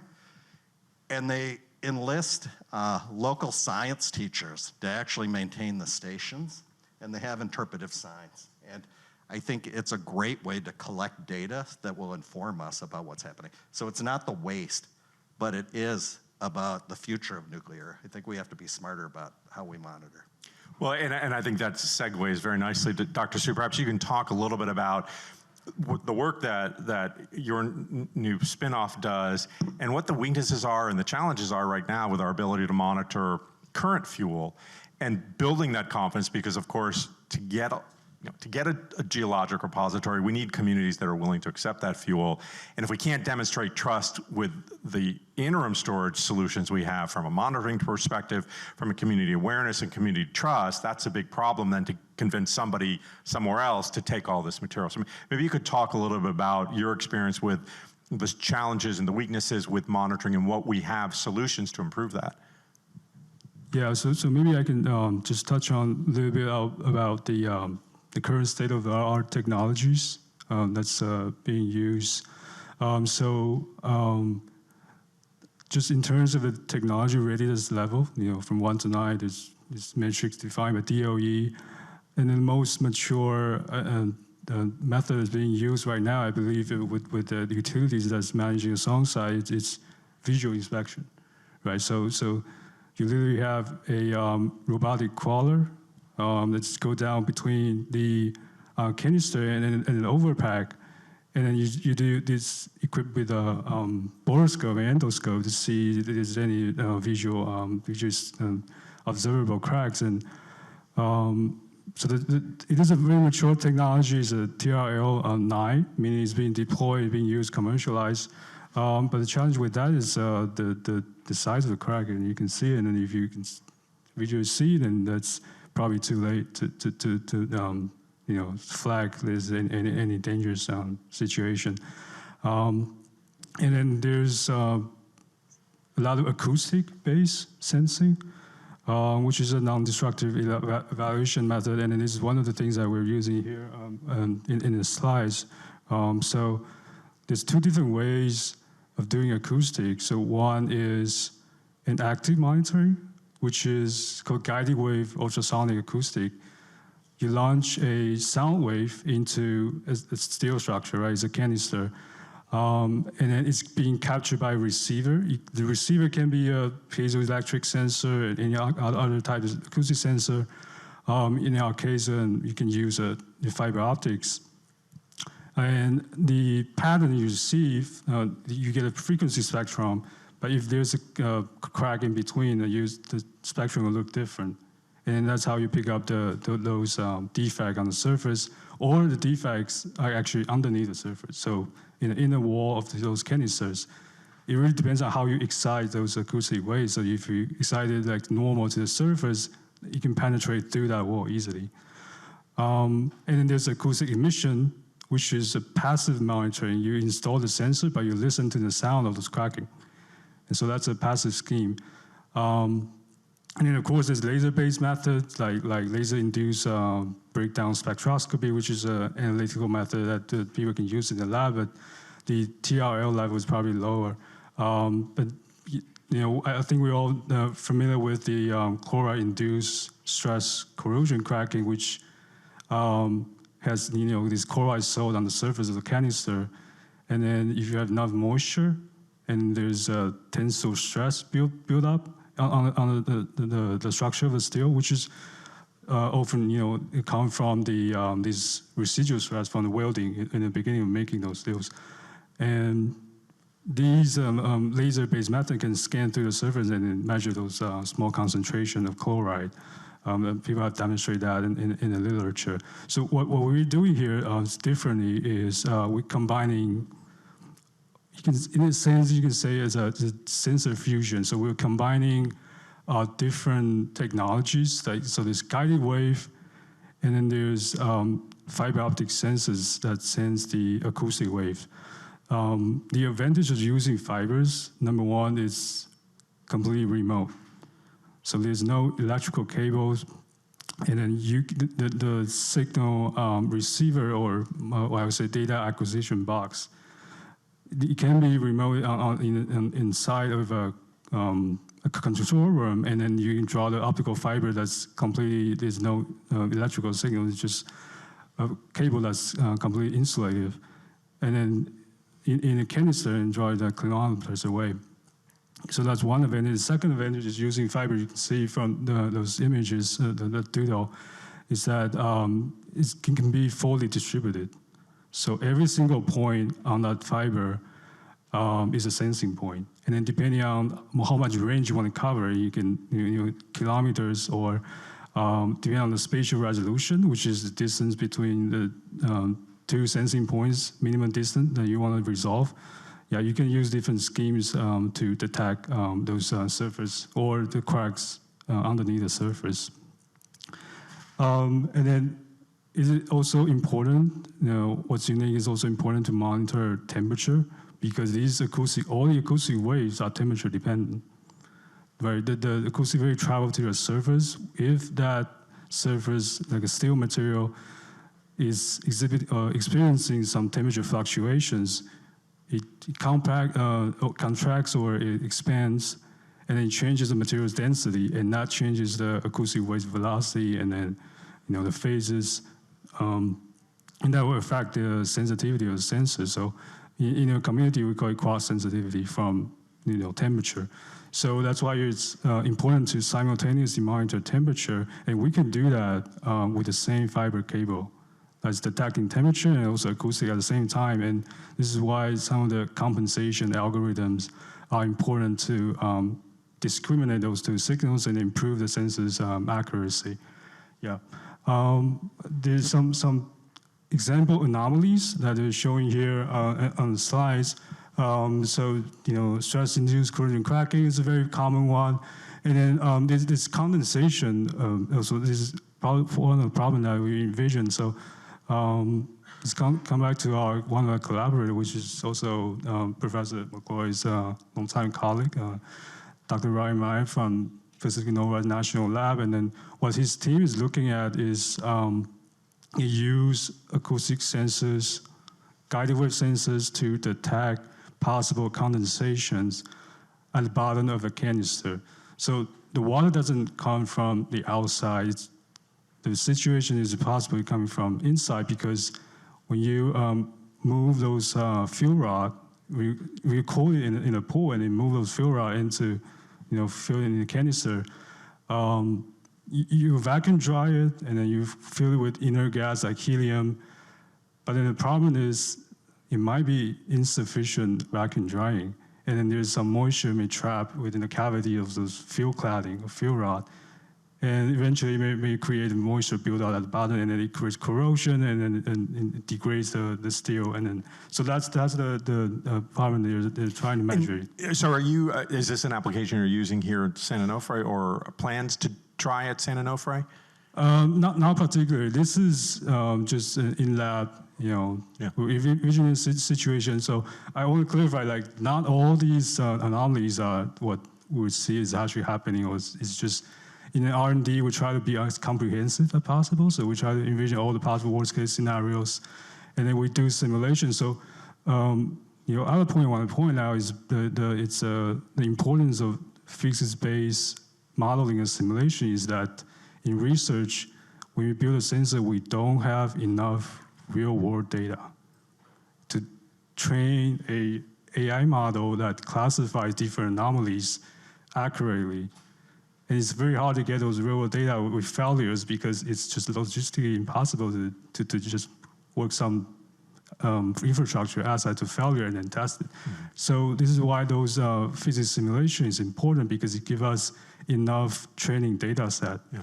And then we can later, improve the data set with just little amount of experimental real-world data that we have. That's one of the techniques in machine learning called data augmentation. Mm-hmm. You augment the data with the real-world data, and ingesting the noise, acoustic noise inside the model, the data, and make the model train more accurately to predict those different failures. It's interesting. So, here we are, 70, 80 years into the nuclear industry, and still have challenges with monitoring and spent fuel monitoring, which I think brings us to this idea of technology is both there to help us, but it's also that broader challenge that we're facing, which is we are now on the cusp of new reactor technologies, and whether they do materialize at a commercial scale, at least at a small demonstration scale, we're going to see that. So, all of our experience primarily right now, the challenges we're dealing with is legacy light water reactor fuel,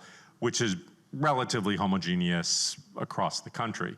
But maybe I'd start with you, if you want to touch a little bit on what are those new challenges that, at least we can start to build in the waste solutions today that might be needed for these new generation of technologies, so that we're not 70 years into an SMR technology and then trying to figure out what are the novel waste storage solutions we have. Maybe you could touch on that, John, if you do want to start. Sure. So regardless of whether you think we should do some of these new things, the fact is that some people are doing them. Whether they will be deployed for power reactors at this point is unclear. I heard vaporware a few times in an earlier panel. But either way, there are going to be test reactors, and they're already being built, and they built many of these at the Hanford site, which have been decommissioned over the decades. So I heard an interesting analogy by a program manager at DOE ARPA-E last year. And the analogy was that no longer do we just have big reactors. Now you can get a tall, a grande, or a venti. And so we actually have to have solutions for all of those now. If you don't know, the smallest ones are called microreactors. And these are, not that different than what are on, Navy submarines and reactors on other naval vessels. And then you have these small modular reactors, which are the grande.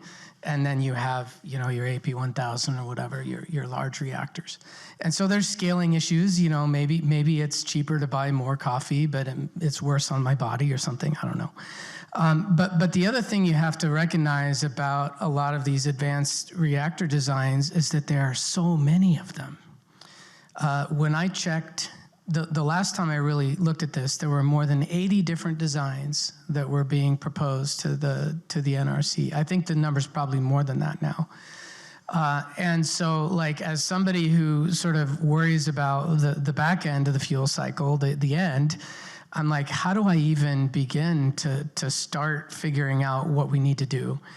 And so we had a program funded by ARPA-E where we thought about this, and we thought about what the IAEA, the International Atomic Energy Agency, has done a lot of several nice reports on what they believe the waste streams will be from these advanced reactors. Again, remember, glorified garbage man. So, but I don't know what my garbage is going to look like yet. So we tried to design a solution that would be flexible regardless of what we inherit, whether it's molten fluoride salt or triso-graphite tennis balls or reactive metal. Or contaminated metal from pipes that were corroded by chlorine or fluorine molten salts flowing through them. And so we came up with a waste form called a ceramic metallic composite, or a CERMET. And there was 2 national labs and 4 universities or 4 or 5 universities involved in this. And we scaled it up pretty quickly, and actually just a week or 2 ago, they announced R&D 100 awards, and that was one technology that was selected on behalf of Savannah River National Lab. So whether or not it'll ever be used, I don't know. I mean, we've done a lot of work on the sort of what-if waste forms, because it's probably not going to be spent fuel. It's probably not going to be glass. It's probably not going to be cement, but there's a lot of other possibilities. And so the goal would be to figure out, because you're going to design the chemical processing, which, in many countries the spent fuel is the waste, right? And in many countries it's not, right? In France and Japan, and for a long time the UK, they did reprocessing. They had, high-level waste raffinate, this liquid, highly radioactive material that they then have to turn into a solid. So, the sort of technology that most people agree is the best one is turning it into glass, and that's what I've spent most of my time working on, but that's not going to work for some of these other solutions. And in some cases, like with the graphite tennis balls, maybe you don't have to do anything. Maybe you can just put them in the ground. I mean, this is what they tell us anyway. But for something like a molten fluoride salt, that is highly corrosive, way more corrosive than maybe a little bit less corrosive than a chloride salt. My understanding is that's why one of the things that TerraPower was thinking when they got out of this chloride fast reactor business was that they couldn't figure out the corrosion problem. But there's definitely going to be a lot of new issues that we can't we have some idea what they are, but I think that thinking of, if you're going to deploy any of these technologies, you absolutely have to think about the end result of, where you're going to put it, what you're going to do with it, as part of the design, because, clearly we missed the boat on that one. When we were processing plutonium at Hanford and putting it in a steel tank that wasn't stainless steel because they didn't have enough of that because of the war. And so now things are corroding and they were never designed to last that long. So kind of similar situation here. I didn't know a lot about San Onofre before I came, but when I was at Pacific Northwest National Lab, the Fukushima Daiichi accident happened. And I distinctly remember this, and since then I have been able to work with a lot of Japanese colleagues to try to recover from that event that's going to affect them for generations as well. So we'll do one more question, then we'll turn to Q&A. So, a big theme of them, a big challenge, all of you are you're not here because you're thrilled with the way that we've managed spend nuclear fuel in this country, in particular at San Onofre. And one of the linchpins for that is the Nuclear Regulatory Commission. And I just want to touch on, we talked a lot about these technical solutions and technical issues, but there's a lot of changes going on at the NRC, one of which is a dramatic rethinking of radiation protection standards. So, all of these issues inherently deal with hazardous materials that have a degree of monitoring. We've talked about monitoring. Fred, I wonder if you could just briefly touch on this idea of what's happening at the NRC and what changes, for instance, with eliminating ALARA, due to this trust that's really vital to get communities to accept fuel, to find a place where we can get a storage facility if we don't have kind of the foxes with any trust when they're watching or the hens watching whichever that is, something with foxes and hens and hens. It's a great question. The NRC recently announced rulemaking on changing the regulations. And to be honest with you, I was on pins and needles that they were going to throw out a lot of regulations that I think are really important. The number one of which is what's called ALARA, which you mentioned, as low as reasonably achievable. The current regulations say there's a dose limit of 0.05 sieverts or 5 rem to a worker during a year. There's others, but I'll talk about that. But in addition to that, you have to keep doses below 5, but then you have to keep them as low as reasonably achievable amongst people. It's that, in my opinion, that has kept doses low and have kept us from seeing cancers among workers. And the talk was ALARA cost billions of dollars, and so they wanted to get rid of it. It turns out in the proposals are not nearly as traumatic as I thought they might be for a radiation safety person. They kept the limits the same. And it talks about not totally getting rid of ALARA. I think ALARA is really, really important, but it's going to be replaced with something, and I don't know what that is. And the problem with getting rid of ALARA, a dose of 1 millirem to a worker, to me, I consider kind of negligible within the risk of what's acceptable for any occupation. There's nothing risk-free. But when you get a dose closer to 5 rem, and if you get it year in and year out, and it is cumulative, we very much know the risk of doses of that size, and there will be real risk to those workers of developing cancer. At 1 millirem, it's very small, but there's a difference. So without ALARA, I don't know what constrains people from letting workers get higher doses. So that's what concerns me. But there are some good changes. On the medical side, our doctors get a lot of dose. Interventional cardiologists get very high doses. It's really hard for us to stay on top of it, and you don't want to tell a cardiologist, you can't do any more procedures this year that are saving lives because we think your dose is too high. And one of the changes in the new rules allows us to average over a number of years. So their cumulative dose over 5 years will be the same, but it can go up and down a little bit. And operationally, I think that makes a lot of sense without reducing the risk. So there were some things in there I hadn't thought of, and I thought, you know what? That actually isn't bad. And honestly, I was surprised. Well, I hope all of you who are engaged in these issues will comment and get involved in that process. I think we're ready to take questions from the audience. Where's, yeah, go ahead. If you can say your name and.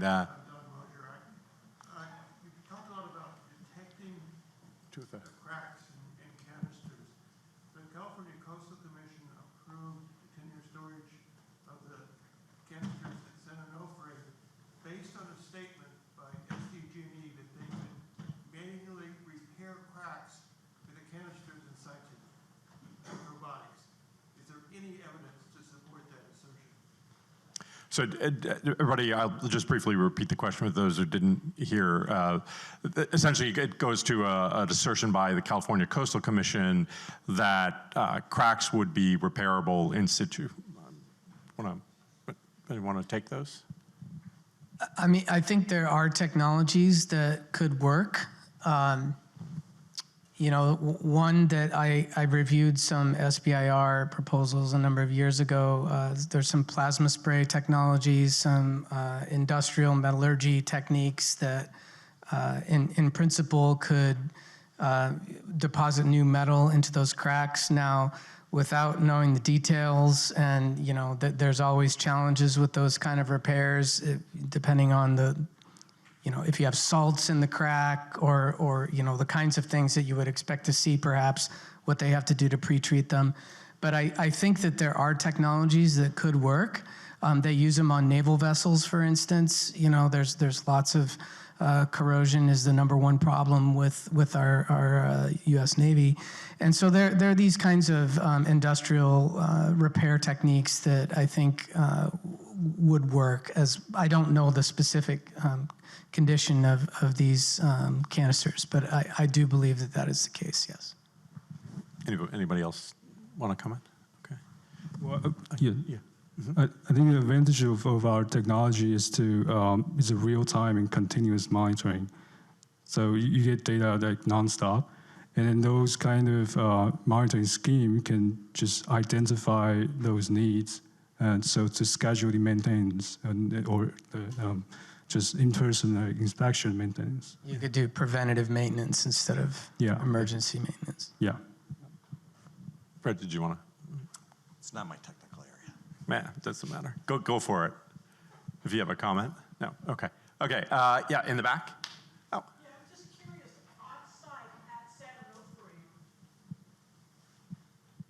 On site at San Onofre, what's available to mitigate a catastrophe like this? On site right now today, and if there's nothing on site right now today, how long would it take for it to get there? And what would that exposure be like? What do you want to? Go ahead. I mean, I don't know what the current monitoring situation is at San Onofre, but I think that the technology could be that, you know, what I described could probably be deployed rather quickly, but you know, again, I don't know what the current contract is for monitoring the site. So.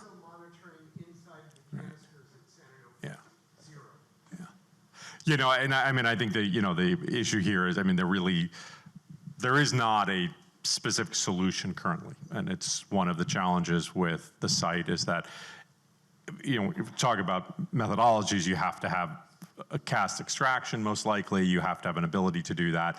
Those facilities don't currently exist. I think that was kind of the point of the question, is that those are challenges that will, in principle, be addressed if they arise. And I think for many people, certainly in this community, and certainly for me in the regulatory community, I think that's not the optimal approach to how we do this. And I think that's something we've seen too often. You know, we've talked about this notion that we've gone into this industry without having a clear plan for how we deal with this legacy waste.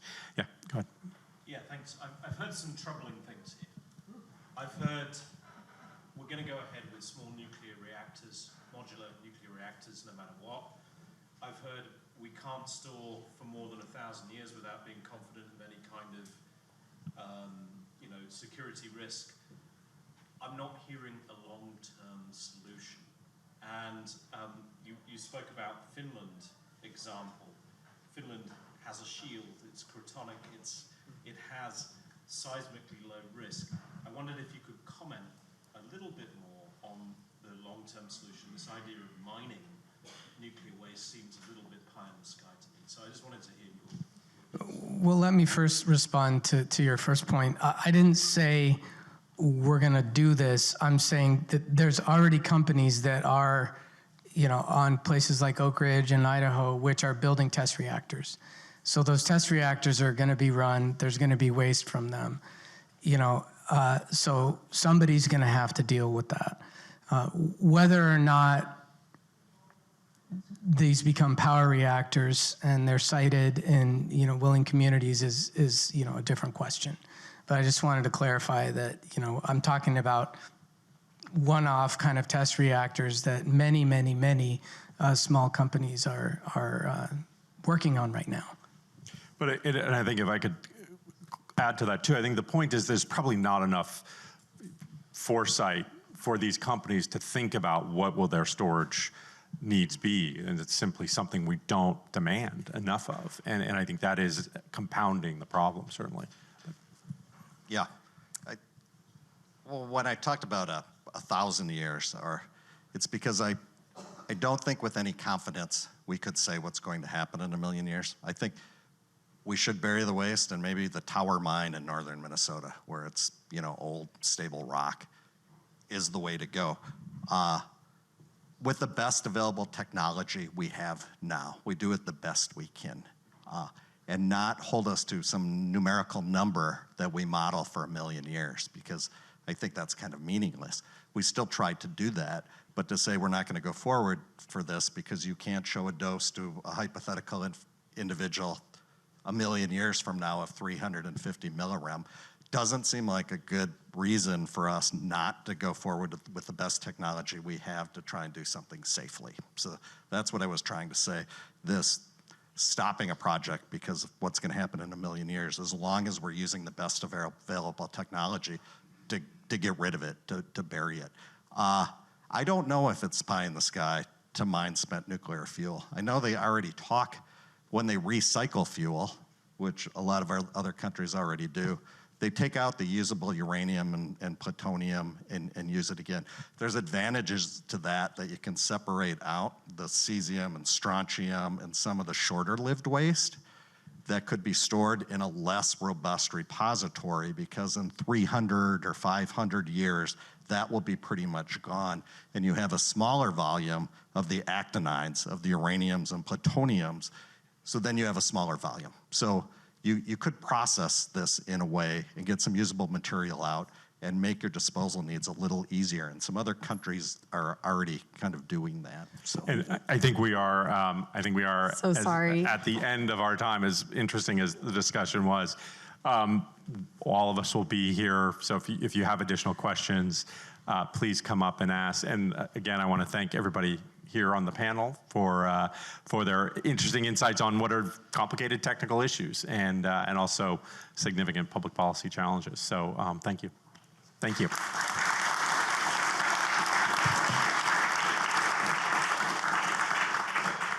Thank you so much to our panelists and Dr. Yasko. Our final panel is called Policy and Leadership. These policymakers and community engagement experts will lay out the policies that can move the waste safely and how the nuclear lifecycle innovation campuses might offer a bipartisan opportunity to break a decade-long impasse. Our panelists include Congressman Mike Levin, representing California's 49th District, Congressman Scott Peters, representing California's 50th District, Tim Kowalczyk, Director of Research at the Utah Office of Energy Development, and Carmen Valdez, Senior Policy Associate at HEAL Utah. Moderating is Haley Smith of the Los Angeles Times. Please welcome our panel.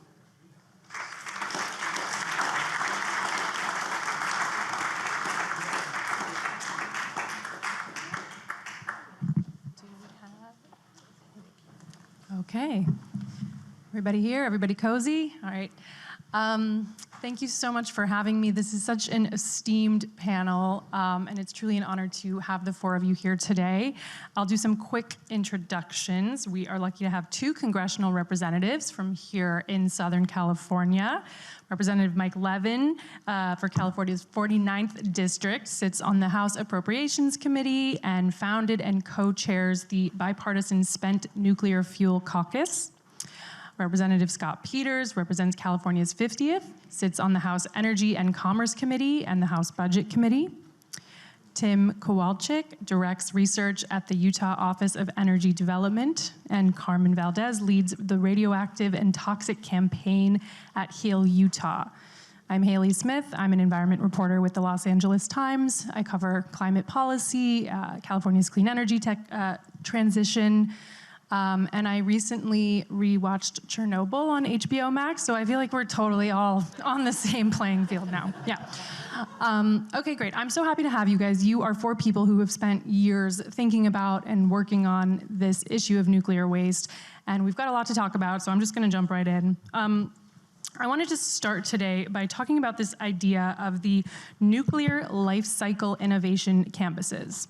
This is a new idea from the Department of Energy that would essentially establish federally supported sites in several states that could handle several aspects of the nuclear life cycle.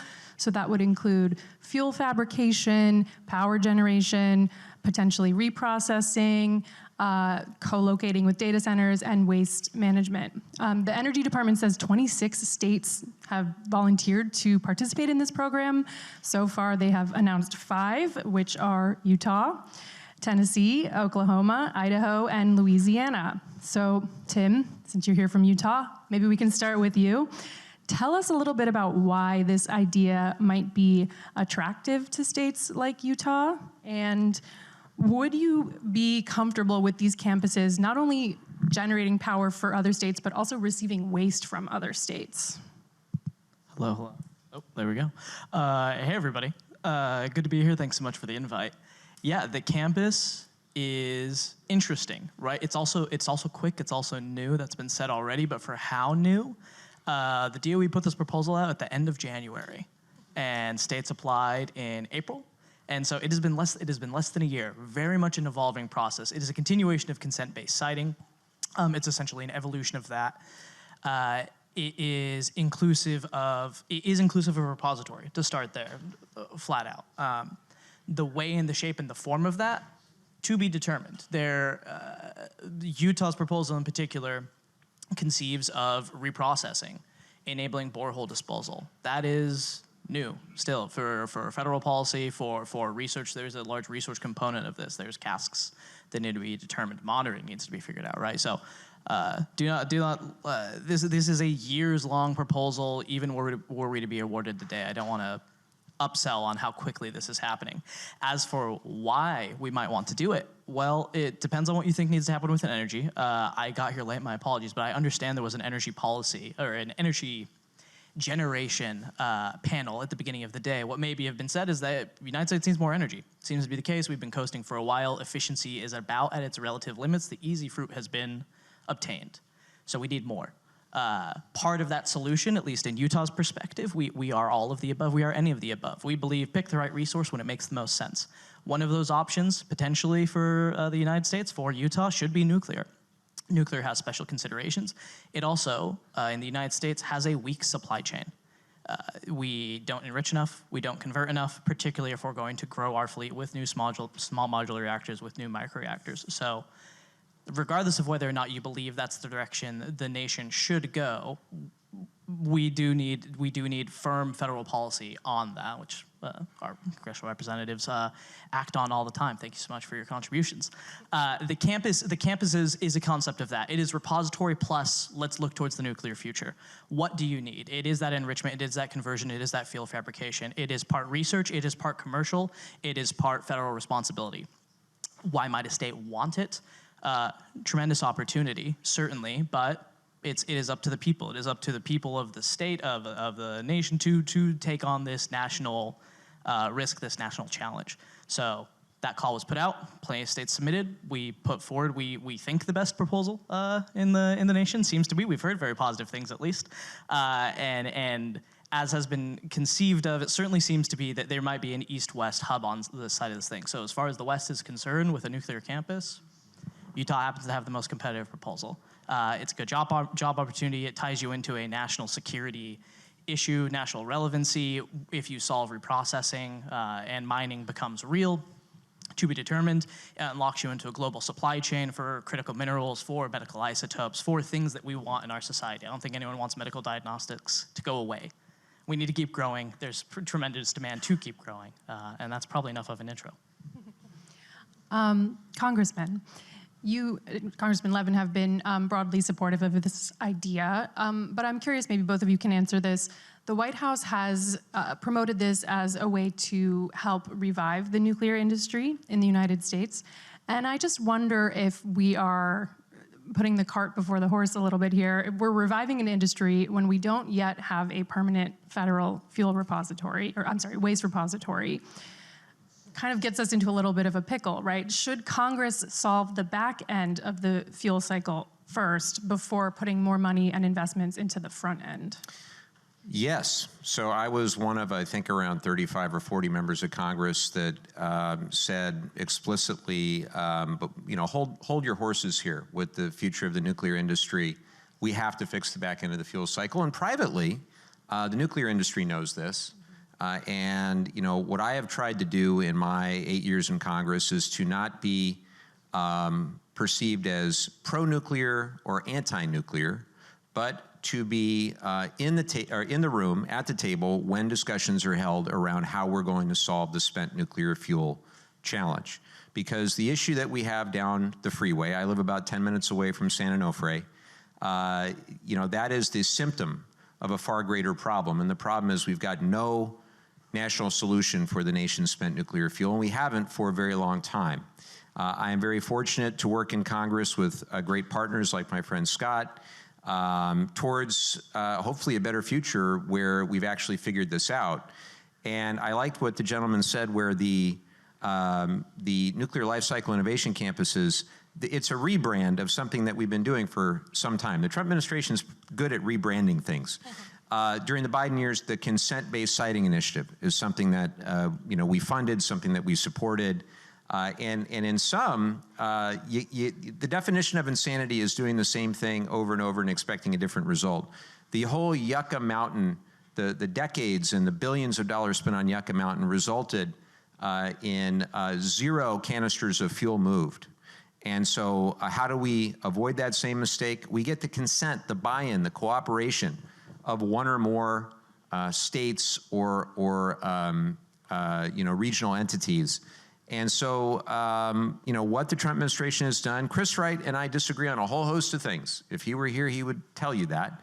But we agree on the need to solve the nation's spent nuclear fuel challenges, and I am personally committed to spend every single day for as long as I have the opportunity in Congress to do just that, whether it's through funding or through policy or whatever else needs to happen. So I have come around to being pretty pro-nuclear. It seems to me that there is a political false battle right now between Republicans and Democrats over natural gas versus renewables. The world is moving toward renewables. I don't think we have to worry too much about that political battle. But it is true, I think, that everyone recognizes that nuclear can be a really solid, emissions-free baseload power source. And so to answer your question about which should come first, I don't think you can wait to do either. I think we have to pursue regaining the capability to do nuclear power now. I think by the way, fission and fusion, not to be overly ambitious, but I think we have to do all that investing and learning now. I think these efforts on campuses are great. I did notice that they're all in red states. I'm a little paranoid about that these days with the Trump administration. But I certainly agree we have to solve the spent nuclear fuel problem. I came in before the plant was decommissioned, and I watched them really, as a practical matter, decide that they really couldn't restart that thing. It leaves a pretty big hole in Southern California's renewable power portfolio. And I think we have to recognize that that's a real possibility for us going forward. We have to reconstitute that expertise. And one thing I would say about consent citing, I mean, Mike has been a leader in consent-based citing. I'm going to support it, but I am skeptical of it. And I'll just state, and Mike's not surprised by this, and neither is the Energy Subcommittee on which I serve.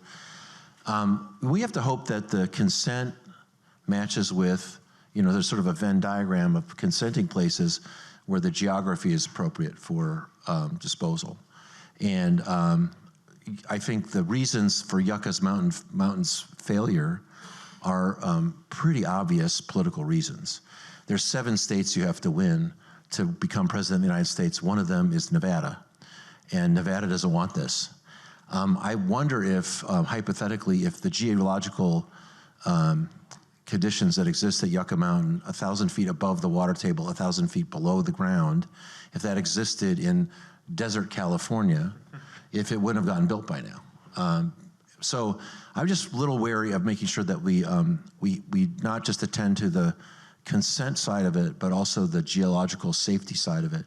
And I would also put up one more flag that I don't think that the consenting communities are going to be Malibu or Newport Beach. I think we're going to be into an environmental justice question when we get that consent. So, look, I'm not disagreeing with it at all. I hope it works. And Mike's been pushing us on it at the Energy Sub, and I think that's appropriate. But I think we also have to recognize that if it doesn't, and we may have to change course again, and we may have to make have some hard conversations with our political friends in Nevada. That's a perfect segue to Carmen. I would love to hear your opinion on this campus idea. Is there anything, what sort of policy would you have to be, either state or federal, would you have to see in order to be convinced that the communities are going to be adequately addressed in terms of their safety concerns and the risk to them? Yeah, and thank you, Congressman. Perfect transition. Because I set that up for you. Thank you. You're a real one. Yeah, HEAL Utah, the Healthy Environment Alliance of Utah, has been working for 26 years based around environmental justice and exposures to radioactive and toxic threats. And now it includes air quality and a just, equitable energy transition, so all related in this. And then aside from my work at HEAL, I am also born and raised in HEAL. Grandma was born and raised, mom and dad were born and raised. So we have also seen the repercussions, as Tina alluded to in her keynote, what happens when radiation exposure goes bad. And we have generations of family members who have suffered through cancers. And with the recent expansion of RECA, we've seen more people, including my own grandma, be eligible for this. And so that leads to that federal side. We do need a lot of work for protections and awareness. And back when we were testing weapons, everyone was told it was safe, it was safe, it was safe, don't worry. Now people are aware. We have access to our phones, our little computers all the time. So it'd be nice to hear from the federal side, there are risks, and here are ways that you can protect yourself, and guarantees for community protection, including emergency preparedness, including education. For the general public, that's not just it's safe, it's there are risks associated. Here are some ways to limit that, as well as continued investment into the communities for the environmental justice impacts that could happen. Because what we've seen is there are historical communities that have already been impacted by these by this industry. And what could happen is we're going to accumulate that and put those in those same locations. Reviving the uranium industry in the Southwest means reharming all of these communities who had grandparents and parents who were harmed from working in the uranium industry. We've learned better. We don't drink water from inside a uranium mine, just in case anyone had any concerns about that. Don't drink that water. But it's serious to think about, because it does take time for harms to manifest. So at the federal side, the NRC changes, the nuclear regulatory changes was mentioned, and this is across the board. There are many different proposed changes going out. We're working on ones having to do with NEPA, with the radiation regulation changes, with shipping, with transporting, as well as importing low-level radioactive waste from Canada to be shipped across the nation to be dumped at the Clyde facility. And so these are all things that the community, we're talking about consent-based siting. Everyone we talked to, and why HEAL still exists, is because the community doesn't know this is happening, doesn't know these harms are coming out. So we're going out saying, here's ways to protect yourself, here's ways you can go find access to medical care, here's a program you can apply for because you meet the qualifications as a downwinder. And people don't know about these things. All of you that are here with us, how many of you can think of a few people in your neighborhoods that you could go and talk to about this that don't know about the nuclear campuses that are being proposed and what that means to ship waste from from different states into our communities, or to mine uranium, mill uranium, enrich uranium, and what that legacy that leaves. One thing to note, and it's been mentioned a little bit, but with HEAL Utah, we're watching this industry from cradle to grave, and all parts of that comes with radioactive harms to people. And it has systemically been low-income, underserved, rural, indigenous populations that have been harmed the most. And we haven't recollected that history yet. There are still communities that have unreclaimed mines. There are communities who live 5 miles downwind of the only uranium mill in the country. And so when it comes to environmental justice, there is no one solution, but I think coming back and holding industry and government accountable, and maybe asking industry, those millions of dollars you can make, maybe toss back into communities versus just building one gym or something like that, or maybe healthcare access for all workers for their lifetime and their families. It is a serious conversation because this justice is an intergenerational effect, and it is catastrophic when things go wrong, as a lot of people have mentioned here. So we're talking about the waste side and the existing, but there's also waste from the front end side of all of this, and that too is radioactive and contaminated and harms communities and has harmed communities. So when it comes to environmental justice, I don't see many of the people that would live near the facilities or the uranium mines here in this room today. And that's something to think about. I've been to the mill, I've been to these sites. I ride past on the fun bus to Wendover to the Clyde facility. But how many people that are going to be on these transportation routes that are in these uranium communities that are by these waste facilities are really aware of the harms that can happen when it comes to consent and what happens when their kids take on that waste moving forward? On the issue of consent, Tim, maybe this is a question for you because you just said Utah had the strongest application in the country. Who should have the final say on this? Like, what happens if the state says yes, but the local community says no? We have the strongest application because we went to the community first. We did that before we went to the governor, even, necessarily. We told him it was happening, but then immediately went out and talked to essentially every county that we have, and then did a high-level feasibility and said, okay, well, of the people who have said maybe, how viable? What makes sense? And we have continued that engagement essentially every single week, every single day. We've already been doing a public education campaign, essentially getting out there, hearing what people's concerns are, and just answering questions. From hosting panels such as this to a couple of weeks ago, I was hanging out at a county's derby, because that's what they wanted us to do. The community engagement piece has been central to our entire strategy, and we're giving the communities options and funding to weigh in. And that is before the campus comes into the consideration. There will be more engagement to be had with the campus. Do not get me wrong. This is something the state was just already doing. Campus proposal, we talk to the community every couple of weeks. We have talked to the city. We will be going out into the community and listening to them. At the end of the day, our proposal is alignment between community and legislature and state. And that is what makes Utah's proposal one of the stronger proposals. That's part of the core of it. With what we think is reasonably suitable geology, pending actual characterization. A year is not enough time to go and do this characterization, right? Canada studied theirs for years, Finland studied theirs for years. So there needs to be much more actual environmental study. There needs to be much more actual seismic characterization. But the process as is with the NLICs right now is raise your hand and let us see who has been serious about this. Part of that seriousness has been, do you understand the assignment? And then have you actually engaged your communities? So for us it's central. Who decides at the end of the day? Some of that's federal. There will be congressional changes that need to happen to unlock this stuff. I think we're all aware of that. But there will need to be significant changes within the federal parties, or not changes, but significant efforts from the Department of Energy. They need to support it. The state needs to still be on board with it. But we have raised our hand and said, this is at least feasible for us. Let's continue the conversation. Do you still think that the federal government is the best entity or body to be handling this issue? I mean, as you've mentioned, it's been 40 years since Yucca Mountain was proposed. It's still sitting empty. I wonder if we need to think about this differently. Should this maybe be, each state is in charge of their own waste, or private companies need to get involved, or Elon Musk or something like that? I mean, give it to Elon Musk. Yeah, right. He'll shoot it into space, no problem.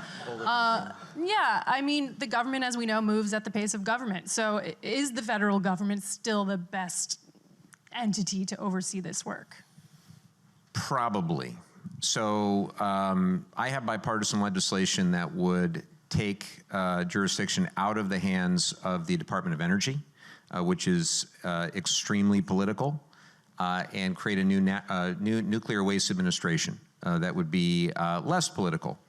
Now, we'd originally thought about modeling it in terms of its governance, its independence after the Fed, and then of course the independence of the Fed has now been called into question. So there is a bipartisan effort led by veterans of both the Obama and Bush years, the Path Forward report, and that's Allison McFarland and Lake Barrett, for those that have met them. And they actually recommend a similar entity, but a different ownership model. They think that we should create this new corp to manage the nation's spent nuclear fuel, but that it should be actually run by the nuclear industry itself. That raises some, I'm a little skeptical of that, I will just say. Track record is not 100%, let's just say. So no question going forward, we have to do something different than what we've been doing. I don't think the DOE is well equipped. I'm good friends with Jennifer Granholm. I thought she was great as an energy secretary. The reality, she's only there for a handful of years, and the next person comes in, they're only there for a handful of years. The volatility of policy is really problematic, and the NRC this isn't really their thing either, even when we had extremely thoughtful people like Greg Yasko, who's like in the back row somewhere. Our former chairman of the NRC is here somewhere. It's not their jurisdiction either, obviously. So the answer is, I think so. My thing is, not all of these sites with spent fuel are the same. So we have a unique challenge here in the San Onofre region, where we've got 9 or 10 million people, we've got earthquake faults, we've got rising sea levels, we've got an extremely important military base across the freeway, and we've got all this spent fuel sitting right there, and that's an untenable situation. So my objective is getting it off our coast as quickly and as safely as we can before I qualify for Medicare, which will be 17 years. Too late for me. So I think it has to be the federal government, and because for a few reasons. One is there's only one place you can have the expertise you need to handle this complicated stuff. The state of New Hampshire is not going to have the ability to do that. The state of, individual states aren't going to be able to handle that with the same quality of scientific expertise. And by the way, word for science, Doge was trying to fire a lot of people who dealt with nuclear issues. They realized, to their credit, oh, that's a bad idea, and they brought him back in, or they didn't fire him. But it has to be the federal government in terms of expertise. The other thing is, making each state responsible for its own waste raises the same geological issues I was talking about before. I mean, I think you can't put nuclear waste in Minnesota with the 10,000 lakes there, where so many places where the groundwater is so high, you can't do that. There's a lot of places with salt. in the formations. It doesn't make any sense. So it's got to be a national issue. I think we're all frustrated, including those of us in it, with the federal government right now. It's become a place where it's so divided and politicized, you can't even have dispassionate conversations about what the facts are. But we have to make it work, I think, and I think ultimately it's in the national interest from a national security perspective, and from, as someone, I think someone mentioned before, the fact we have to generate so much more energy, that's got to be a federal issue. The one other thing I'd add is that the Loan Program Office in the Department of Energy is the only financing facility large enough to help support the first few iterations of small modular nuclear reactors. There's not money out there that's going to support that risk, and that's what the federal government has always done, is support innovation at the front end. States aren't going to be able to do that either. So, sorry folks, I think it's the federal government. Make us work better, you voters. Speaking of prioritization, you have introduced legislation that would establish a system for prioritizing which sites get their waste removed first, if and when we have, suitable interim or long-term storage. I would love to hear more about your criteria for this, why a site like San Onofre should go first before, say, an active reactor that's producing spent fuel every day. And then similarly, the Samuel Lawrence Foundation, our friends, they put out a one-pager today with a sort of different suggestion for a proposed amendment to the Nuclear Waste Policy Act, which would say, no, let's not fight over prioritization and who gets to go first. Let's really do consent-based and incentive-based, AKA benefits, money for these communities. So what's the best way to think about, how we're going to start unloading this stuff when we have a place to put it? Well, I don't think those two ideas are mutually exclusive. So I think when the time comes for us to unpack the Nuclear Waste Policy Act and also the Atomic Energy Act, we're going to need all ideas on the table. And I want to thank Samuel Lawrence for the very thoughtful ideas that I reviewed yesterday as we were looking at the agenda for today. My thought is, and our current language is national security and seismic concerns. Those are two things that I think are very unique to San Onofre, but not only San Onofre, there's some other sites as well. And this is a bipartisan idea. I mean, I've introduced this language with Darrell Issa, which should tell you bipartisanship is still alive and well in Washington, D.C. My belief on this is, of all the things that I've been working on, this has been pretty bipartisan. We started the Spent Nuclear Fuel Solutions Caucus back in 2020, and Rodney Davis, who was then a representative from Illinois, and I started it. And then when Rodney lost his primary, Chuck Fleischman from Tennessee wound up being the co-chair. That turned out to be a real blessing, because Chuck then became the head of the Energy and Water Subcommittee on Appropriations that I'm on as well. And this past year, we were able to get $100 million in our Energy and Water Appropriations bill to advance all these efforts, including, you brought up transportation. It's incredibly important that we figure out a safer, I won't say anything's ever going to be fully foolproof, but a much safer way to transport a commercial canister from point A to point B. We were able to get about $33 million for something called the Atlas railcar system. And if you haven't heard of the Atlas system, I know those of you who are on our San Onofre task force were briefed by the Department of Energy maybe like 6 months ago on it. But this is a specially designed rail car just for spent nuclear fuel canisters, for commercial canisters.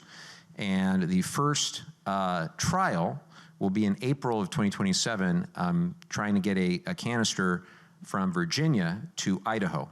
And if it goes well, then the first actual canister of spent fuel will be moved in the third or fourth quarter of 2027, again from Virginia to Idaho. Again, proving out the concept that you can move this stuff safely, I think, because if you can't move it, it doesn't, all the rest of it is not all that important if you can't move this stuff. I agree. Any ideas that would help move the ball, I think, are useful. And so, great. I think it's not a remarkable observation that the ball has not been moving. So whatever ideas folks have, they should bring. I recently had a chance to tour the Diablo Canyon nuclear power plant up in San Luis Obispo. Of course, it's very impressive. It did not feel to me like a nuclear power plant that looks like it's going to be shutting down anytime soon. And in fact, there's a growing push for renewing or extending its life once again to 2045. I feel like there's been a shift in the public perception of nuclear energy in recent years. And I think some of this has to do with growing awareness of climate change and some prominent climate scientists that are talking about nuclear as either a climate bridge or a climate solution. I'm curious, maybe Carmen, if you want to start with this one, how do you think about nuclear in that context? You know, California's got a 2045 decarbonization goal. Can we get there without nuclear? How do you think of it from the climate change perspective? Yeah, this gets brought up a lot. And, you know, I'm going to acknowledge the carbon-free benefits that come from producing the energy, spinning the turbines from steam, do work for our decarbonization. What is problematic, and those are for existing plants, right? But as it's been mentioned, a lot of the new proposed plants and small modular reactors and microreactors and everything like that are still 5, 10, 15 years out. Some of those fuels are 5, 10, 15 years out, and then there needs to be testing. We need to prove it's viable and economical, which is a whole other conversation. So when we're talking about climate change is happening today. It has been happening.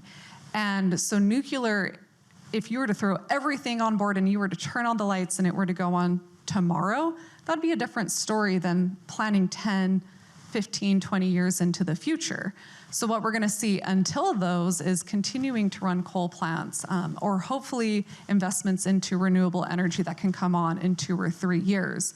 As in terms of climate change today, nuclear is not a viable economical option because it's so far out there. We were talking about trying to picture what it's like to plan 100,000 years in the future, right?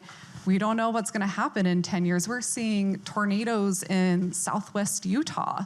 We're seeing unprecedented floodings and droughts and fires. So when it comes to new nuclear at this point that are still in testing phases or still paper reactors, theoretical, being proposed to the nuclear reactor, they're not going to address the climate change issues that are happening today.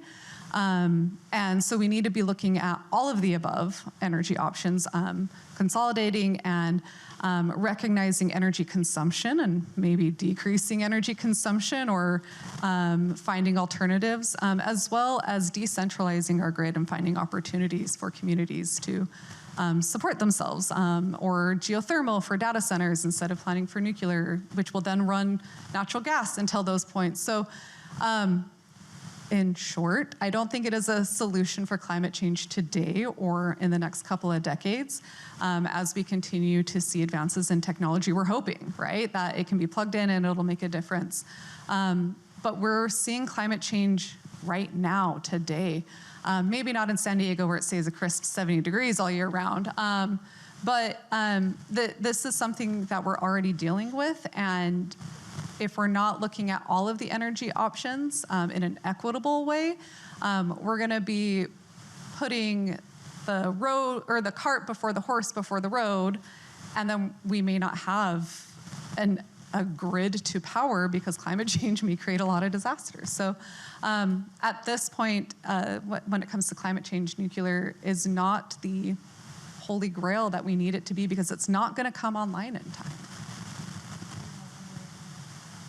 Well, I mean, I think Carmen's almost made the argument to do it, to get started, because I don't think climate change is something we're going to stop worrying about in 10 years either.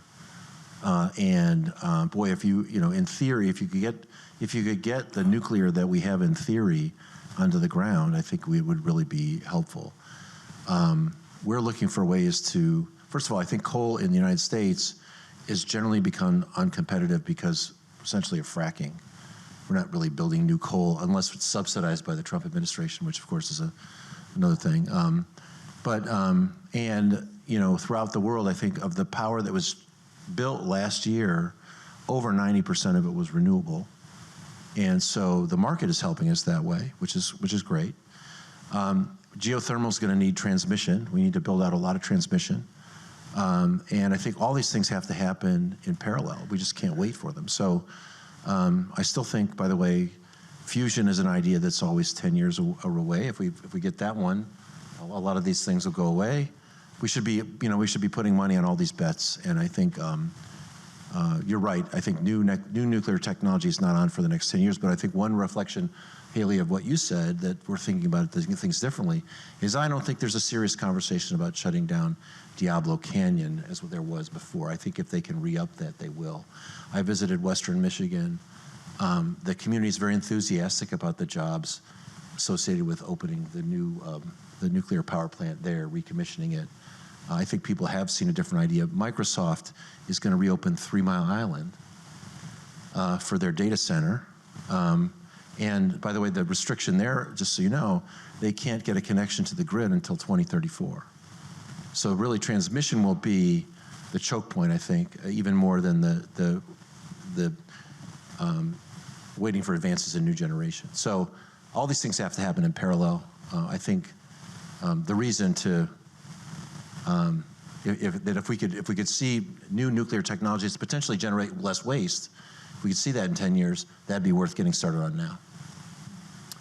I think Scott raises some very good points. You know, there are a couple of data points that are contradictory but happen to be true. One is that of our current zero carbon emission generation in the United States, around 40%, 45% is from our existing nuclear fleet.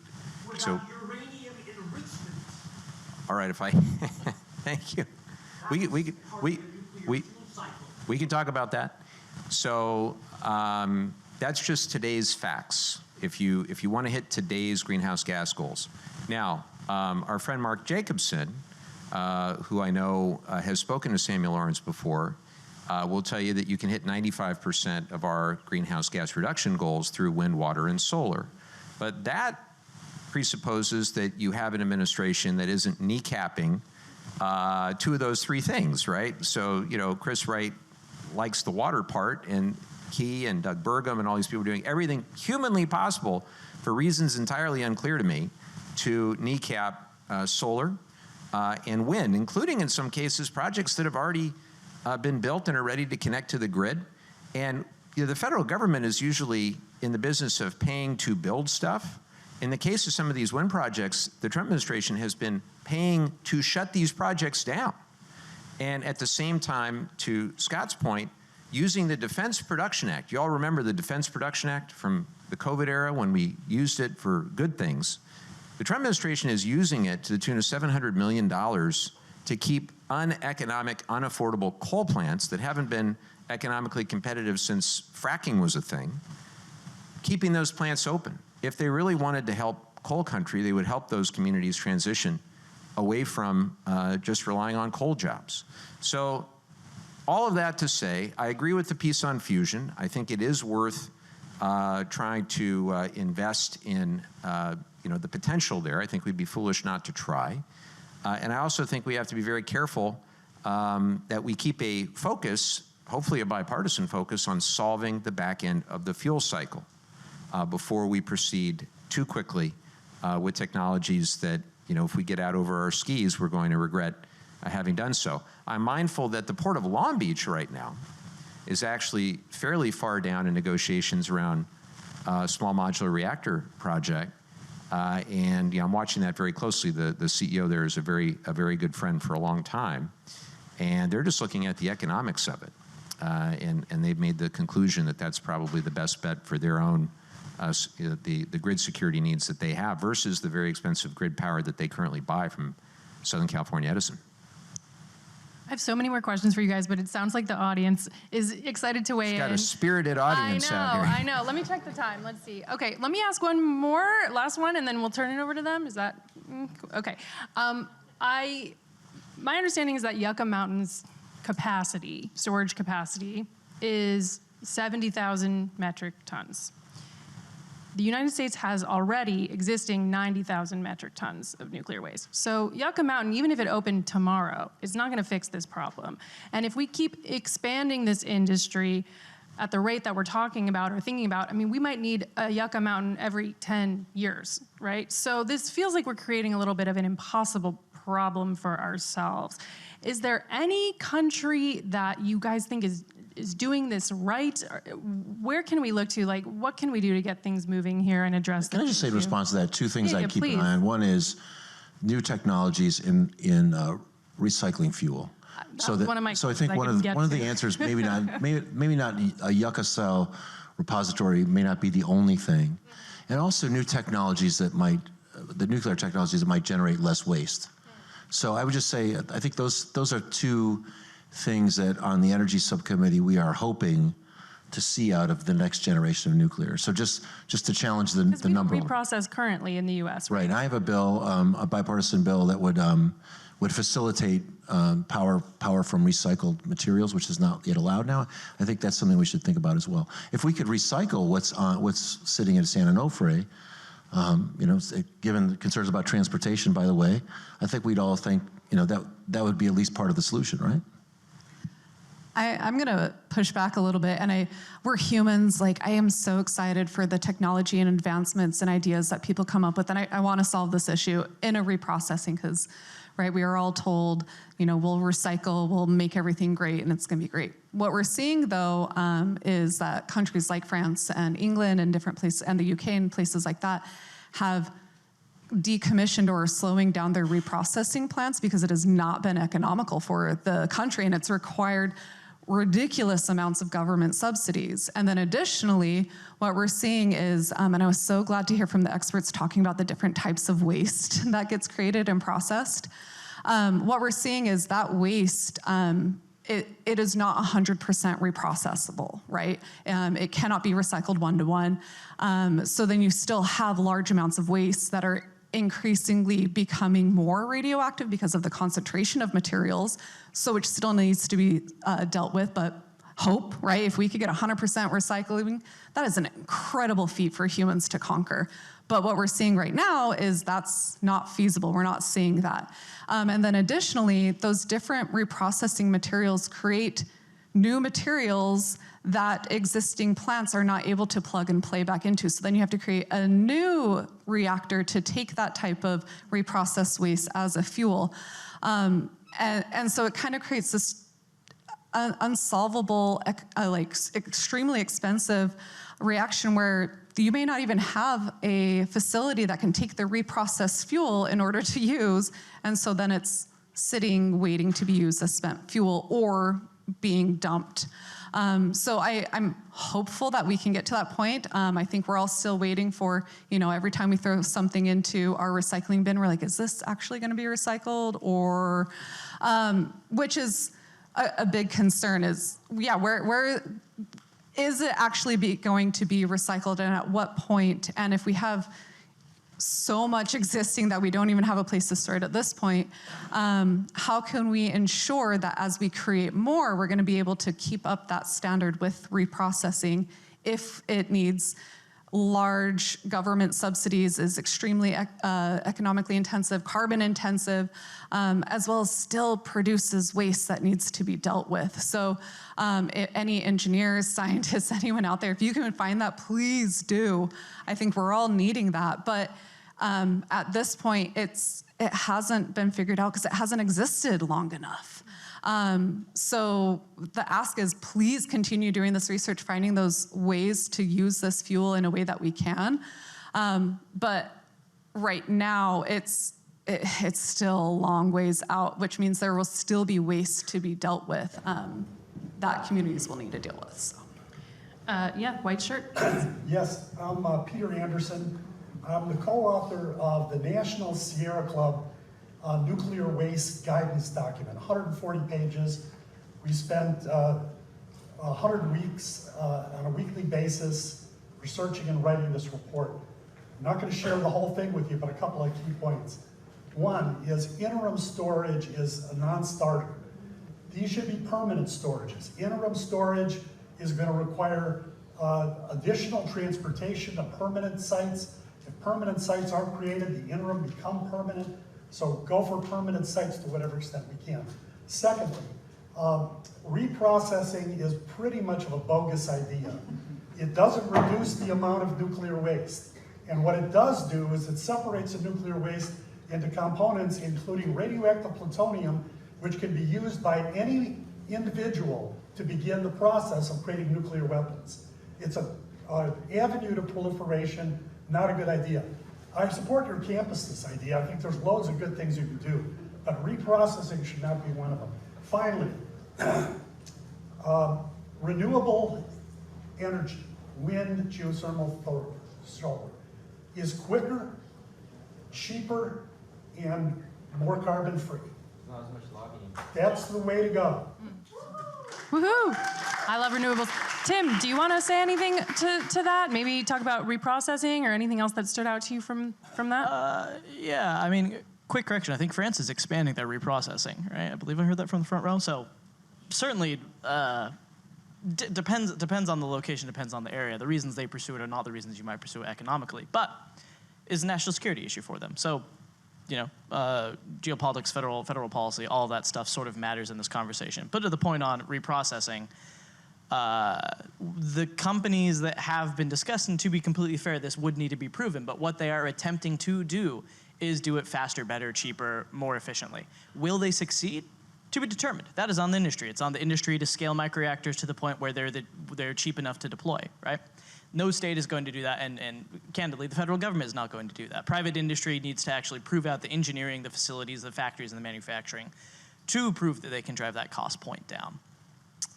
Energy mixes are really complicated. I won't get on a soapbox here, but you don't want one of everything. You truly do want as much as you can get. My background's in storage, love storage, think it's fabulous, think it's pound for pound the most effective thing we could be doing, but energy markets don't agree. Complicated topic. As far as reprocessing, enabling stuff on the Utah campus, we believe it is a viable route to potentially solving some of that future waste issue.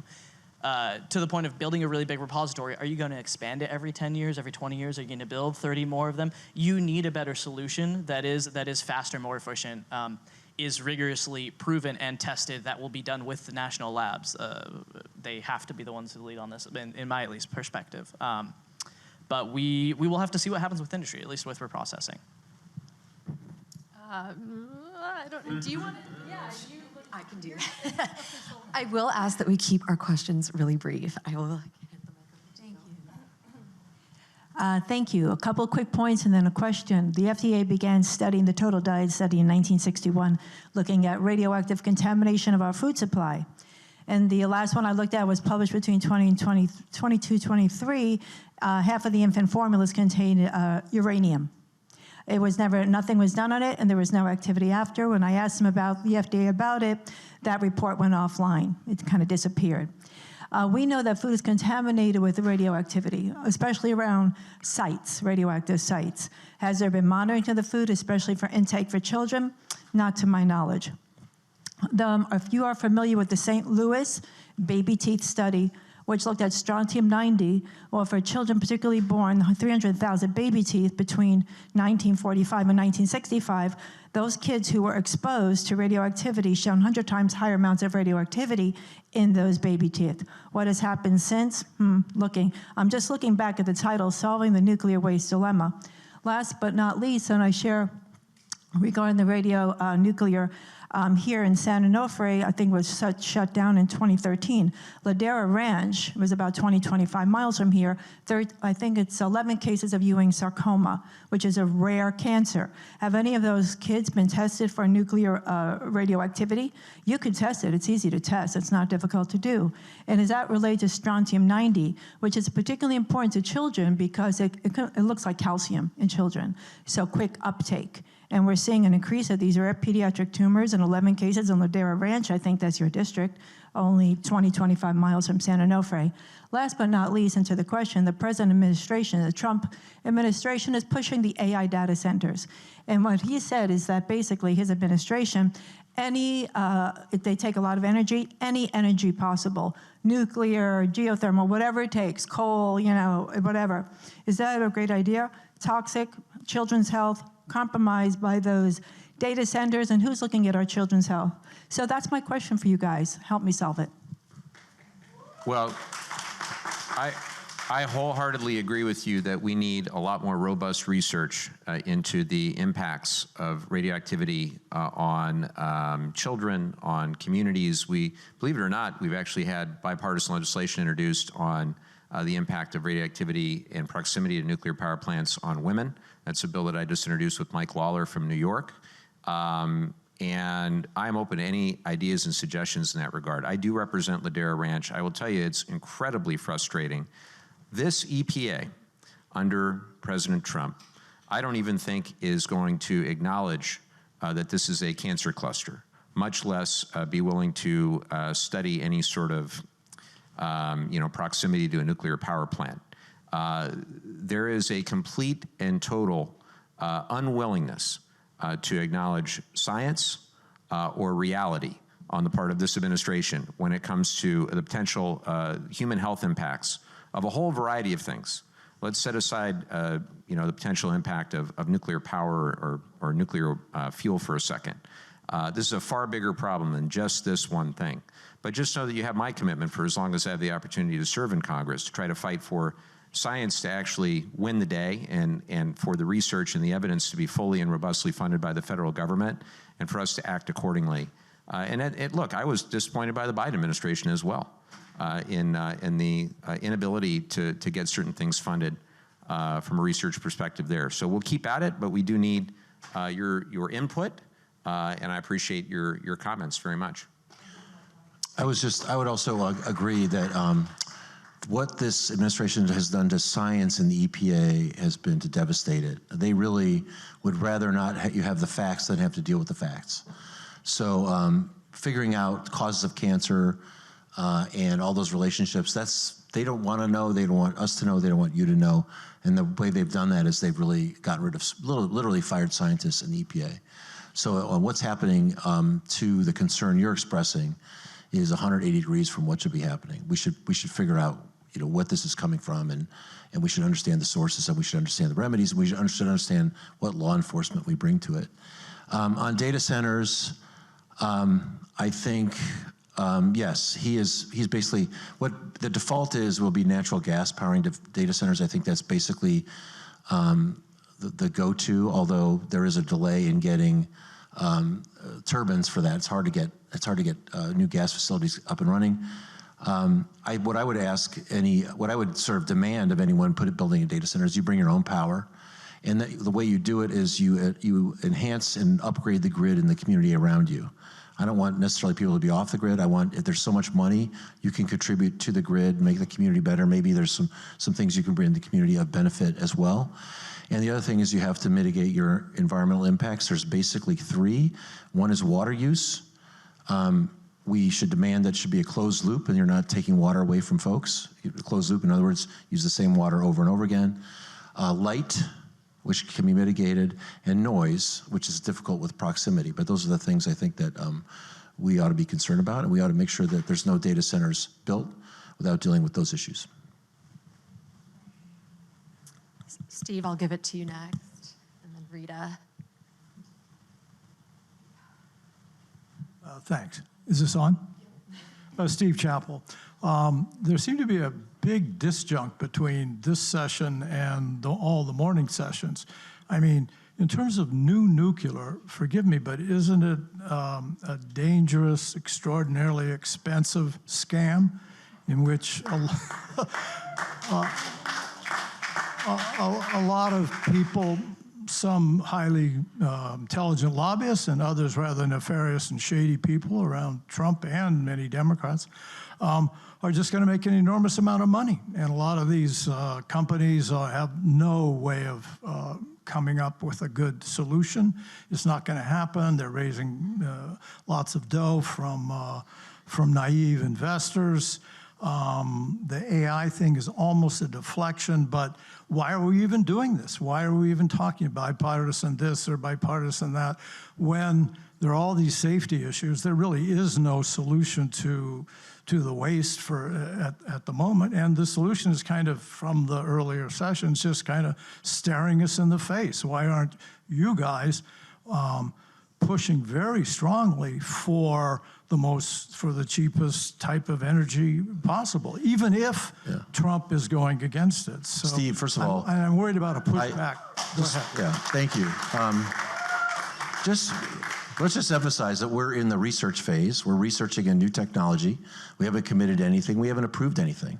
And so, and actually the questions that Carmen raised are completely legitimate and have to be answered, okay? We're not there yet. We may not have answers for them, but I think that it's appropriate for the government to support research in emerging technologies that might deal, just as we do with batteries, okay? Second, Mike Levin and I are 100% supportive of exactly the kind of energy you talked about, wind, solar, hydrothermal, and that's or thermal, geothermal, and hydro. We voted for the IRA, which was the biggest investment in down payment on climate change in the history of the world, and we were proud to do it. Don't get anyone. I'll speak for myself, but don't mistake our support for new non-emitting technologies, even if it's just at the research phase, as any kind of rejection of those things. I'm very heartened that the markets recognize that these energy sources are the best, they're the cleanest, they're the fastest. And I'll give you two examples. One is China. China last year built a ton of energy, okay? And they built 90 gigawatts of coal, because they have coal. That's bad. A gigawatt is about, you probably know, enough to power 2/3 of the county. They built 80 of wind, and they built 225 gigawatts of solar. Not because they're climate warriors, but because they recognize that this is the fastest way and most efficient way to get power to their businesses and to their people. Texas, which is closest to the free market we have in energy, is now the leading producer of wind, second only to China. Certainly, and it's going to pass us in solar. So we're not in the way of that at all. I think that's the trend. I think the thing we have to worry about is natural gas and methane emissions. I actually work with Dr. Ramanathan, who's retired here now. He taught me about methane. And I think that the lowest hanging fruit we could do right now is require oil and gas companies to get their act together right now while we're still using natural gas for however long that is, to make sure we're not leaking methane. Because any climate benefit you get from burning cleaner natural gas than coal, which it's true, you generate less carbon dioxide, you lose if you emit as much as 3% of natural gas into the air in the form of fugitive emissions. That's got to be stopped, and I think that should be a priority too. For as long as we're using natural gas, don't get any of us up here mistaken for people who aren't for a renewable economy and a transition. That's the other reason, by the way, that I'm such a big supporter of transmission, because you need to get solar generated energy from places like Arizona to places like Detroit.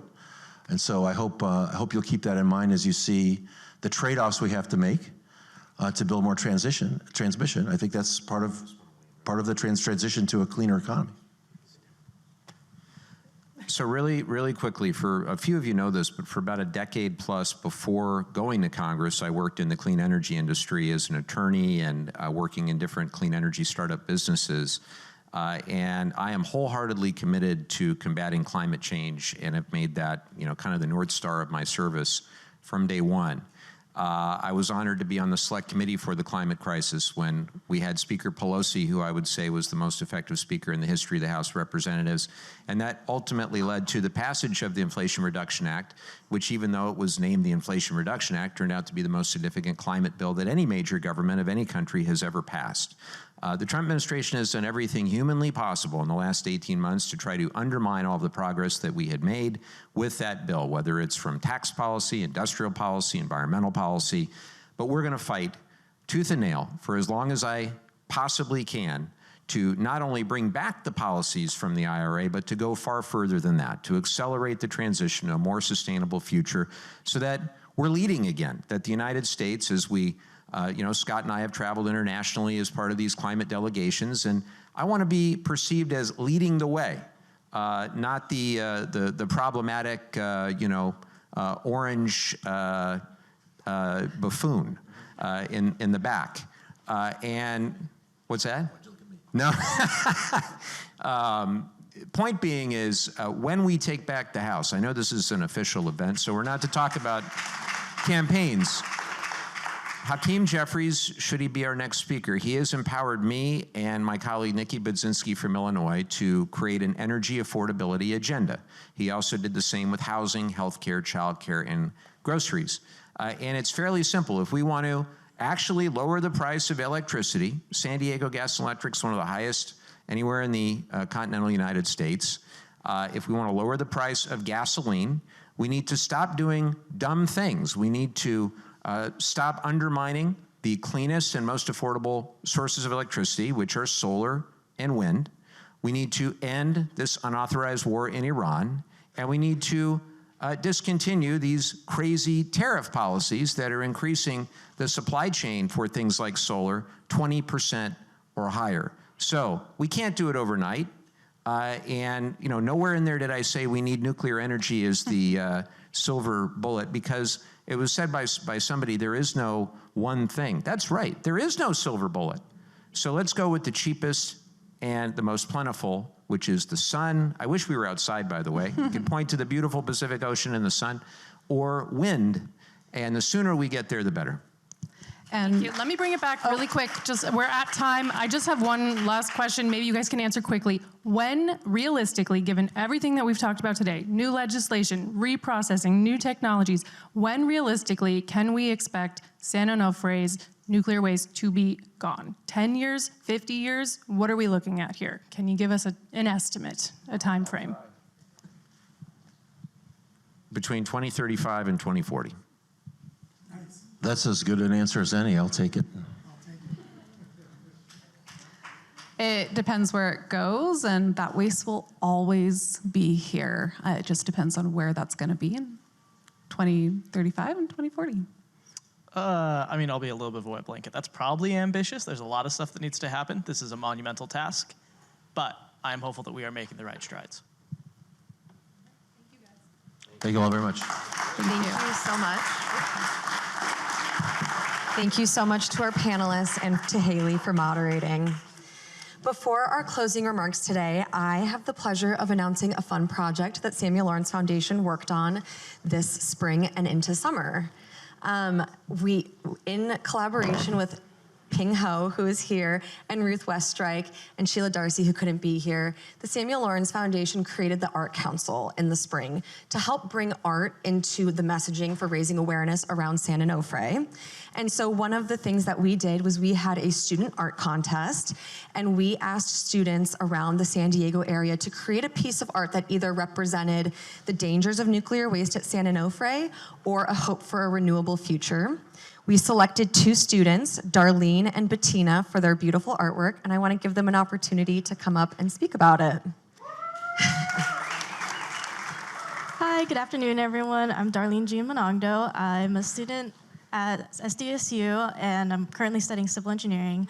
And I wanted to open up a conversation about the long-term health effects, more specifically within eyesight, that long-term radiation exposure can lead to. So just because there is no current solution to the waste at San Onofre, oh, sorry about that. Since there is no current solution for the waste at San Onofre, I wanted to talk about how the community can be affected by what happens with the waste. And so my goal with the project was to show that if long-term exposure that can be caused by radiation leakage because of the current storage of the waste, it can cause cataracts, loss of vision, blurriness, irritation in the eyes. And so I wanted to just show that within the community, this can be an issue that can be faced if there is no solution provided.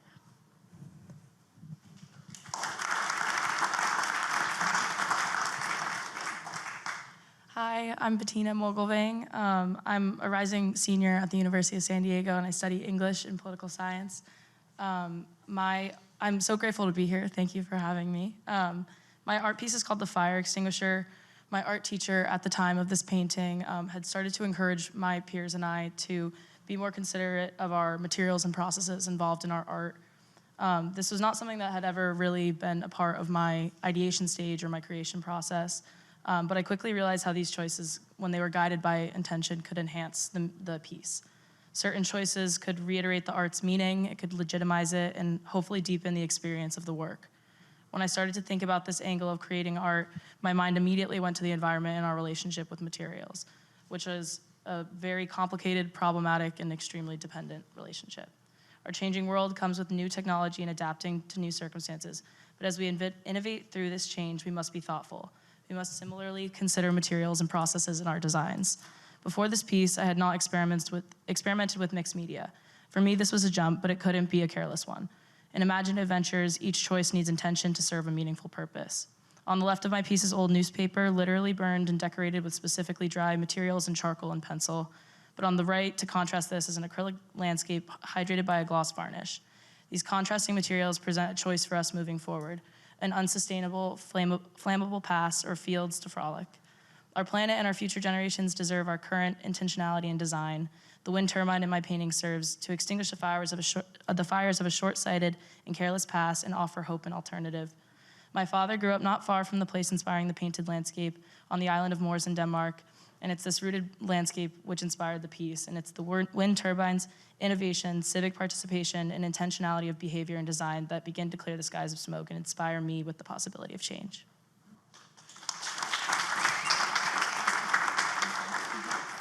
Thank you so much. That was awesome. Alrighty. So to close our program the way we began, please welcome back Johnny Bear Contreras of the Kumeyaay Nation for a closing blessing. As we often do on the reservations and around San Diego, we'll reference something as ceremony, right? This was very ceremonious, right? I mean, thank you for the frankness that the representatives brought. Thank you for the insight that the experts give, you know, such as testimony, having place, being here. When I was a young man, I was taught that when I feel misdirected and I can't seem to find my path, my uncle taught me to stamp my foot. He's all, remember you're here. Remember that everything around you is like it's supposed to be. So I wouldn't so much call this a closing as I would an opening. My mind was open today. My heart was open.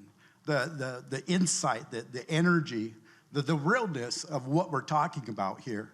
And I'll promise you here, and I can speak for the San Pasquale Nation, I'm taking this back, and we'll be having discussions, and we'll be seeing what we can do to help this understanding to go further, right? Because we're one people. We all come from the same creator. And these are words, these aren't just words, but this is what I've been taught. And those generations that came before me since time immemorial, here, as I opened with, right? Your oldest relative. Our oldest relative is the ocean right here and Mother Earth. So we don't say goodbye. We say, na wum, until I see you again. Thank you. Thank you, Johnny Bear. For our closing remarks, please welcome Peter Jones, Director of Nuclear Waste Policy here at the Samuel Lawrence Foundation. Thank you, Nadia. It's always good to have double closing remarks. Well, thank you everyone for coming, from the panelists to the journalists, and most importantly, the interested public. I will keep this brief since we've had a pretty long day. Though the past is prologue, many issues seem intractable until one day they aren't. And people will tell stories and look back and say how an amendment was inevitable. We are at an inflection point, despite what it may seem, because of the tenacious and incremental effort of scientists and journalists and policymakers. We've made genuine progress. You know, every study, every commission, every potential amendment has gotten us closer to a solution. And you know, with the new consent-based communities first approach and unlikely alliances, there is fertile ground to get something done. That is why I believe that in the next few years, an amendment to the Nuclear Waste Policy Act will become law. It won't be easy, and it has to incorporate everything we've learned. It has to protect all communities for innumerable generations to come, and it also has to give the industry real room to be part of the abundance and decarbonization conversation, so long as they answer the difficult questions of, like, what happens to the waste once they're done. The Samuel Lawrence Foundation will work with any partners who engage in good faith. It won't be easy, and you'll have to bring together people that have seldom seen eye to eye. But then again, if it were easy, where would be the fun in that? So thank you all for coming. Let's get it done.